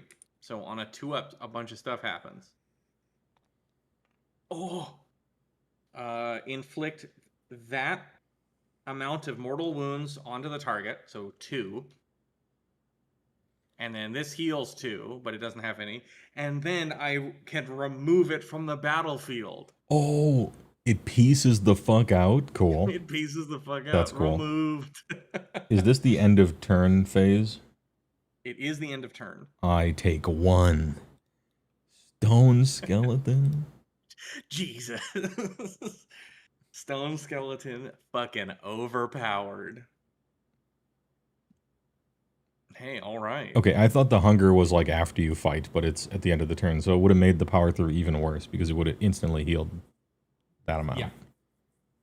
And I don't need to move with this guy. Because the knights can reach him one way or another, I think. Pretty much, but they're blocked up, they're bunged up in combat. And then I score some points. Technically, I still control the red one, which gives me 5.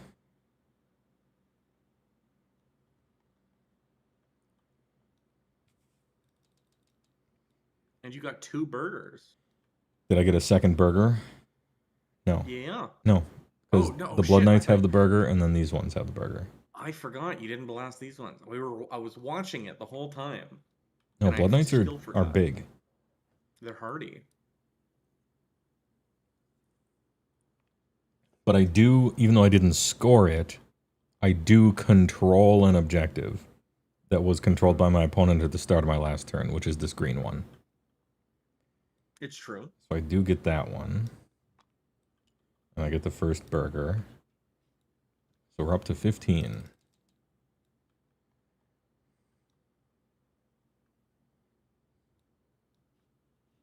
Huge. Your turn. The Blood Knights, actually, this is the first time this has ever happened in my whole life, so I have to make a note of it. This happened and probably matters in the future. Frost Spear. If any damage points are allocated to an enemy hero or monster... Oh, never mind. It was the Blood Knights. I got so excited that this almost did something. But once again... Alright, pardon, a 1,000 pardons. The Frost Spear once again does nothing. You got so excited. I could hear the excitement. Yeah. You almost had an ogre. Carry on, citizen. The city is safe. But for how long? Oh my gosh. Across two editions, this ability has never worked. Oh. Hell yeah. Well, hell yeah. Okay, I have no heroes, so I have no hero phase abilities. Do you want to pray in my turn? Oh, I want to cast on your turn. Give me the fucking Kron spine, dude. I'm trying to I'm cronding over here. Betrayal at Kronspine. But oh, Butcher. Raymond E. Faust. Spending a command to try to natty roll a 9. No. These Kronspines will not hit. They will not hit the table this game. They did. It Mr. won't President, happen. Kronspine did not hit the second tower. All right. I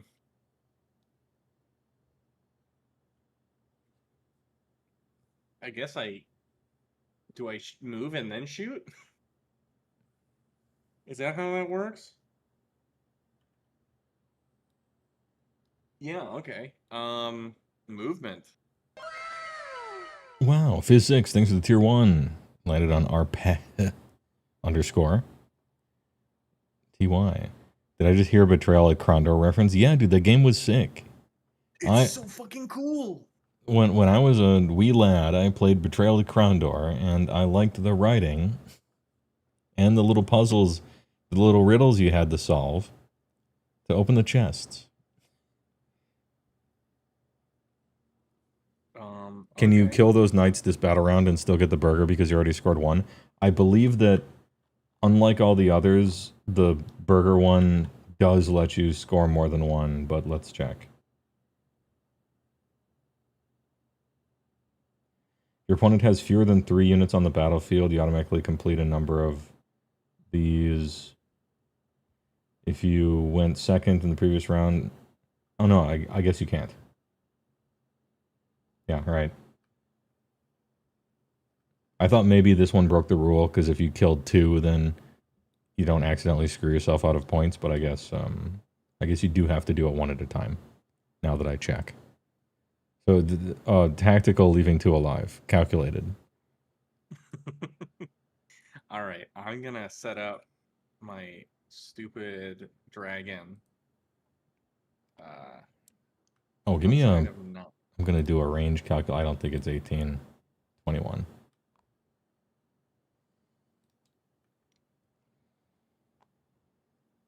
Mark, by the way, first time chatter, just finished putting together my first mini in like 15 years. What is it? Please tell.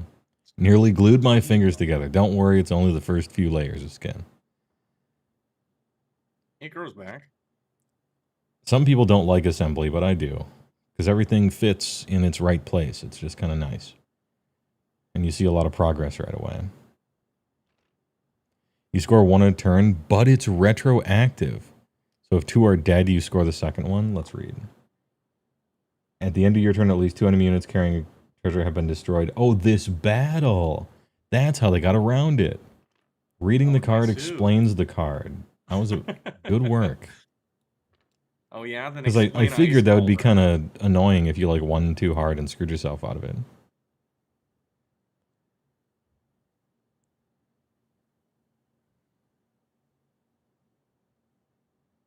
In the process of making an Arbitez kill team that my wife got me all the way back at Christmas. Nice. Oh, shit. I think she'll kind of appreciate that you're liking the thing she got, too. Extra bonus. Look at this wife haver. Wife haver. Present getter. Present get man. Do you want to redeploy it all? Oh yeah, this is the enemy movement phase.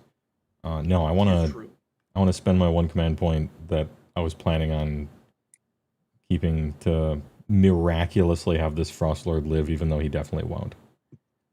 But he might. You have to do like 6 damage to him. I'm sorry, 7. Yeah, and now he's going up against bats. Yeah, it's not the 10 Blood Knights that's the problem. It's the bats. Clearly, well, these 10 didn't do fucking shit. It took them 2 combats to kill an iron against the luckiest Iron Blaster in the world. All right. If you aren't doing anything at the end of the movement, oh, Frostlord has 15 life. Hell yeah. Oh shit! All right, one more life to.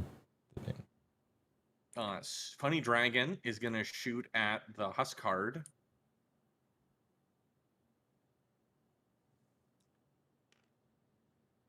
All right, Huskard's simply gonna get shot. 5 attacks, 3s and 3s. Ooh. All right. 2 at round 1. Looking for 5s. But I'm scrolling down because maybe his save got worse. No, okay. Looking for 5s. Failed 1. All right. 2 damage. I'll take 1. Jesus.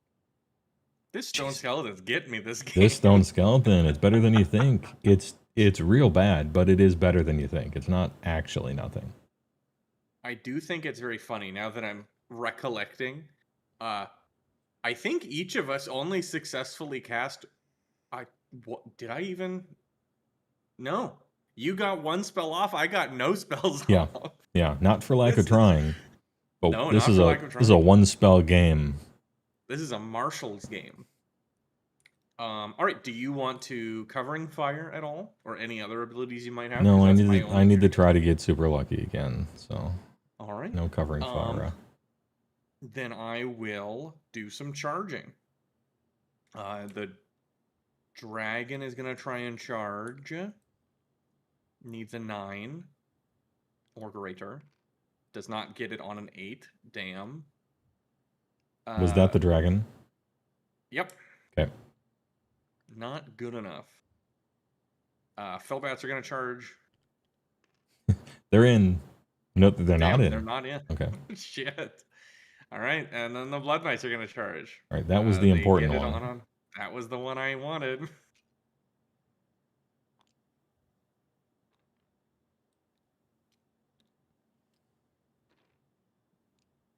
guy can get a fucking job. I mean, you can start white blood celling them during the charge, even if you want, instead of breaking them. Oh yeah, it works for me.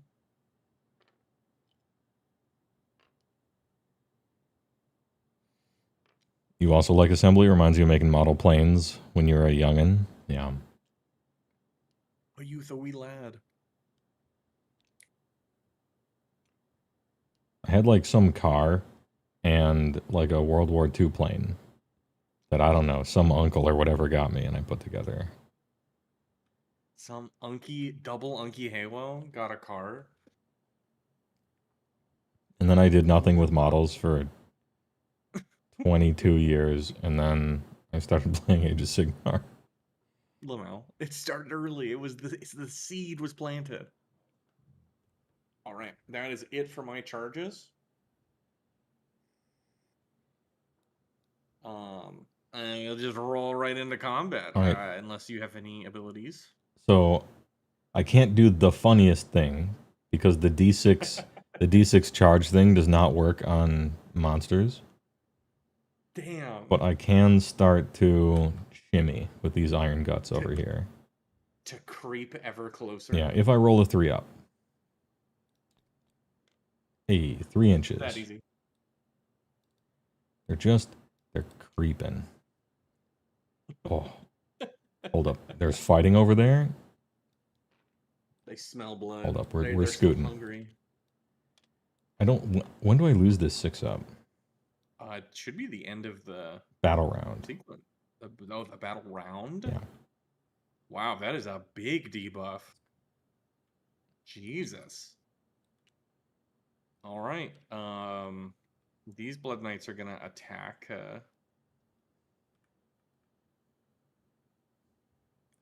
Oh, we're starting combat already? Yeah, unless there's anything you have to do ability-wise. Frostbite on Stonehorn only gets the thing if I have charged. So no Rampaggy.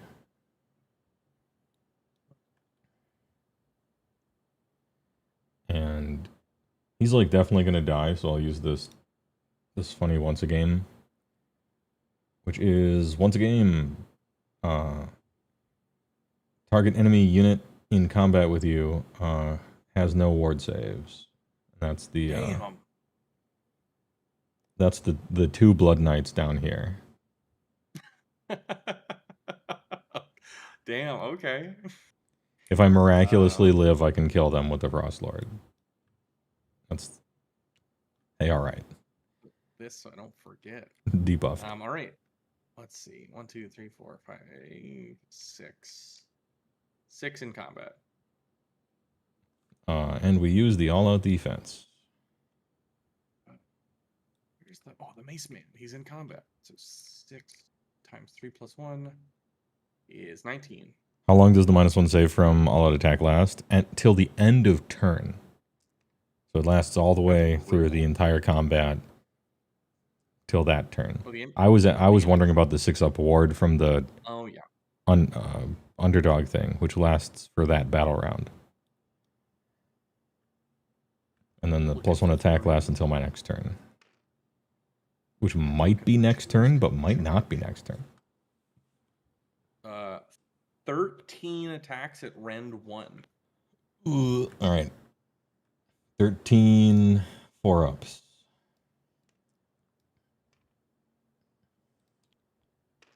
No. Oh, no. 2 damage each because they charged.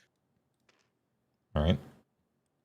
That's 16. I'll take 15 and die from full life, even if I was at full. The power of Stone Skeleton. Huge. All right, I guess that's it. Hey, all right. Nobody else is in combat. We're done here. Nobody else is in combat. And the debuff goes away. It's just for the turn. I see. Okay. At the end of the turn, none of my hunger matters because they are all at full health. I complete this battle tactic if an enemy hero has been destroyed this battle. I believe a Stonehorn is a hero. And a hero desires a sword, and a sword desires truth. A hero desires ogres, and ogres desire meat. I guess this is a big roll-off. Yeah, huge roll-off. Oh, I control this one too, so I get 5 more points? Big. Tie game. Anybody's game. Oh, wait. It's not tie game. It's over. I forgot to add the 5 for this, so it's 10 points. But it's darn near tied. All right, I got a bunch of wounded stuff, but I have more wounded stuff than you have stuff. Mm-hmm. But you have all these Blood Knights. This could go either way. Big prio. Oh, I got a 6. Oh, so I can't win unless I get a 6. So I rolled a 2. Okay. But you outdropped me, so I could re-roll this fishing for exactly a 6. You could. Might as well. The likelihood of success, though, is so low. Like, had you rolled a 4 or something, I could see it. Yeah. But is this the deciding turn of the game, I guess, is my question. I think it's going to have to be. It might need to be. Because either you kill all this easily, or you kill this. Maybe these guys, if you can funnel but that'd be a little more annoying to get to. You could do it. The point is having them all in combat. Yeah. There's a lot going on, methinks. If I go, I get 5 points bonus from these two, killing them.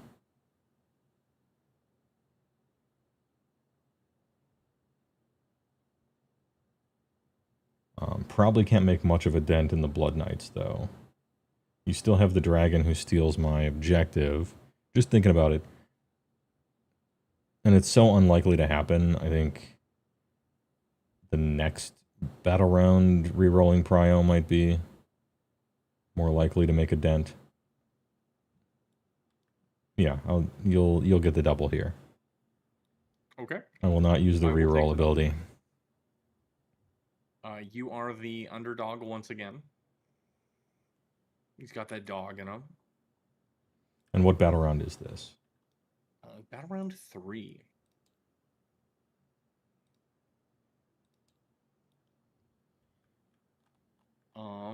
So 3 means that the underdog gets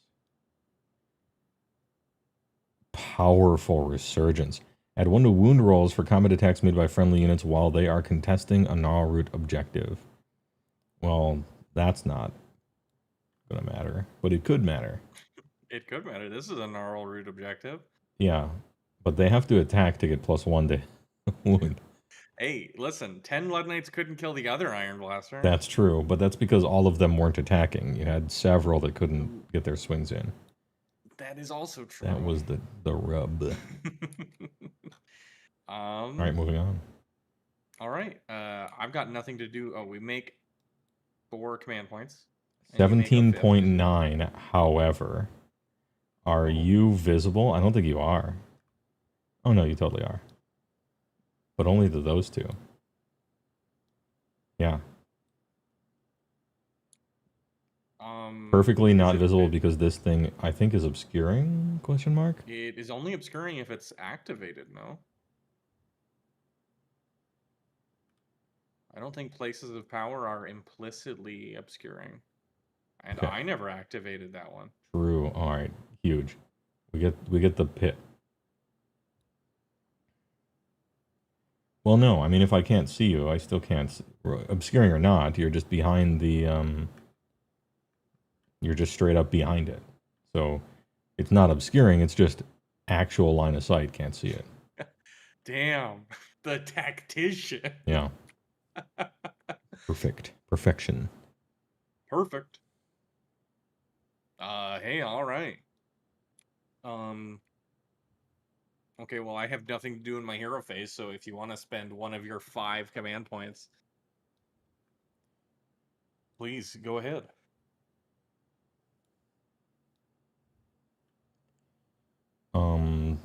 Butcher, my man. Can you off turn? Give me a Kron spine one time, dealer. Let's go. Please manifesto. Absolutely not. Positively not. I'll put this over here. It refuses to be to be manifested. All right. Okay, Movomento. Is it possible I can resurrect an Iron Gut with that one thing that I never use because I'm always on monsters that are in combat? Yeah, why not? What's it called? Rally. Friendly unit that is not in combat. Make 6 rally rolls. For each 4-up, you receive a rally point. You can either heal or you can spend enough rally points equal to the health characteristic to turn 1 slain model. If I roll 4 4-ups, I could get 1 Iron Gut back. Well, do you get an extra die for having banner bearers as well? I don't know. I don't remember what the Let's banner look at the Iron bearers Gut do. War Scroll. What do you do?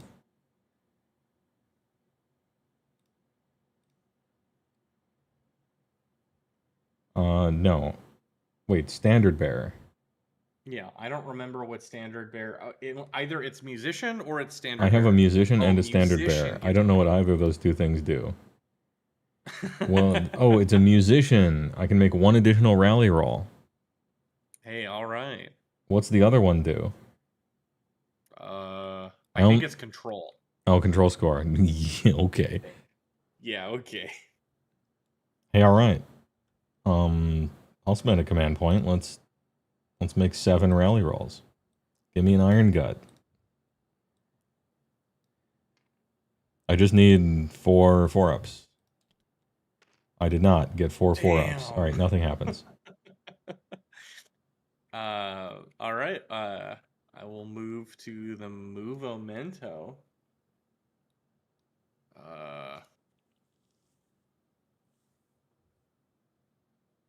These guys are gonna cruise. This one's way closer.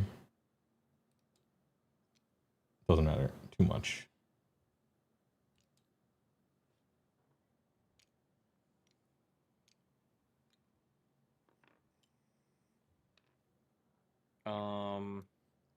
If you're checking for the mob pit, it doesn't care about line of sight.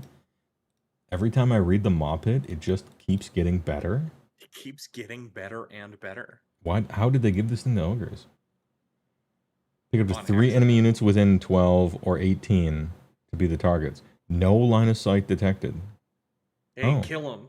I'm gonna do the Blood Knights then. Holy shit, this thing. Oh, I know why it's good. They tied it to a Warcry sale. Yeah. And they needed to pump the numbers for the end of the year Take, financials. take 4 mortal wounds on that Blood Knight thing in What the fuck? in the hero phase. All right, well, I will make 4 wards. Ooh, I will save none.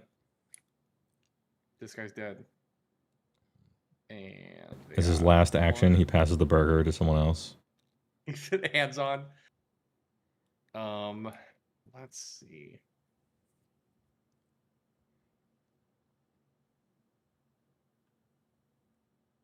Yeah, you know what? Maybe it'll happen again. It could happen again. And then these Blood Knights are they're gonna fall back.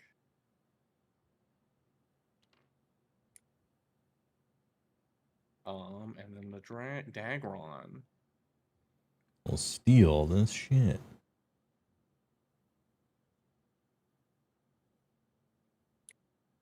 Can I just move into combat of the terrain, or do I have to charge it? Oh, so there's a guy on it, which I think changes things. Let me read this.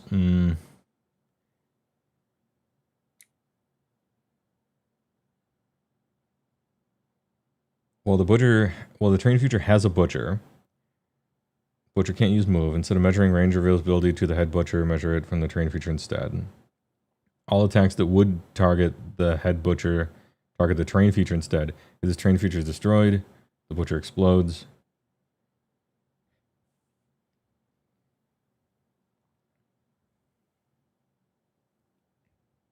It says instead of measuring range or visibility, measure to this trained feature instead. That doesn't say anything about movement. But I think it's a guy, if there's a guy on it. I think you can only get within 3. That makes sense to me. Someone in chat can correct me, but I'm pretty sure if there's a man on it, then the whole thing just kind of counts as a unit. A weird unit, but... a very strange unit. Oh, well, we'll make it work. The butcher has like a 5-up save. He's so dead.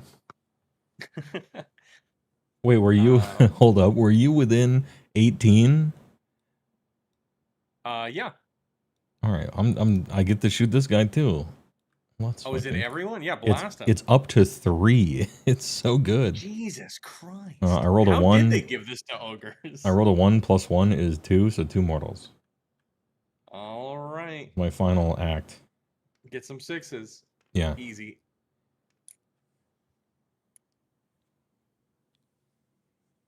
Okay. End of the movement. Do you want to redeploy at all? How many event points do I have left? 3? I'm going to want to use those on my turn. 6 run rolls.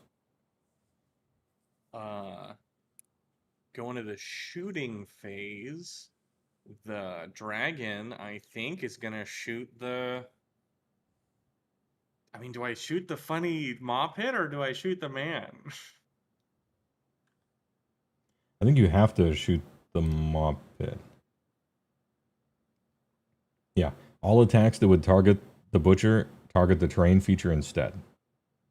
Yeah, if I wanted to shoot the butcher. Sorry, Yeah. when I said the man, do I Oh, want you to mean shoot this the guy? Huskard?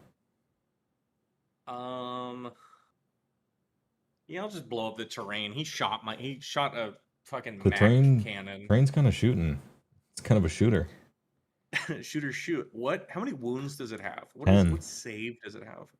10. 5 up. 5 up. Jesus. How did they give this to ogres?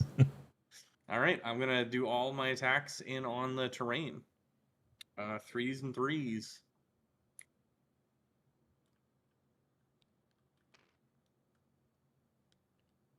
Oh fuck.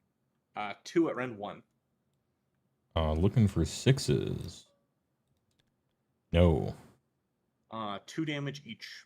Take it. Okay, that is my only shooting attack. Do you want to covering fire? It would be Iron Blaster's last act of defiance.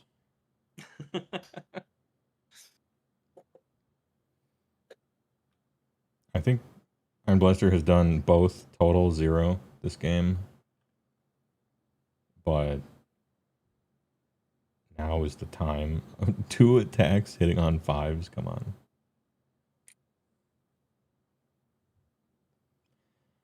Oh, it would be funny. Okay. It would be funny. We're streaming. It's funny. All right. Yeah, I'll shoot. I'll shoot the Blood Knights, which are the closest unit, hitting on 5s. Nope. Oh no. Okay. Charge phase. The bats are gonna charge. On a 6. Hey, welcome to the Thunderdome, kid. Hey, all right. The Blood Knights are gonna try and charge on a 9.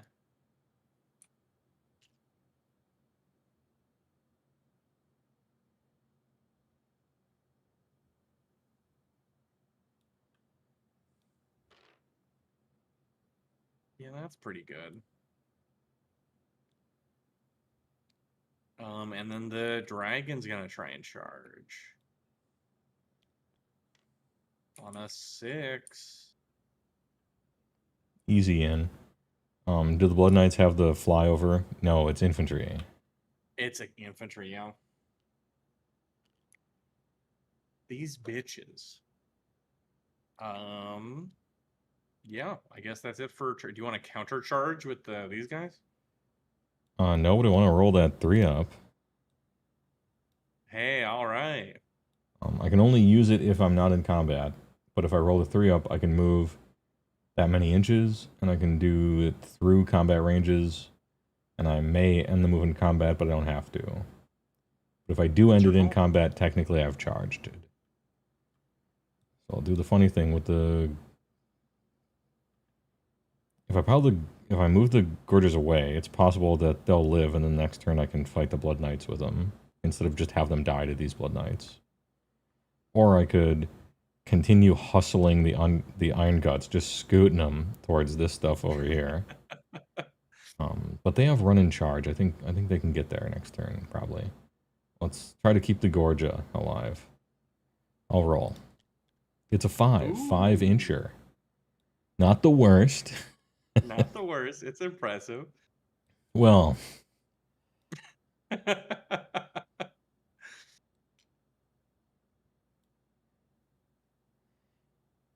Can I get a 6-inch from that? Yeah.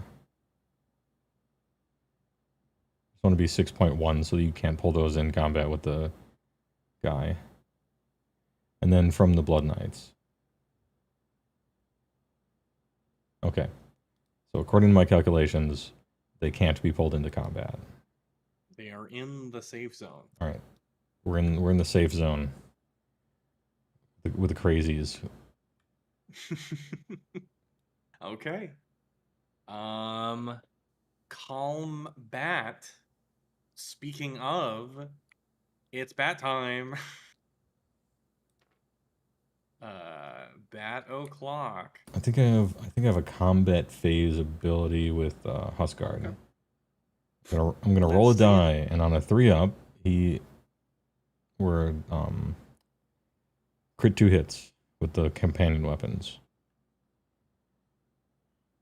That's auspicious.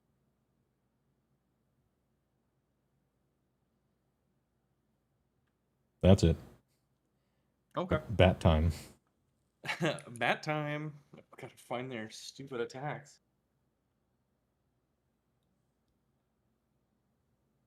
Hellbats. All in total 9 attacks.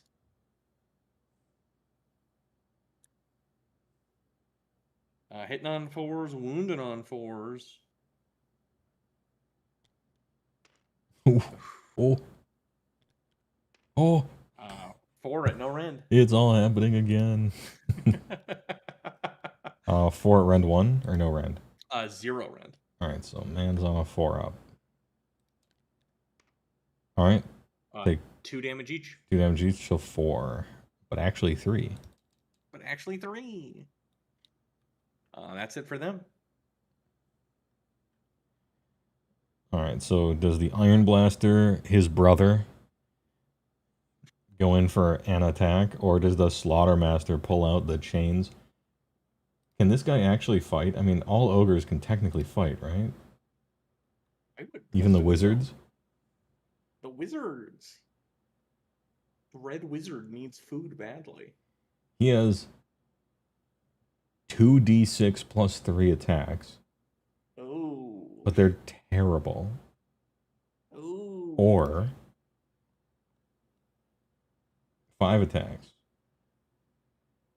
with the blaster. So I'm blasting. Important to know. Yeah, like even if I fought the Slaughtermaster, I'd have to kill the terrain first. Yeah, it's possible he'll live. Basically, can't die. Yeah, basically invincible. He's got like an overshield. He has a Sarlacc pit power armor. He's got a side shield. Yeah.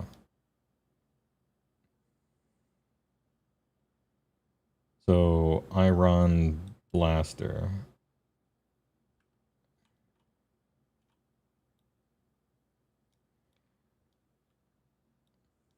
Is gonna blast. 2 attacks with a clubba. 4s and 2s. Rend 1.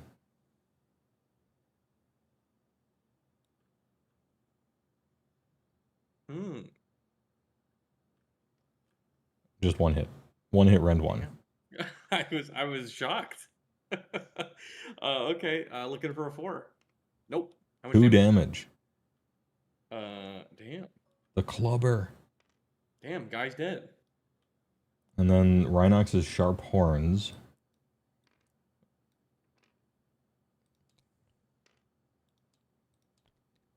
Which I'll miss. Ooh. Damn, those are the ones with anti-charge plus 1 rend. Damn. All right. Well, if that's it for him, the dragon's gonna beat up the terrain. Where is this stupid dragon? They used to organize these books so it was all the heroes and then all the units and then the monsters. And Yeah, now it does that for each all random little sub-faction thing. I hate it. All right, Draconic Maw. 3 attacks. Draconic Mar. Draconic Mora. 4s and 2s. Oh Oh no. no. It's happening. All right. Draconic Claws. 7 attacks. 4s and 2s. That's better. Okay, 4 at Rend 1. No, the pit. Alright, 4 at Rend 1. Looking for 6s. No. 2 damage each. 2, 4, 6, 8. The pit is done. See ya, Papa John.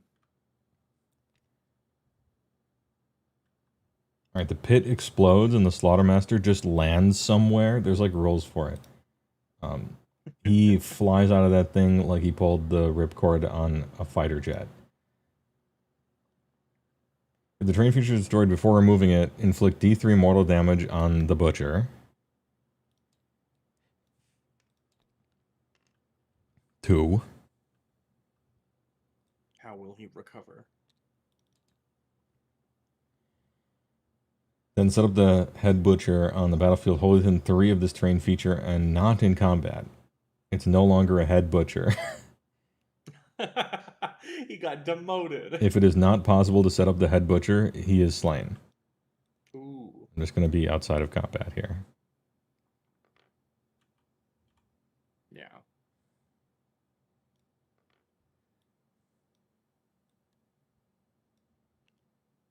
All right. And then I guess all that's left. Oh, you swing back on my funny bats.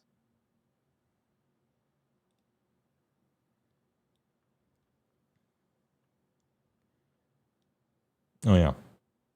Stonehorn, he is taking 4. He is not battle damaged yet. And they succeeded at the one thing. So we have crit 2 hits. Do the horns. I have a question about piling in.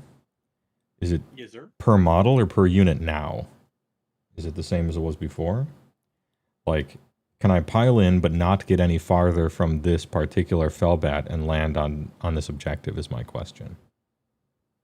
I assumed it was per unit. It might be per model.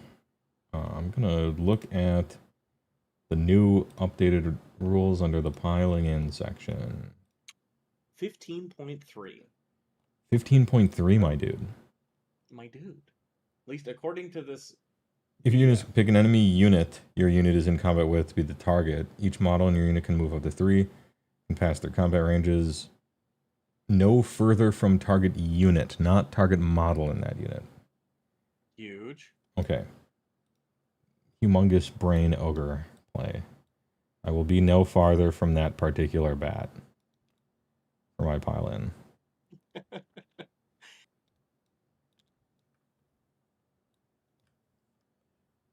And then 6 horn attacks.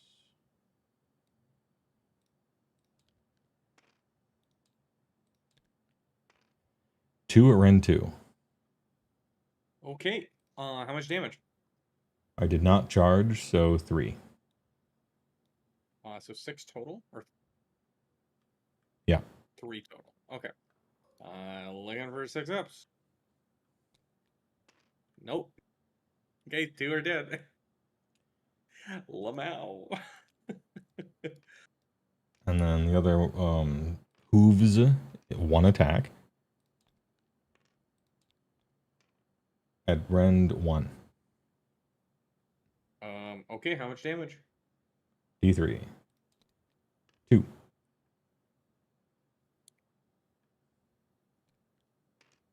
Oh, trying to delete the dice. Okay, saved 1, failed 1. Do they have 2 wounds each or 3? They have 3. They have They're as many wounds huge. as a Blood Knight. It's crazy. And then punches and or kicks. 1 no rend. Hey, they can make this roll. Looking for a 6. Nope. 1 damage. Nope.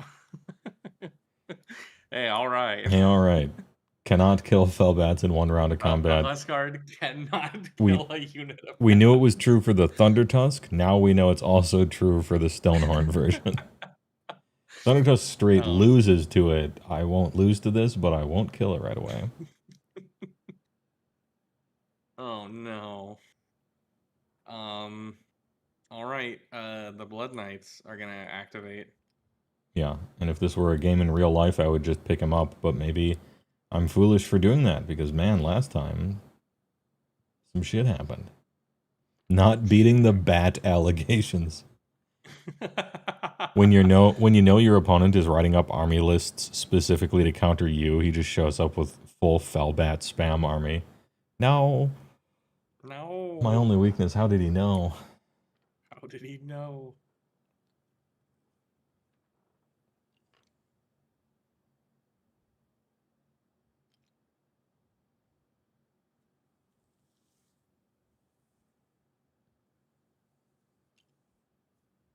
I'll live with the consequences. Yeah, they can all reach, right? So this 6, 7, 8. So 25 attacks.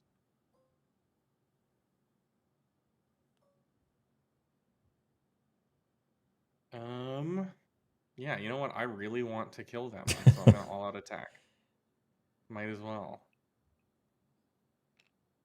Got very little to spend command points on. So looking for 2s and 2s. Oh. all right. 17 at Rend 1.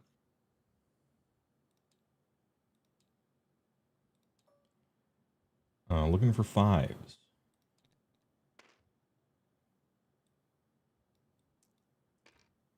2 damage each because they charged. Takes 18. Very dead.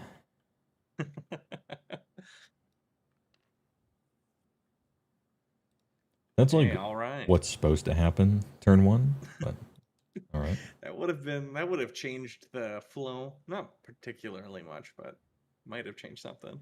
Morale. Would have definitely affected morale. All right. Let's see. I believe I didn't get the underdog. I didn't get that. Yeah. All right. I control 1, but not more. So just 5.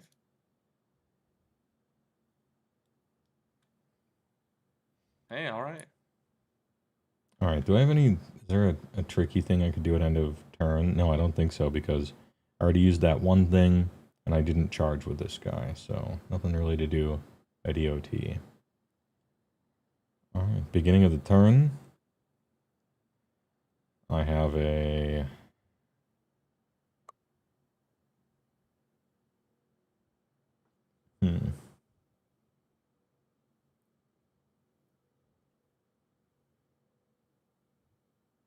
It's actually not.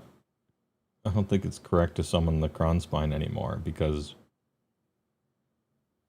I don't think there's enough of it. It can't like capture stuff.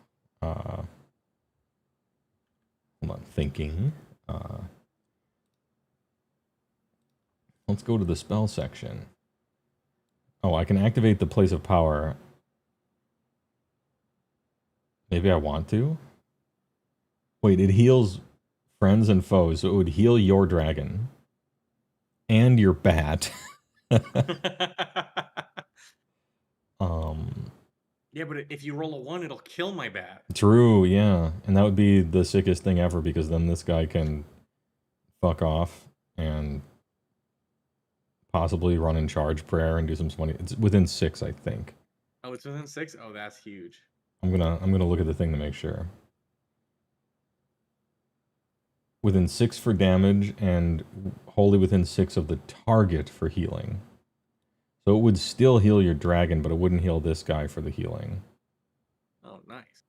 If I targeted the Slaughtermaster. But yeah, I think I'm gonna activating place of power you have to be within 3. And I'm not with this guy. So uncalculated. And I don't care if he heals or not.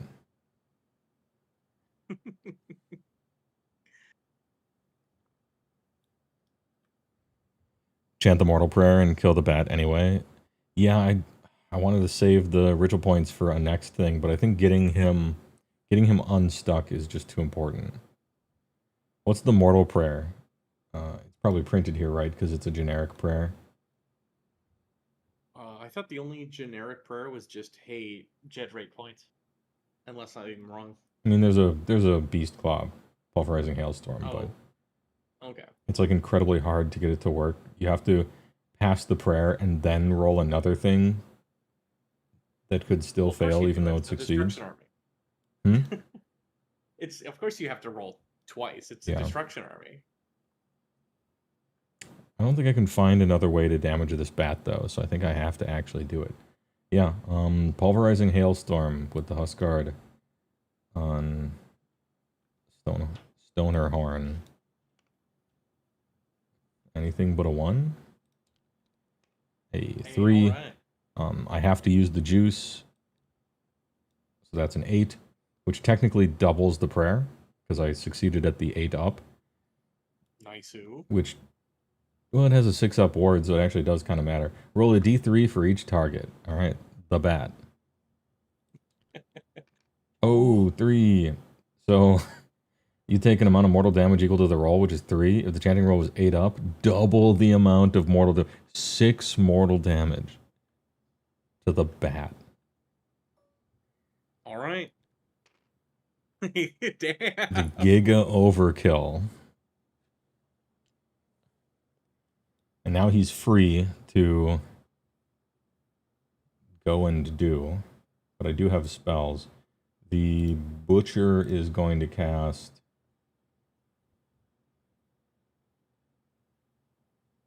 What is the Butcher going to cast?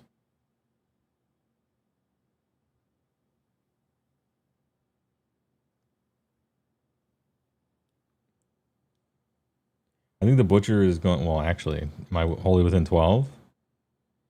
Hell yeah.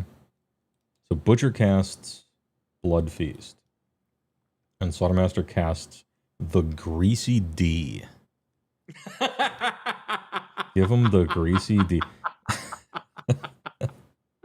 No way is that what a spell is called? It's called Greasy Deluge. Okay. AKA the Greasy D.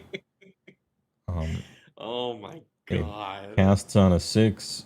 Target visible enemy unit within 18, which is the Blood Knights. Got a 7. So Hey, alright. you subtract 1 from hit rolls for your attacks until the start of the next turn. Oh.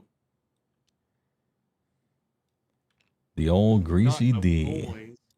Not the boys. And then Iron Guts are going to get Blood Feast. And they will with a 9. Oh, now you're rolling good. On Now the spells are all happening. All right, +1 attack over here. And let me look up the Slaughtermaster rule. I'm pretty sure it only cares about enemy units getting killed near it, but yeah, enemy unit. So no enemy units have been slain wholly within 18 of this unit. Hold the bats. That count? The bats. Give him the point. He gets the Grizzly Remains point. All right, we got a Grizzly Remain point. And then in the hero phase, I can spend a Grizzly Remain to either give somebody a ward or +1 attacks characteristic to the melee weapons for the rest of the turn. It's the Gorgers, and they're getting +1 to their melee attacks for the rest of the turn. Okay. And I can't pick this thing up, so it's just staying there. Everything's coming up Millhouse this turn. Hell yeah. His ankles are soaked, but his cuffs are I think dry. we're finally done with the hero phase. This thing is just attached to my mouse. So I can't even delete it. Like the delete button doesn't work. What the fuck? Delete. Get out of here. All right. Yeah, truly a Grizzly Remains point. It remains. It's supposed to remain, right? Has to be combat attacks. By a combat attack. True. Okay, sorry. I got ahead of myself. It doesn't. Kidding me? What does it matter? It's the body is there. I hate whoever wrote this book. Fucking sucks. Oh, it's because I'm seeing CJ Busta has 999 next to their ping. That's why. That's why the thing is happening. Oh, that's not good. No, we're moving back down. We're getting back down. It's fine. Oh, okay. Stabilizing. Oh, it's moving back up. Am I downloading the Bible? All right, so no points. I'm done with the hero phase now. Hit that ping damage.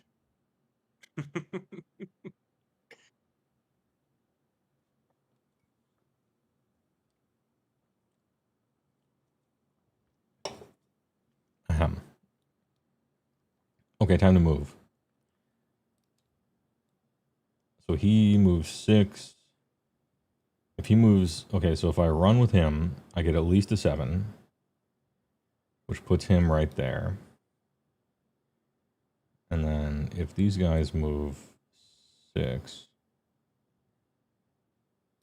They're going to definitely be wholly within 12. But if they move 7...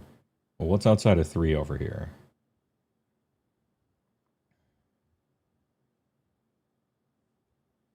So right there. Yeah, I don't think I need to auto 6 any of these. I mean, maybe the Butcher would be useful to be closer to point full combat. I'm going to run with the Butcher. We'll do a normal run with him. It's a 2. So he's 8.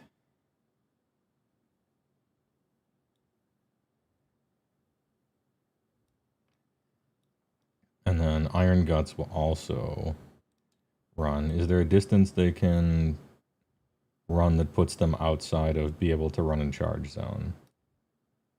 Holy 12? Yeah, alright, we're safe.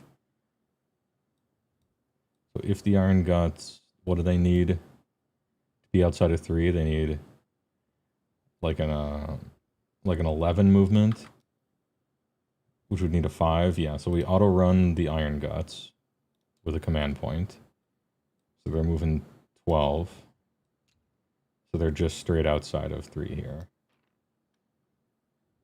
Yeah, perfect. The Borger.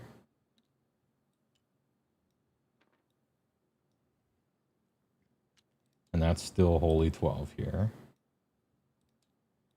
Huge fucking bubble.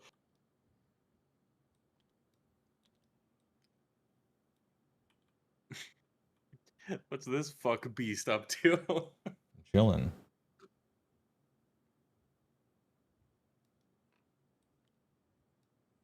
Just abandoning this point temporarily.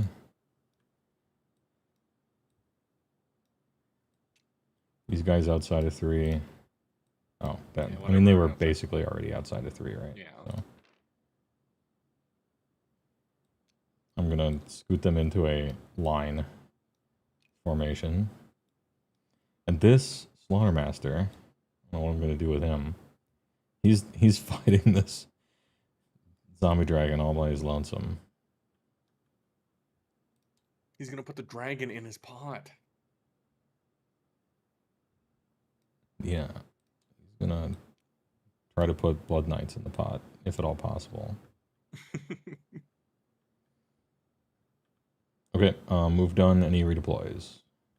I'm gonna try and redeploy The Knights these away. Blood Knights. On a 5.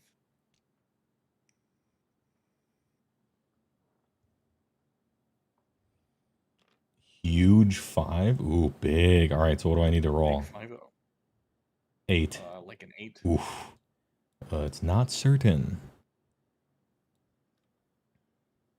Shooting. I have one shoot. It's the Huskard on Stonehorn. He has a harpoon launcher. Shoot or shoot. Wait, I'm looking it up. Harpoon launcher, 18 inches, one shot, 4s and 3s. All right. I will shoot the Blood Knights. Hit. Wound. Rend 1. All right, looking for a 4. Nope. How much damage? D3. 2.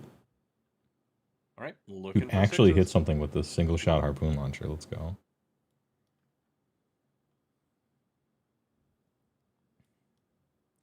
Shooting attacks are over. Time for the fun phase. Charge. Let's do the exciting. go. Let's do the exciting one first. That if I fail, my pants fall down in the middle of an open field. So they can run and charge.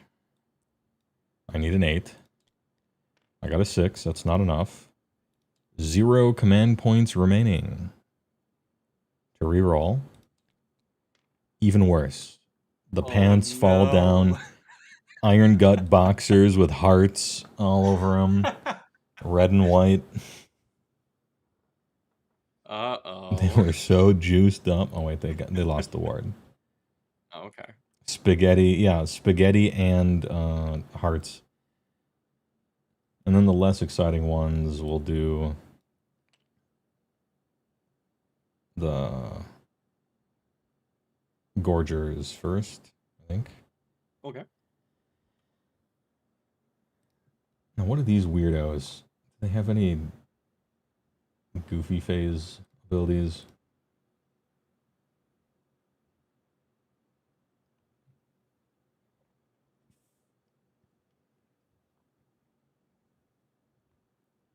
No, they lost that one thing. Okay.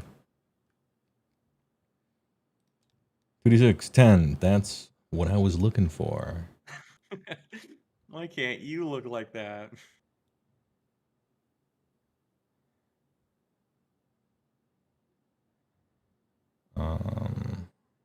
Do I want to be this far away from the rest of the action for the last 2 turns? Yeah, sure. It's very clear which one is the leader of this unit. Well, because They he's a did that. model that was made this decade. Yeah.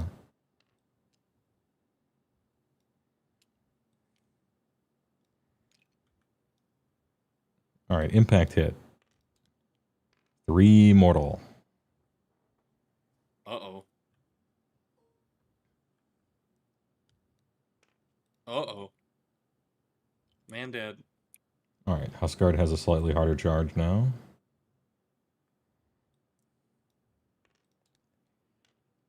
Gets in there with a 6. Fine. Can I park myself on this? Eventually, yeah. Not right now. And then big impactor. 2, 3, 4. So 4. Damn. All right, looking for 6s. Save 2, fail 2. Oh. Oh, man just died. That was 3. Yeah, man. Another man is dead.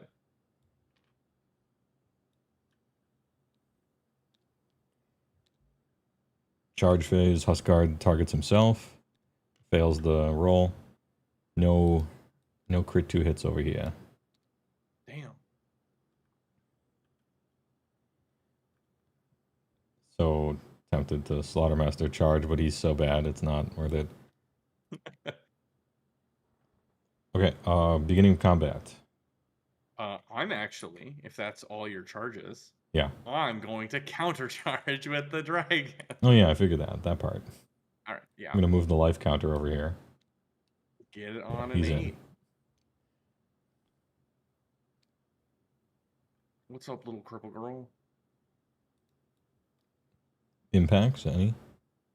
Nope, he got nothing fun like that. Nar. Nor. Okay. I think the Gorger is piling an attack first, because their save is a 6-up. They blow up. Like King Henry? Or King George? Yeah, like King... I I don't know which one it is. never I think tell they them. both blew up. One of I them think they blew both up blew. way more. Yeah. Gorger's attack. I'm gonna give them nothing because I have no command points, so each of them get 5 attacks, and the leader gets 6. 26 attacks. Jesus Christ. Dude, they're little shredders. Shredder. Wait, what's the thing I got? Oh yeah, that's fighting you on got the other sort of a things. That doesn't matter. Because we're on number 4, right? I believe this is the bottom of number 3. Oh. Yep. Oh, so it's still powerful resurgence? Yep. Okay. So I have a 6-up with these stupid guys. 4s and 2s. Oh no. Uh-oh. 4s and 2s. Uh-oh. Hey, 9 at Rend 1. All right, looking for 4s. Anti-infantry won't do a thing. Save 4, fail 5. 2 damage each. Oh, Jesus. All right, looking for 6s. Ooh, 3 die. Gorgagers.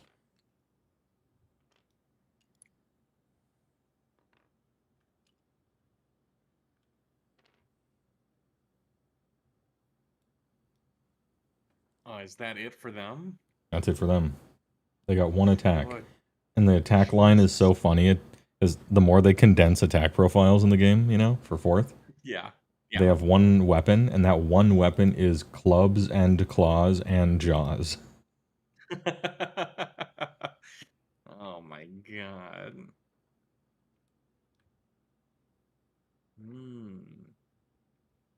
All right, well, I can't get farther away from this guy. So these two are gonna go into the Gorgers, and this one's gonna go into the Huskard. Okay. And they are at -1 to hit because of the greasy D. The greasy D. So it'll be 7 attacks into the Gorgers at 4s and 3s. Oh no. Ugh. 2 at Rend 1. Rend 1. Rend 2 because they're infantry. Well, right? Rend 1 is mortal wounds against these guys. Oh god. All right, then just 2 damage. Per hit? 1 each, sorry. Okay. They have a 6-up ward still, right? Yep. So I get to roll a save anyway. Nope. Right. Takes 2. And then funny hoofy attacks. Dude, Gorgers are funny. Gorgers are I funny. like these guys. No hits. What? Okay. Because I'm -1, so they went from Oh, 5s true. to That's 6s. right. The hoofs with companions can 6s get to hit fucked. companions. Dude, there's too much grease. Sounds like a good name for a bar in Vegas. I'd probably go to that bar. And then the attacks against the Huskard. Well, it depends on the drink specials. 1 at Rend 1. No one had a heart attack in the greasy D. I take it. Rend 1, that's a mortal. Against the Huskard? Oh, Huskard. Okay. Yeah, this is that. Rend 1, I'm looking for a 5. Nope. A humble 1 damage. I will take 0. What the fuck? Stone. Gotha. It's bullshit. All right, now the stupid hoofies. Oh shit, 1. Looking for 3. All right. All right. That's it for him. The butcher is gonna swivel to face his foe. Come in on this dragon. Let me scroll to his attack profile because it's weird.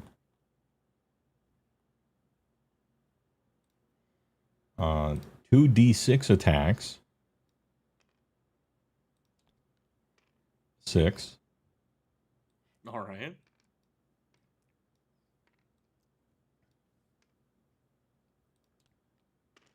Fours and 2s. 3 hits. Rend 1.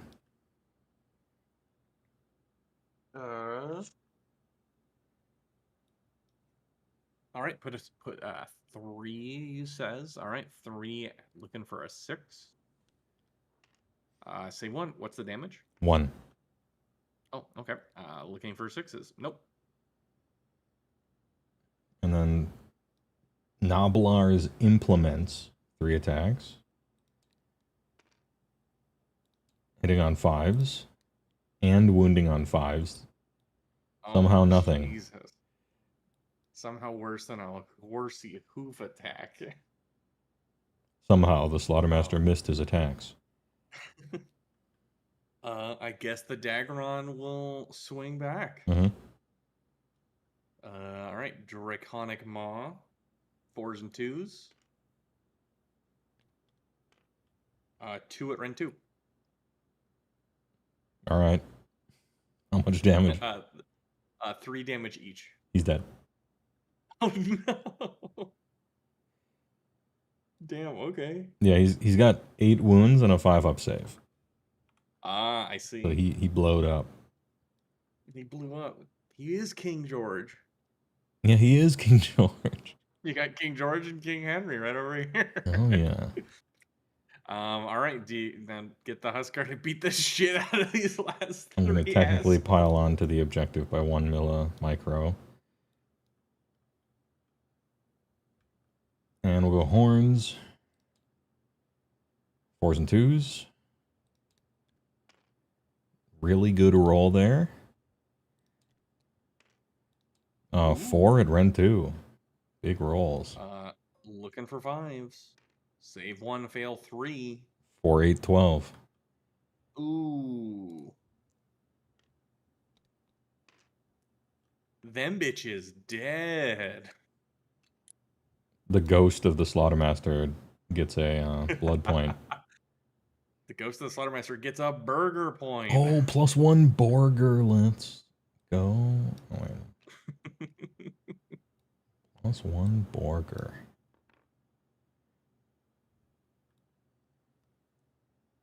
All right, combat over. Turnover. Just calculating. We care about green this turn. Yep.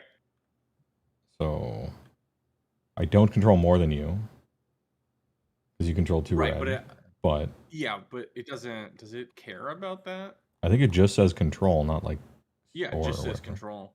So you get, I think, 15 because you got both of these, and then you got your second burger point. Oh yeah, it just cares about the number of them instead of the stupid 1-2 more thing, which I hate. Nice. 1-2 more. They got rid of the thing I always didn't like. stupid. Perfect. Listen, this GHB This already. GHB is looking nice. So 5-10. Fourth has turned around. 5-10, and I got a burger.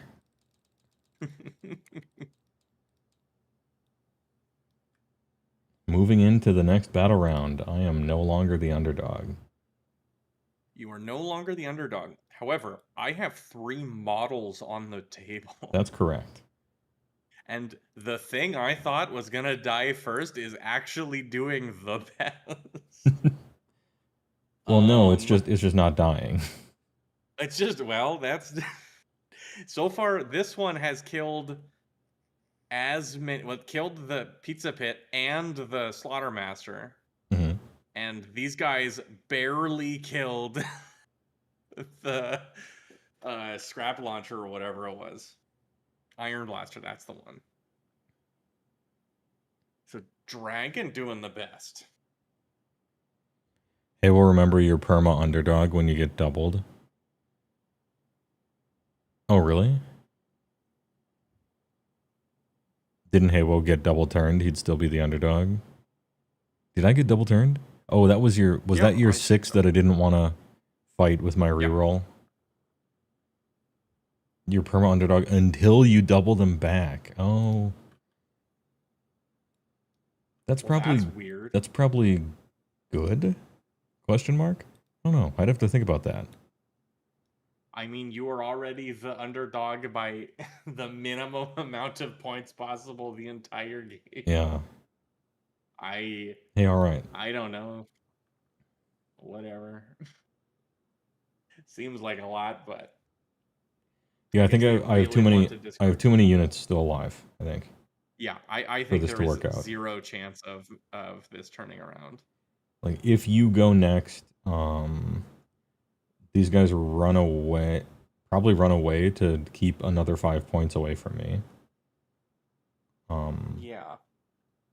This guy. When can you decide to enter the skies with this thing? It has to be end of turn if it's still in combat. Okay.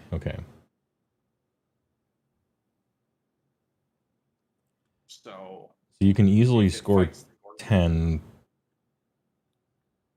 thinking it through because playing it through would take longer. Mhm. If you are the underdog this battle round, there are at least one friendly in okay. So you have to become the underdog for the second one. Yeah, I literally got And you can't if I roadblocked. don't double turn you back. Yeah. More and this friendly one, than neutral. More if you friendly don't than move enemy any of in your neutral. units, Yeah.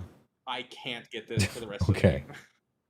of the game. So I actually just camp out in neutral zone and Yeah. hard deny you points. Or just kill everything if I win prio and then you're tabled and then I do some synchronized swimming. Lamau. Hey, all right. Well, good game. Hey, very Good game. We News shake in the middle. Yeah. actually so positive. I have been a staunch. Fourth has felt kind of fun but mid for the past one full calendar year, and this was a very fun change of pace. Yeah, boy, I really like having a priority reroll in my back pocket. That feels that's probably not technically that strong, but it feels really strong. And you want something that feels strong in exchange for your opponent choosing who goes first to set the course of the game. Yeah. And having not having to pick and call your shot for your battle tactic every hero phase saves so much time. It was so And it feels freeing. nice. It's like, oh, the first battle round and I didn't score a battle tactic. I've already lost this game. I've already lost. And Yeah. I'm like down on tiebreakers for the tournament too. But instead it's like, no, it's fine. I'll get my burgers on, you know, I can not do anything battle round 1 and then battle round 2. I can get this thing, and 3 I can grab this objective over here if I need to or whatever. Nobody's shuffling through papers. What's possible for me to score? What can I literally do without completely screwing my positioning this turn? Yeah. If it's not a slam dunk, then I will just pick something impossible because I don't want to waste it.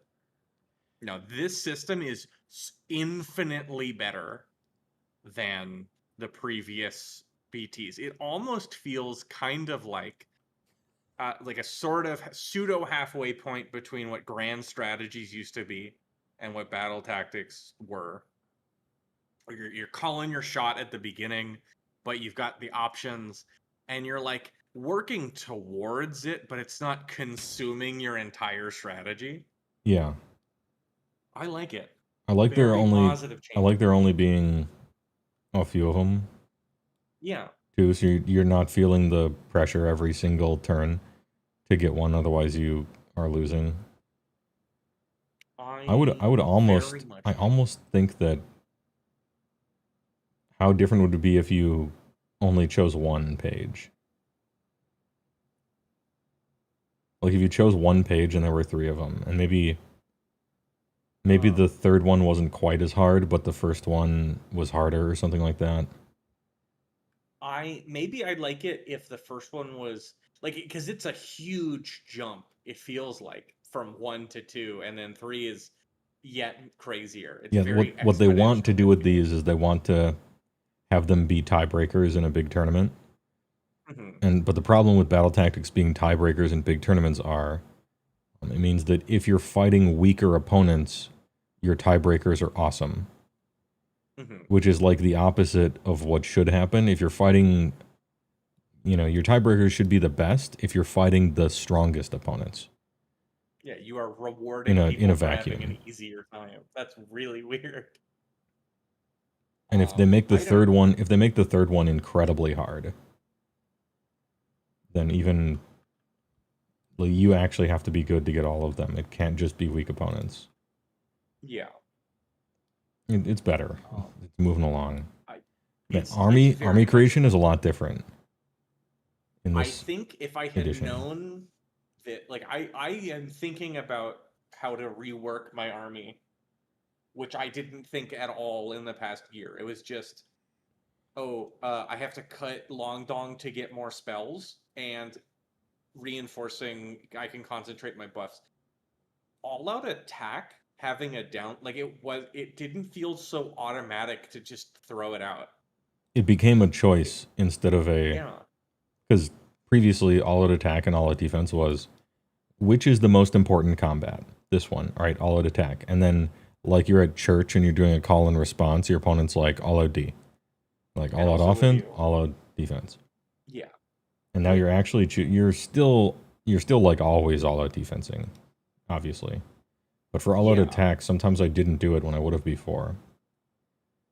Well, and even all-out defense, and it didn't happen a ton of times in this particular matchup, but I was already imagining, like, if I had one unit in combat with 3 of your units, of course, a year ago, I would have just said all-out D first, and I get the value. The more units you have, the more value I get out of it. But now it's, no, I have to, like, really, which of those combats, like, do I need to all-out D on? Which is the important one? Which is almost freeing, because now it's not a, like, oh, I have to maximize that one command point is one command point. How am I maximizing this value in terms of combat attacks? Like, Yeah. what is this adding to? Now it's, oh, I have to maximize the value by thinking and not just counting. I think what it will end up doing is the best killer unit in the game, like the best reinforced killer unit in the game, nothing changes. Because you charge your reinforced unit. 69, nice. Thanks for the 69 bits, Artorias. You charge your reinforced unit of Vanguard that you've cast a spell on or something, and they fight 2 or 3 other units and actually kill all of them with all-out attack, and it's like whatever. But everything but the singular best, fastest reinforced hammer ever suddenly has to make a real choice with all-out attack. Fighting 3 guys at once is a little more risky now because any 5 Iron Guts that live after you killed the Stonehorn next to it will probably kill you. And so it promotes trading with like Death Star units, the possibility of it. So that's cool. Something else I noticed is the army of 2 Mega Hammers and then whatever points I had left might be a lot less effective this edition. This definitely felt less effective than this. The only difference I changed on my list was I wanted to try the dragon instead of 2 bats. Yeah. And Now I had sneaky tricks to blunt the sword of your Mega Hammers. Like you had to only fight an Iron Blaster, and I put it next to terrain, which meant that your guys couldn't quite get all their attacks in because of the stupid terrain was in the way. Over here, I put these guys with a trick that if I rolled a 3-up, I got them out of combat, so you could only ever kill like one singular thing that I didn't mind losing. Yeah. Per turn with the Mega Hammer, and so things just went right, and also a little planning to blunt the effect of the Mega Hammers, and I got the counter charges in because, priority went my way and this and that. It didn't one time, and the one time it didn't, you charged my general and killed him from more than full to dead. That's what happens when you have 10 Blood Knights. When you finally get a good charge with them, they just fucking kill stuff. That's the job. That's the job. That's what you're. But I feel like in this edition, I still think if you have the best reinforced Mega Hammer ever that has a lot of movement and durability, like they just have everything, 2 of them can probably solo everything still if they're the best. But if you don't have the best Mega Hammer in the game, if you just have good ones, like Blood Knights are good, Iron Guts are potentially good, but they have a Achilles heel of being attacked. Some other cavalry units or something like that. 2 reinforced units might not be enough. You actually have to spread out a little bit, get more units on the table that are kind of good at more than just one thing, even, and can just go places and do things, run back and forth between these 2 things, but still be able to kind of kill something. It's like that on several battle plans where you have to keep moving around all the time. Having an ultra specialist that flies 14 but can't fight and can't be attacked is less valuable. But then again, you can select battle tactics that just want you to be fast and doesn't matter what else you do, like scouts. So you really can choose your battle tactics tailored to your army a lot better. Burger Lust seems to actually be quite strong. Dude, Burger Lust is great. The thing about Burger Lust, though, is, I guess in a vacuum, battle tactics are all just win mores in a certain respect. And intercept and recover is probably the most win more one, maybe. Well, no. I mean, there's a lot of 3s that just say table your opponent. So I guess everything just gets win more once you get to the third one. But intercept and recover is, to me, it's fun. And what I do depends on what's happening in the game a lot more. And my opponent's choices even with this one. But the thing about intercept and recover, I don't think it's going to be good to choose if you're a tournament player.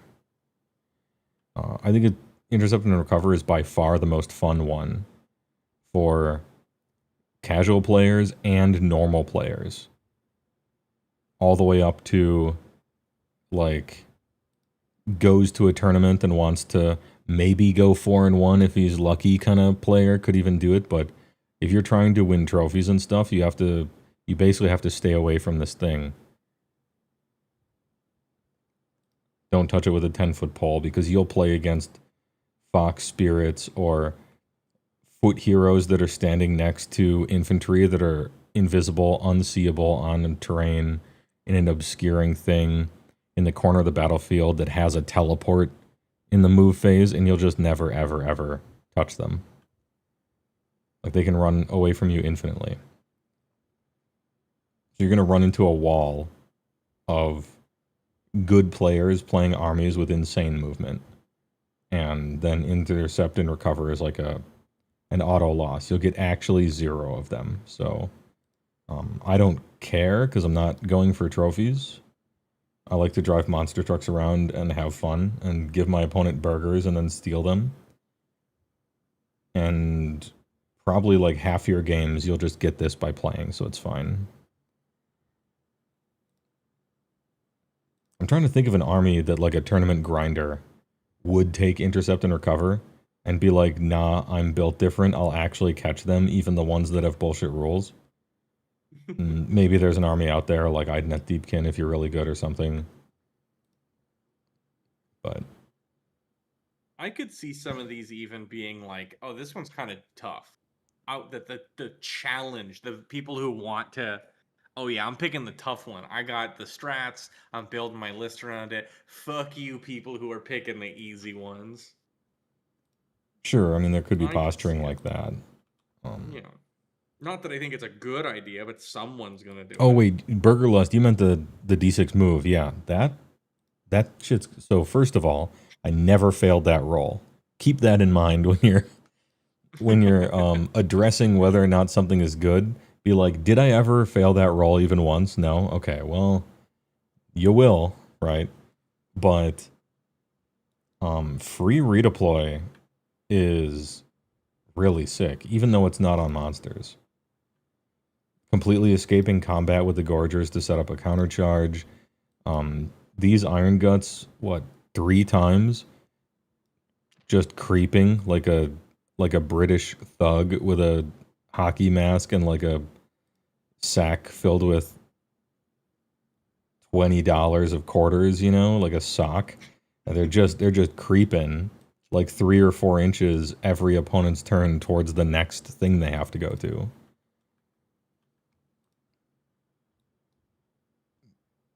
At some point, maybe I'll use it for a countercharge, but I don't think so, because it's not like you fight first.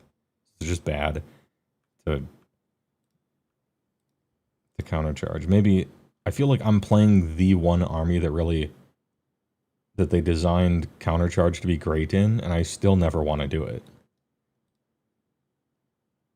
I will charge you I'll spend 2 command points to charge on my opponent's turn, do 3 mortal damage, and then they'll kill that unit before I get to activate. Like, why would you ever spend 2 command points on that?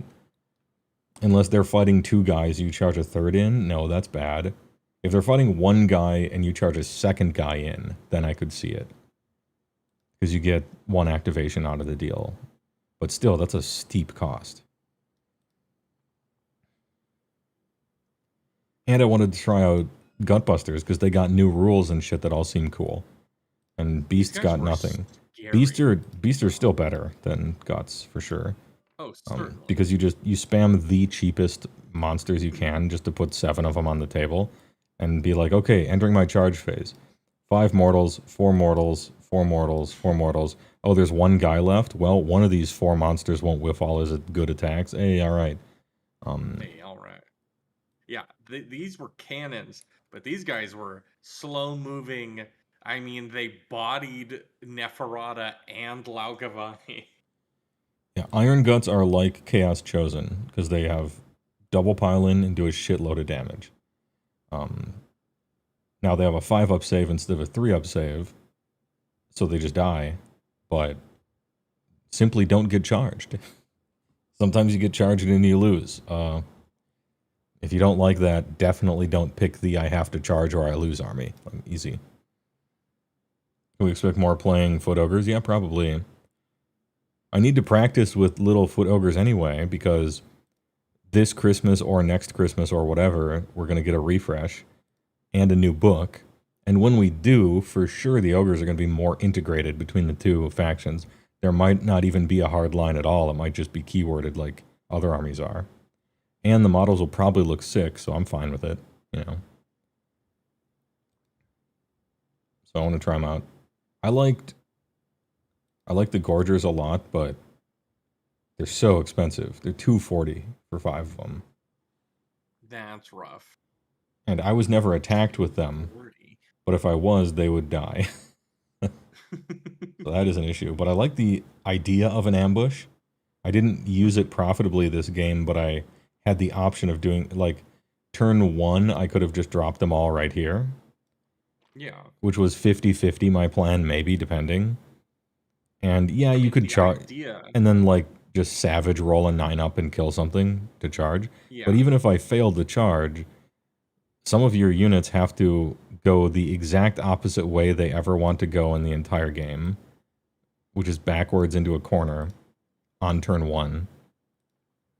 I don't think I get 240 points of value for that movement, though, because all your guys are so fast. So I decided not to do it.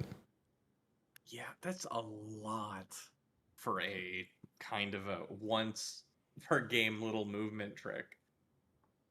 Or deployment trick, like, I don't know. In the future, I would like to play with perhaps 2 units of Gorgers.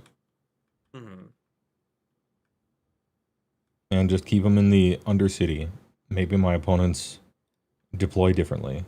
I actually don't really even want to ambush them and then try for a 9-inch. I don't even want to do that. I just want my opponent to deploy slightly worse. And then I just put them on the table and they scurry around like little fucking idiots. They're at similar cost to Gluttons, and they're worse than Gluttons, but they're kind of like close enough. And they have the Ogre keyword, so they get all the funny stuff. The fact that they stayed mean, you think Ogres duck to the axe? Are you sure Ogres won't go the way of the beasts? I don't think they will. I mean, okay. A lot of stuff GW does doesn't make sense, so, you know, from our perspective, so it's hard to say, but I feel like if Ogres are getting the axe, if they're getting flushed, surely it would have happened with Bone Splitters and Beasts. I think that's pretty... As corporate, you wouldn't axe 2 armies at once. They did axe 2 armies at once. They got rid of Bone Splitters and Beasts of Chaos, 2 armies. And a third of Stormcast. And 1/3 of Stormcast, which is their poster boy faction. They got rid of Sarcasync Chamber. And you'd think that the poster boys would be safe. If they're not, nobody is, right? Anyway, there's still like a decent chance of it. I've made my peace. But I think they're gonna refresh a new book and everything like that, and that'll be cool. Iron Blasters, I think I did 0 damage with both of them the whole game. Ranged, yes. Melee, I think you pinged. Melee, I actually hit something and killed like a Blood Knight or some such. Something like that. They hit kind of hard.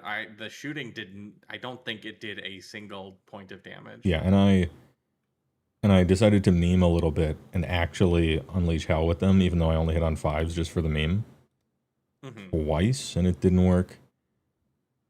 And, you know, I got plenty of shots off. They didn't happen. I know the thing is super random. and it's not reliable.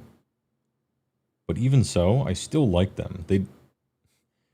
You take them as artillery. They did nothing as artillery, but they were great. They have 9 wounds and a 4-up save. If the opponent just like whiffs rolls, they might stay alive. It's more for my opponent to think about, really. And you can send them out as something your opponent really does want to overextend a little bit to kill because they don't want to get hit by that 5 damage thing. Mm-hmm. And then they're just bait. They're essentially, I used my artillery as chaff because ogres are geniuses, I guess. But truly, this game, that's what I use them as.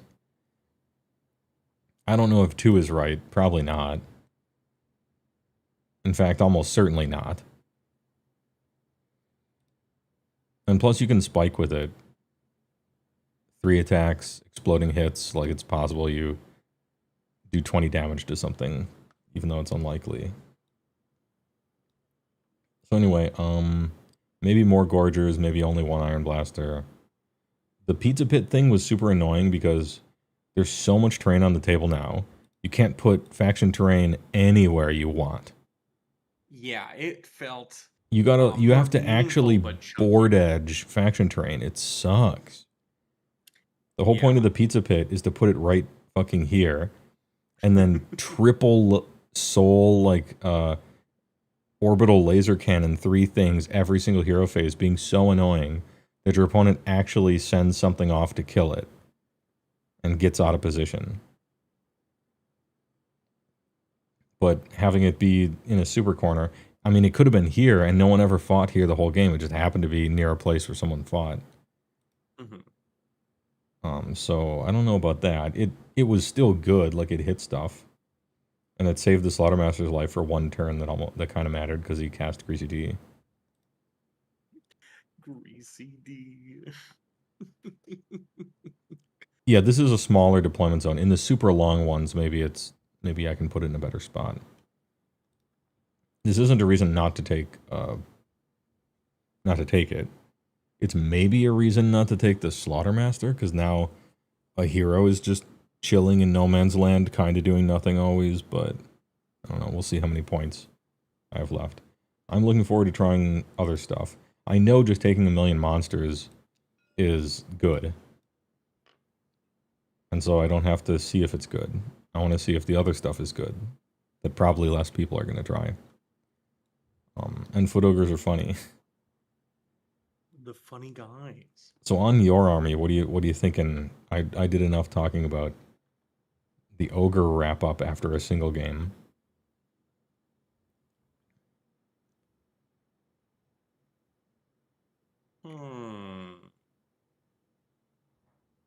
I think there's changes on the wind.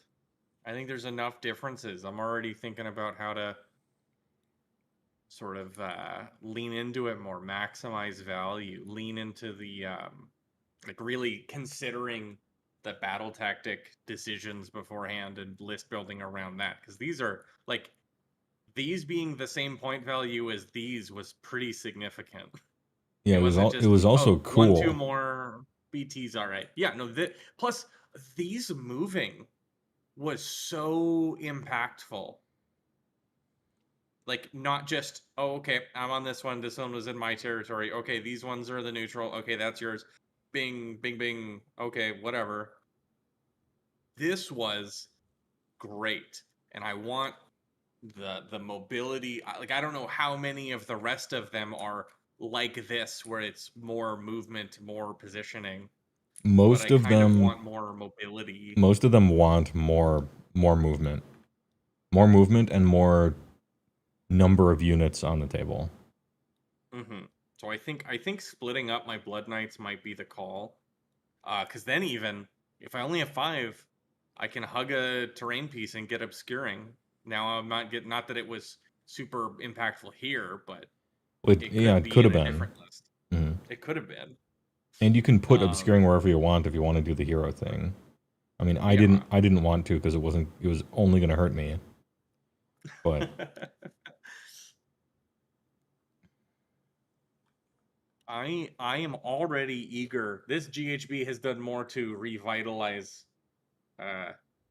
my interest than anything else really they've done.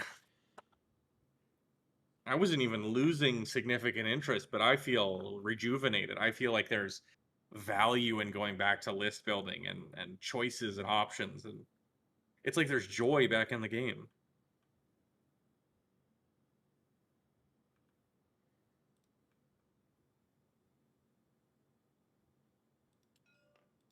Fell bats. The fucking fell bats. I still think fell bats are good. They're better than they have any right to be. The random 2 prospector units that everyone was forced to choose for 2 editions or 1.5 editions are much diminished now. The things that, like, I have 12-inch move, I cost 90 points, and I don't do anything. Like, those are still good. They're just a lot less required. You don't like have to take 2 of the cheapest, highest move things ever, otherwise you can't get 1 battle tactic every turn. Yeah. Now it's like your prospectors you're rewarded for taking prospectors that are capable of fighting. And you're probably even willing to pay some more points for them in these battle plans. It's not necessarily about just standing somewhere and getting there. Often you have to fight against some other 150 point unit, like some middle point unit.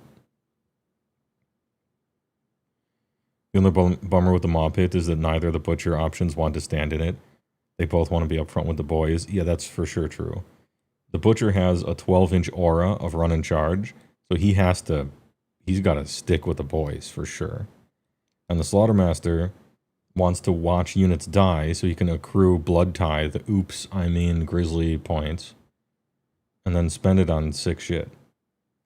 Now I put the slaughtermaster on the pit because objectively, butcher versus slaughtermaster, the butcher is better. So he gets to be with the guys. I did give him the big name for the -1 wards within 6 of him. But he was just never close enough. Like, foot heroes buffing their units, it's so hard to get them in combat on the charge turn. But I guess I could position him better to do that. It's just so likely that he dies if I do. Anyway, it's something to think about who to put the big name on. This guy accomplished... He did things, but, like, none of it really mattered too much. Like, he killed the Maw Pod, he killed the Slaughtermaster, he killed something else. But they were all things that I'm just, like, letting him do it because I didn't think he was worth targeting. But the deep strike thing did matter. And so, like, I fully ignored him the whole game, but because I ignored him, he was allowed to go into the Shadow Realm and then land somewhere and would have stolen a point if not for other stuff, right? Or you did steal the point the first turn and then the second one didn't. Yeah, and then it got yoinked because this got so much control. Control actually mattered for once. Yeah. So, like, he can kill foot heroes, like, every month. If you just roll 4 ups, you can kill heroes with him. Yeah. I don't think he's worth 260, which is a lot. But if they, like, either buff him or if they bring his points down, I would be very happy to bring one. Because being able to set him up in Deep Strike, like, that's cool. But being able to put him back into the Deep Strike zone and then drop him again is fun. And also, it's way better now than it was 1 month ago. Oh, yeah. 1 month ago, putting a guy in Deep Strike on turn at the bottom of Battle Round 2 is like, yeah, whatever. But in this edition, with all these funny things and battle plans where positioning suddenly matters, being able to re-deep strike some guy is actually kind of huge. And you don't want to target him. Because I'm like, yeah, I don't want to target him. He doesn't have a burger. His attack rolls are super random, so he probably won't do a lot. He probably won't do much damage. I'm just going to ignore him. But they have a built-in thing. If you ignore him, he gets to do a tactical thing. So in a certain respect, he kind of makes up for his downside a little bit. But you do have to be in combat to get that, which is awkward. It's a little chunky. Yeah. Like, if he's not in combat, okay, just flap your wings and go back in the air, dude. Come on. Neferata standing next to Lokovai is a automatic super debuff combo. Yeah. Which normally, especially with her spell as well, which would normally turn a hammer into a chaff unit as far as damage is concerned. I happen to have the Gigadam fuck wolves, and I could not stop succeeding at the +1 attack spell, so it didn't matter.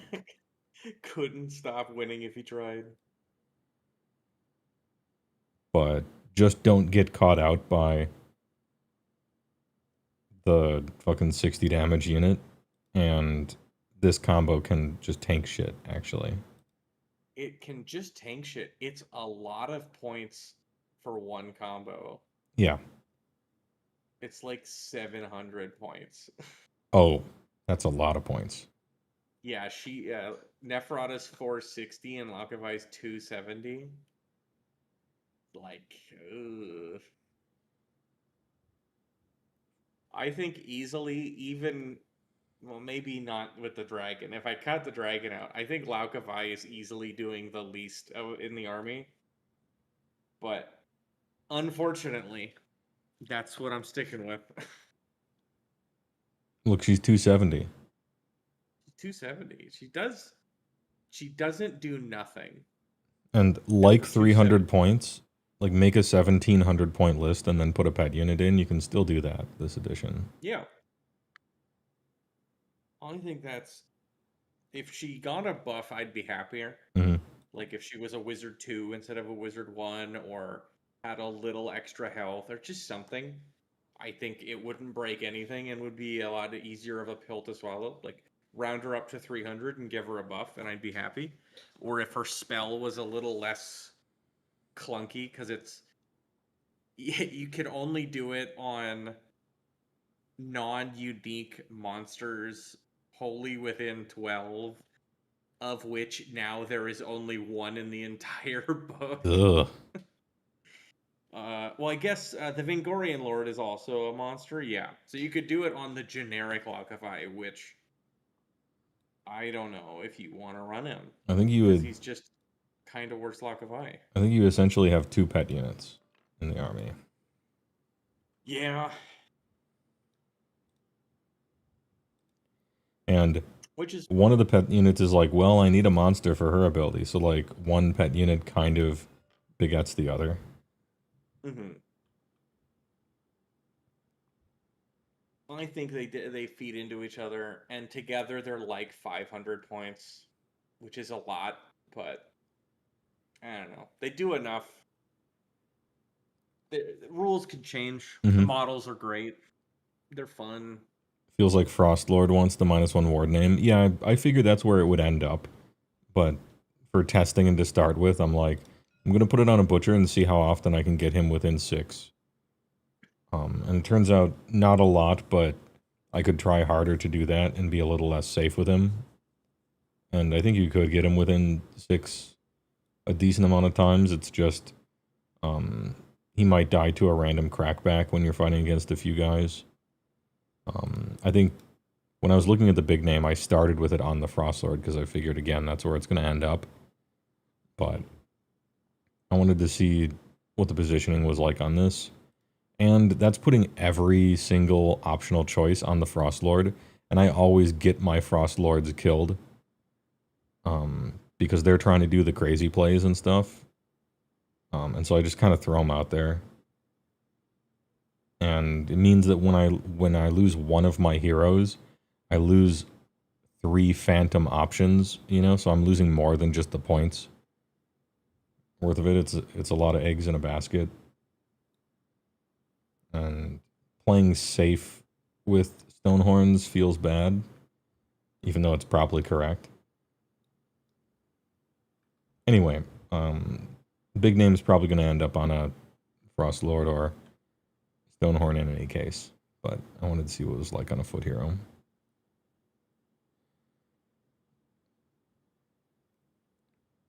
Hopefully finally a named ogre hero. Ooh, that'll be the day. I wonder who it'll be. Anyway, GG's, summaries. Very GG. Always happy for. And we get to see the difference between playing a basically unchanged 4th edition army just thrown into the new season, and then the next build you show up with is going to be an army built on purpose to accomplish 2 battle tactic cards that you chose during building the list, and we'll see how different the performance is. Yeah, and I'll even bring my new faction terrain if anyone uploads it. Yeah. And heck, I'll even bring the new Soulblight manifestations, because clearly the Kronspine didn't want to do anything. Well, simply roll an 8. Challenge impossible for both of us. Off-turn casting every turn, too. I spent a point both turns, the first 2 rounds, to try and cast it on your turn and my turn, and it didn't come out either time. Yeah, either same. of us. That's fucking Same. crazy. So we both did it twice for the first 2 battle rounds. So we each tried a total of 8 times to roll an 8, and we failed each time. And then I tried 1 final time after that and failed. So we combined tried to summon Kronspine 9 times and failed all of them. And then I'm just like, fuck it, Greasy D. And it worked. Fuck it. And Greasy D worked incredibly. All right, more AoS games in the future because the game is fun now. Huge. It is fun. Good games, more in the future. More mixed lists. Probably down one thing, up one other thing. We'll see. Oh, I've been streaming for 6 hours. Hey, oh shit. Thanks for watching. I appreciate it.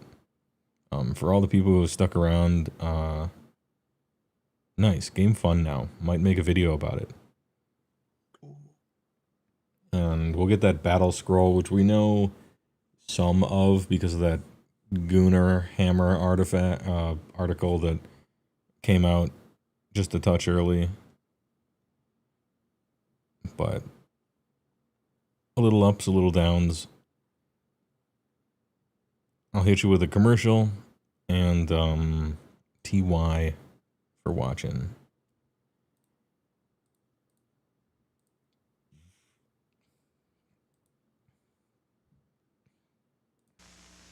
Hey, Jimmy Lee. Beautiful morning, huh? Morning ain't my time, Bert. Oh, Daddy.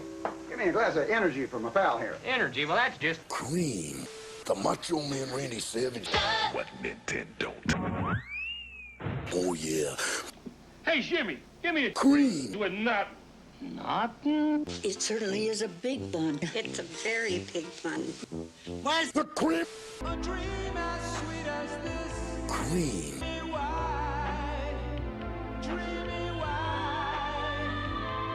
I soaked in it. Madge, I soaked in it. This is the cream. This is your brain on cream. Any questions? Time to make the cream. Dunkin' Donuts are always fresh. I made the cream, yeah. Remember, only you can cream. Nobody does it better. Nobody does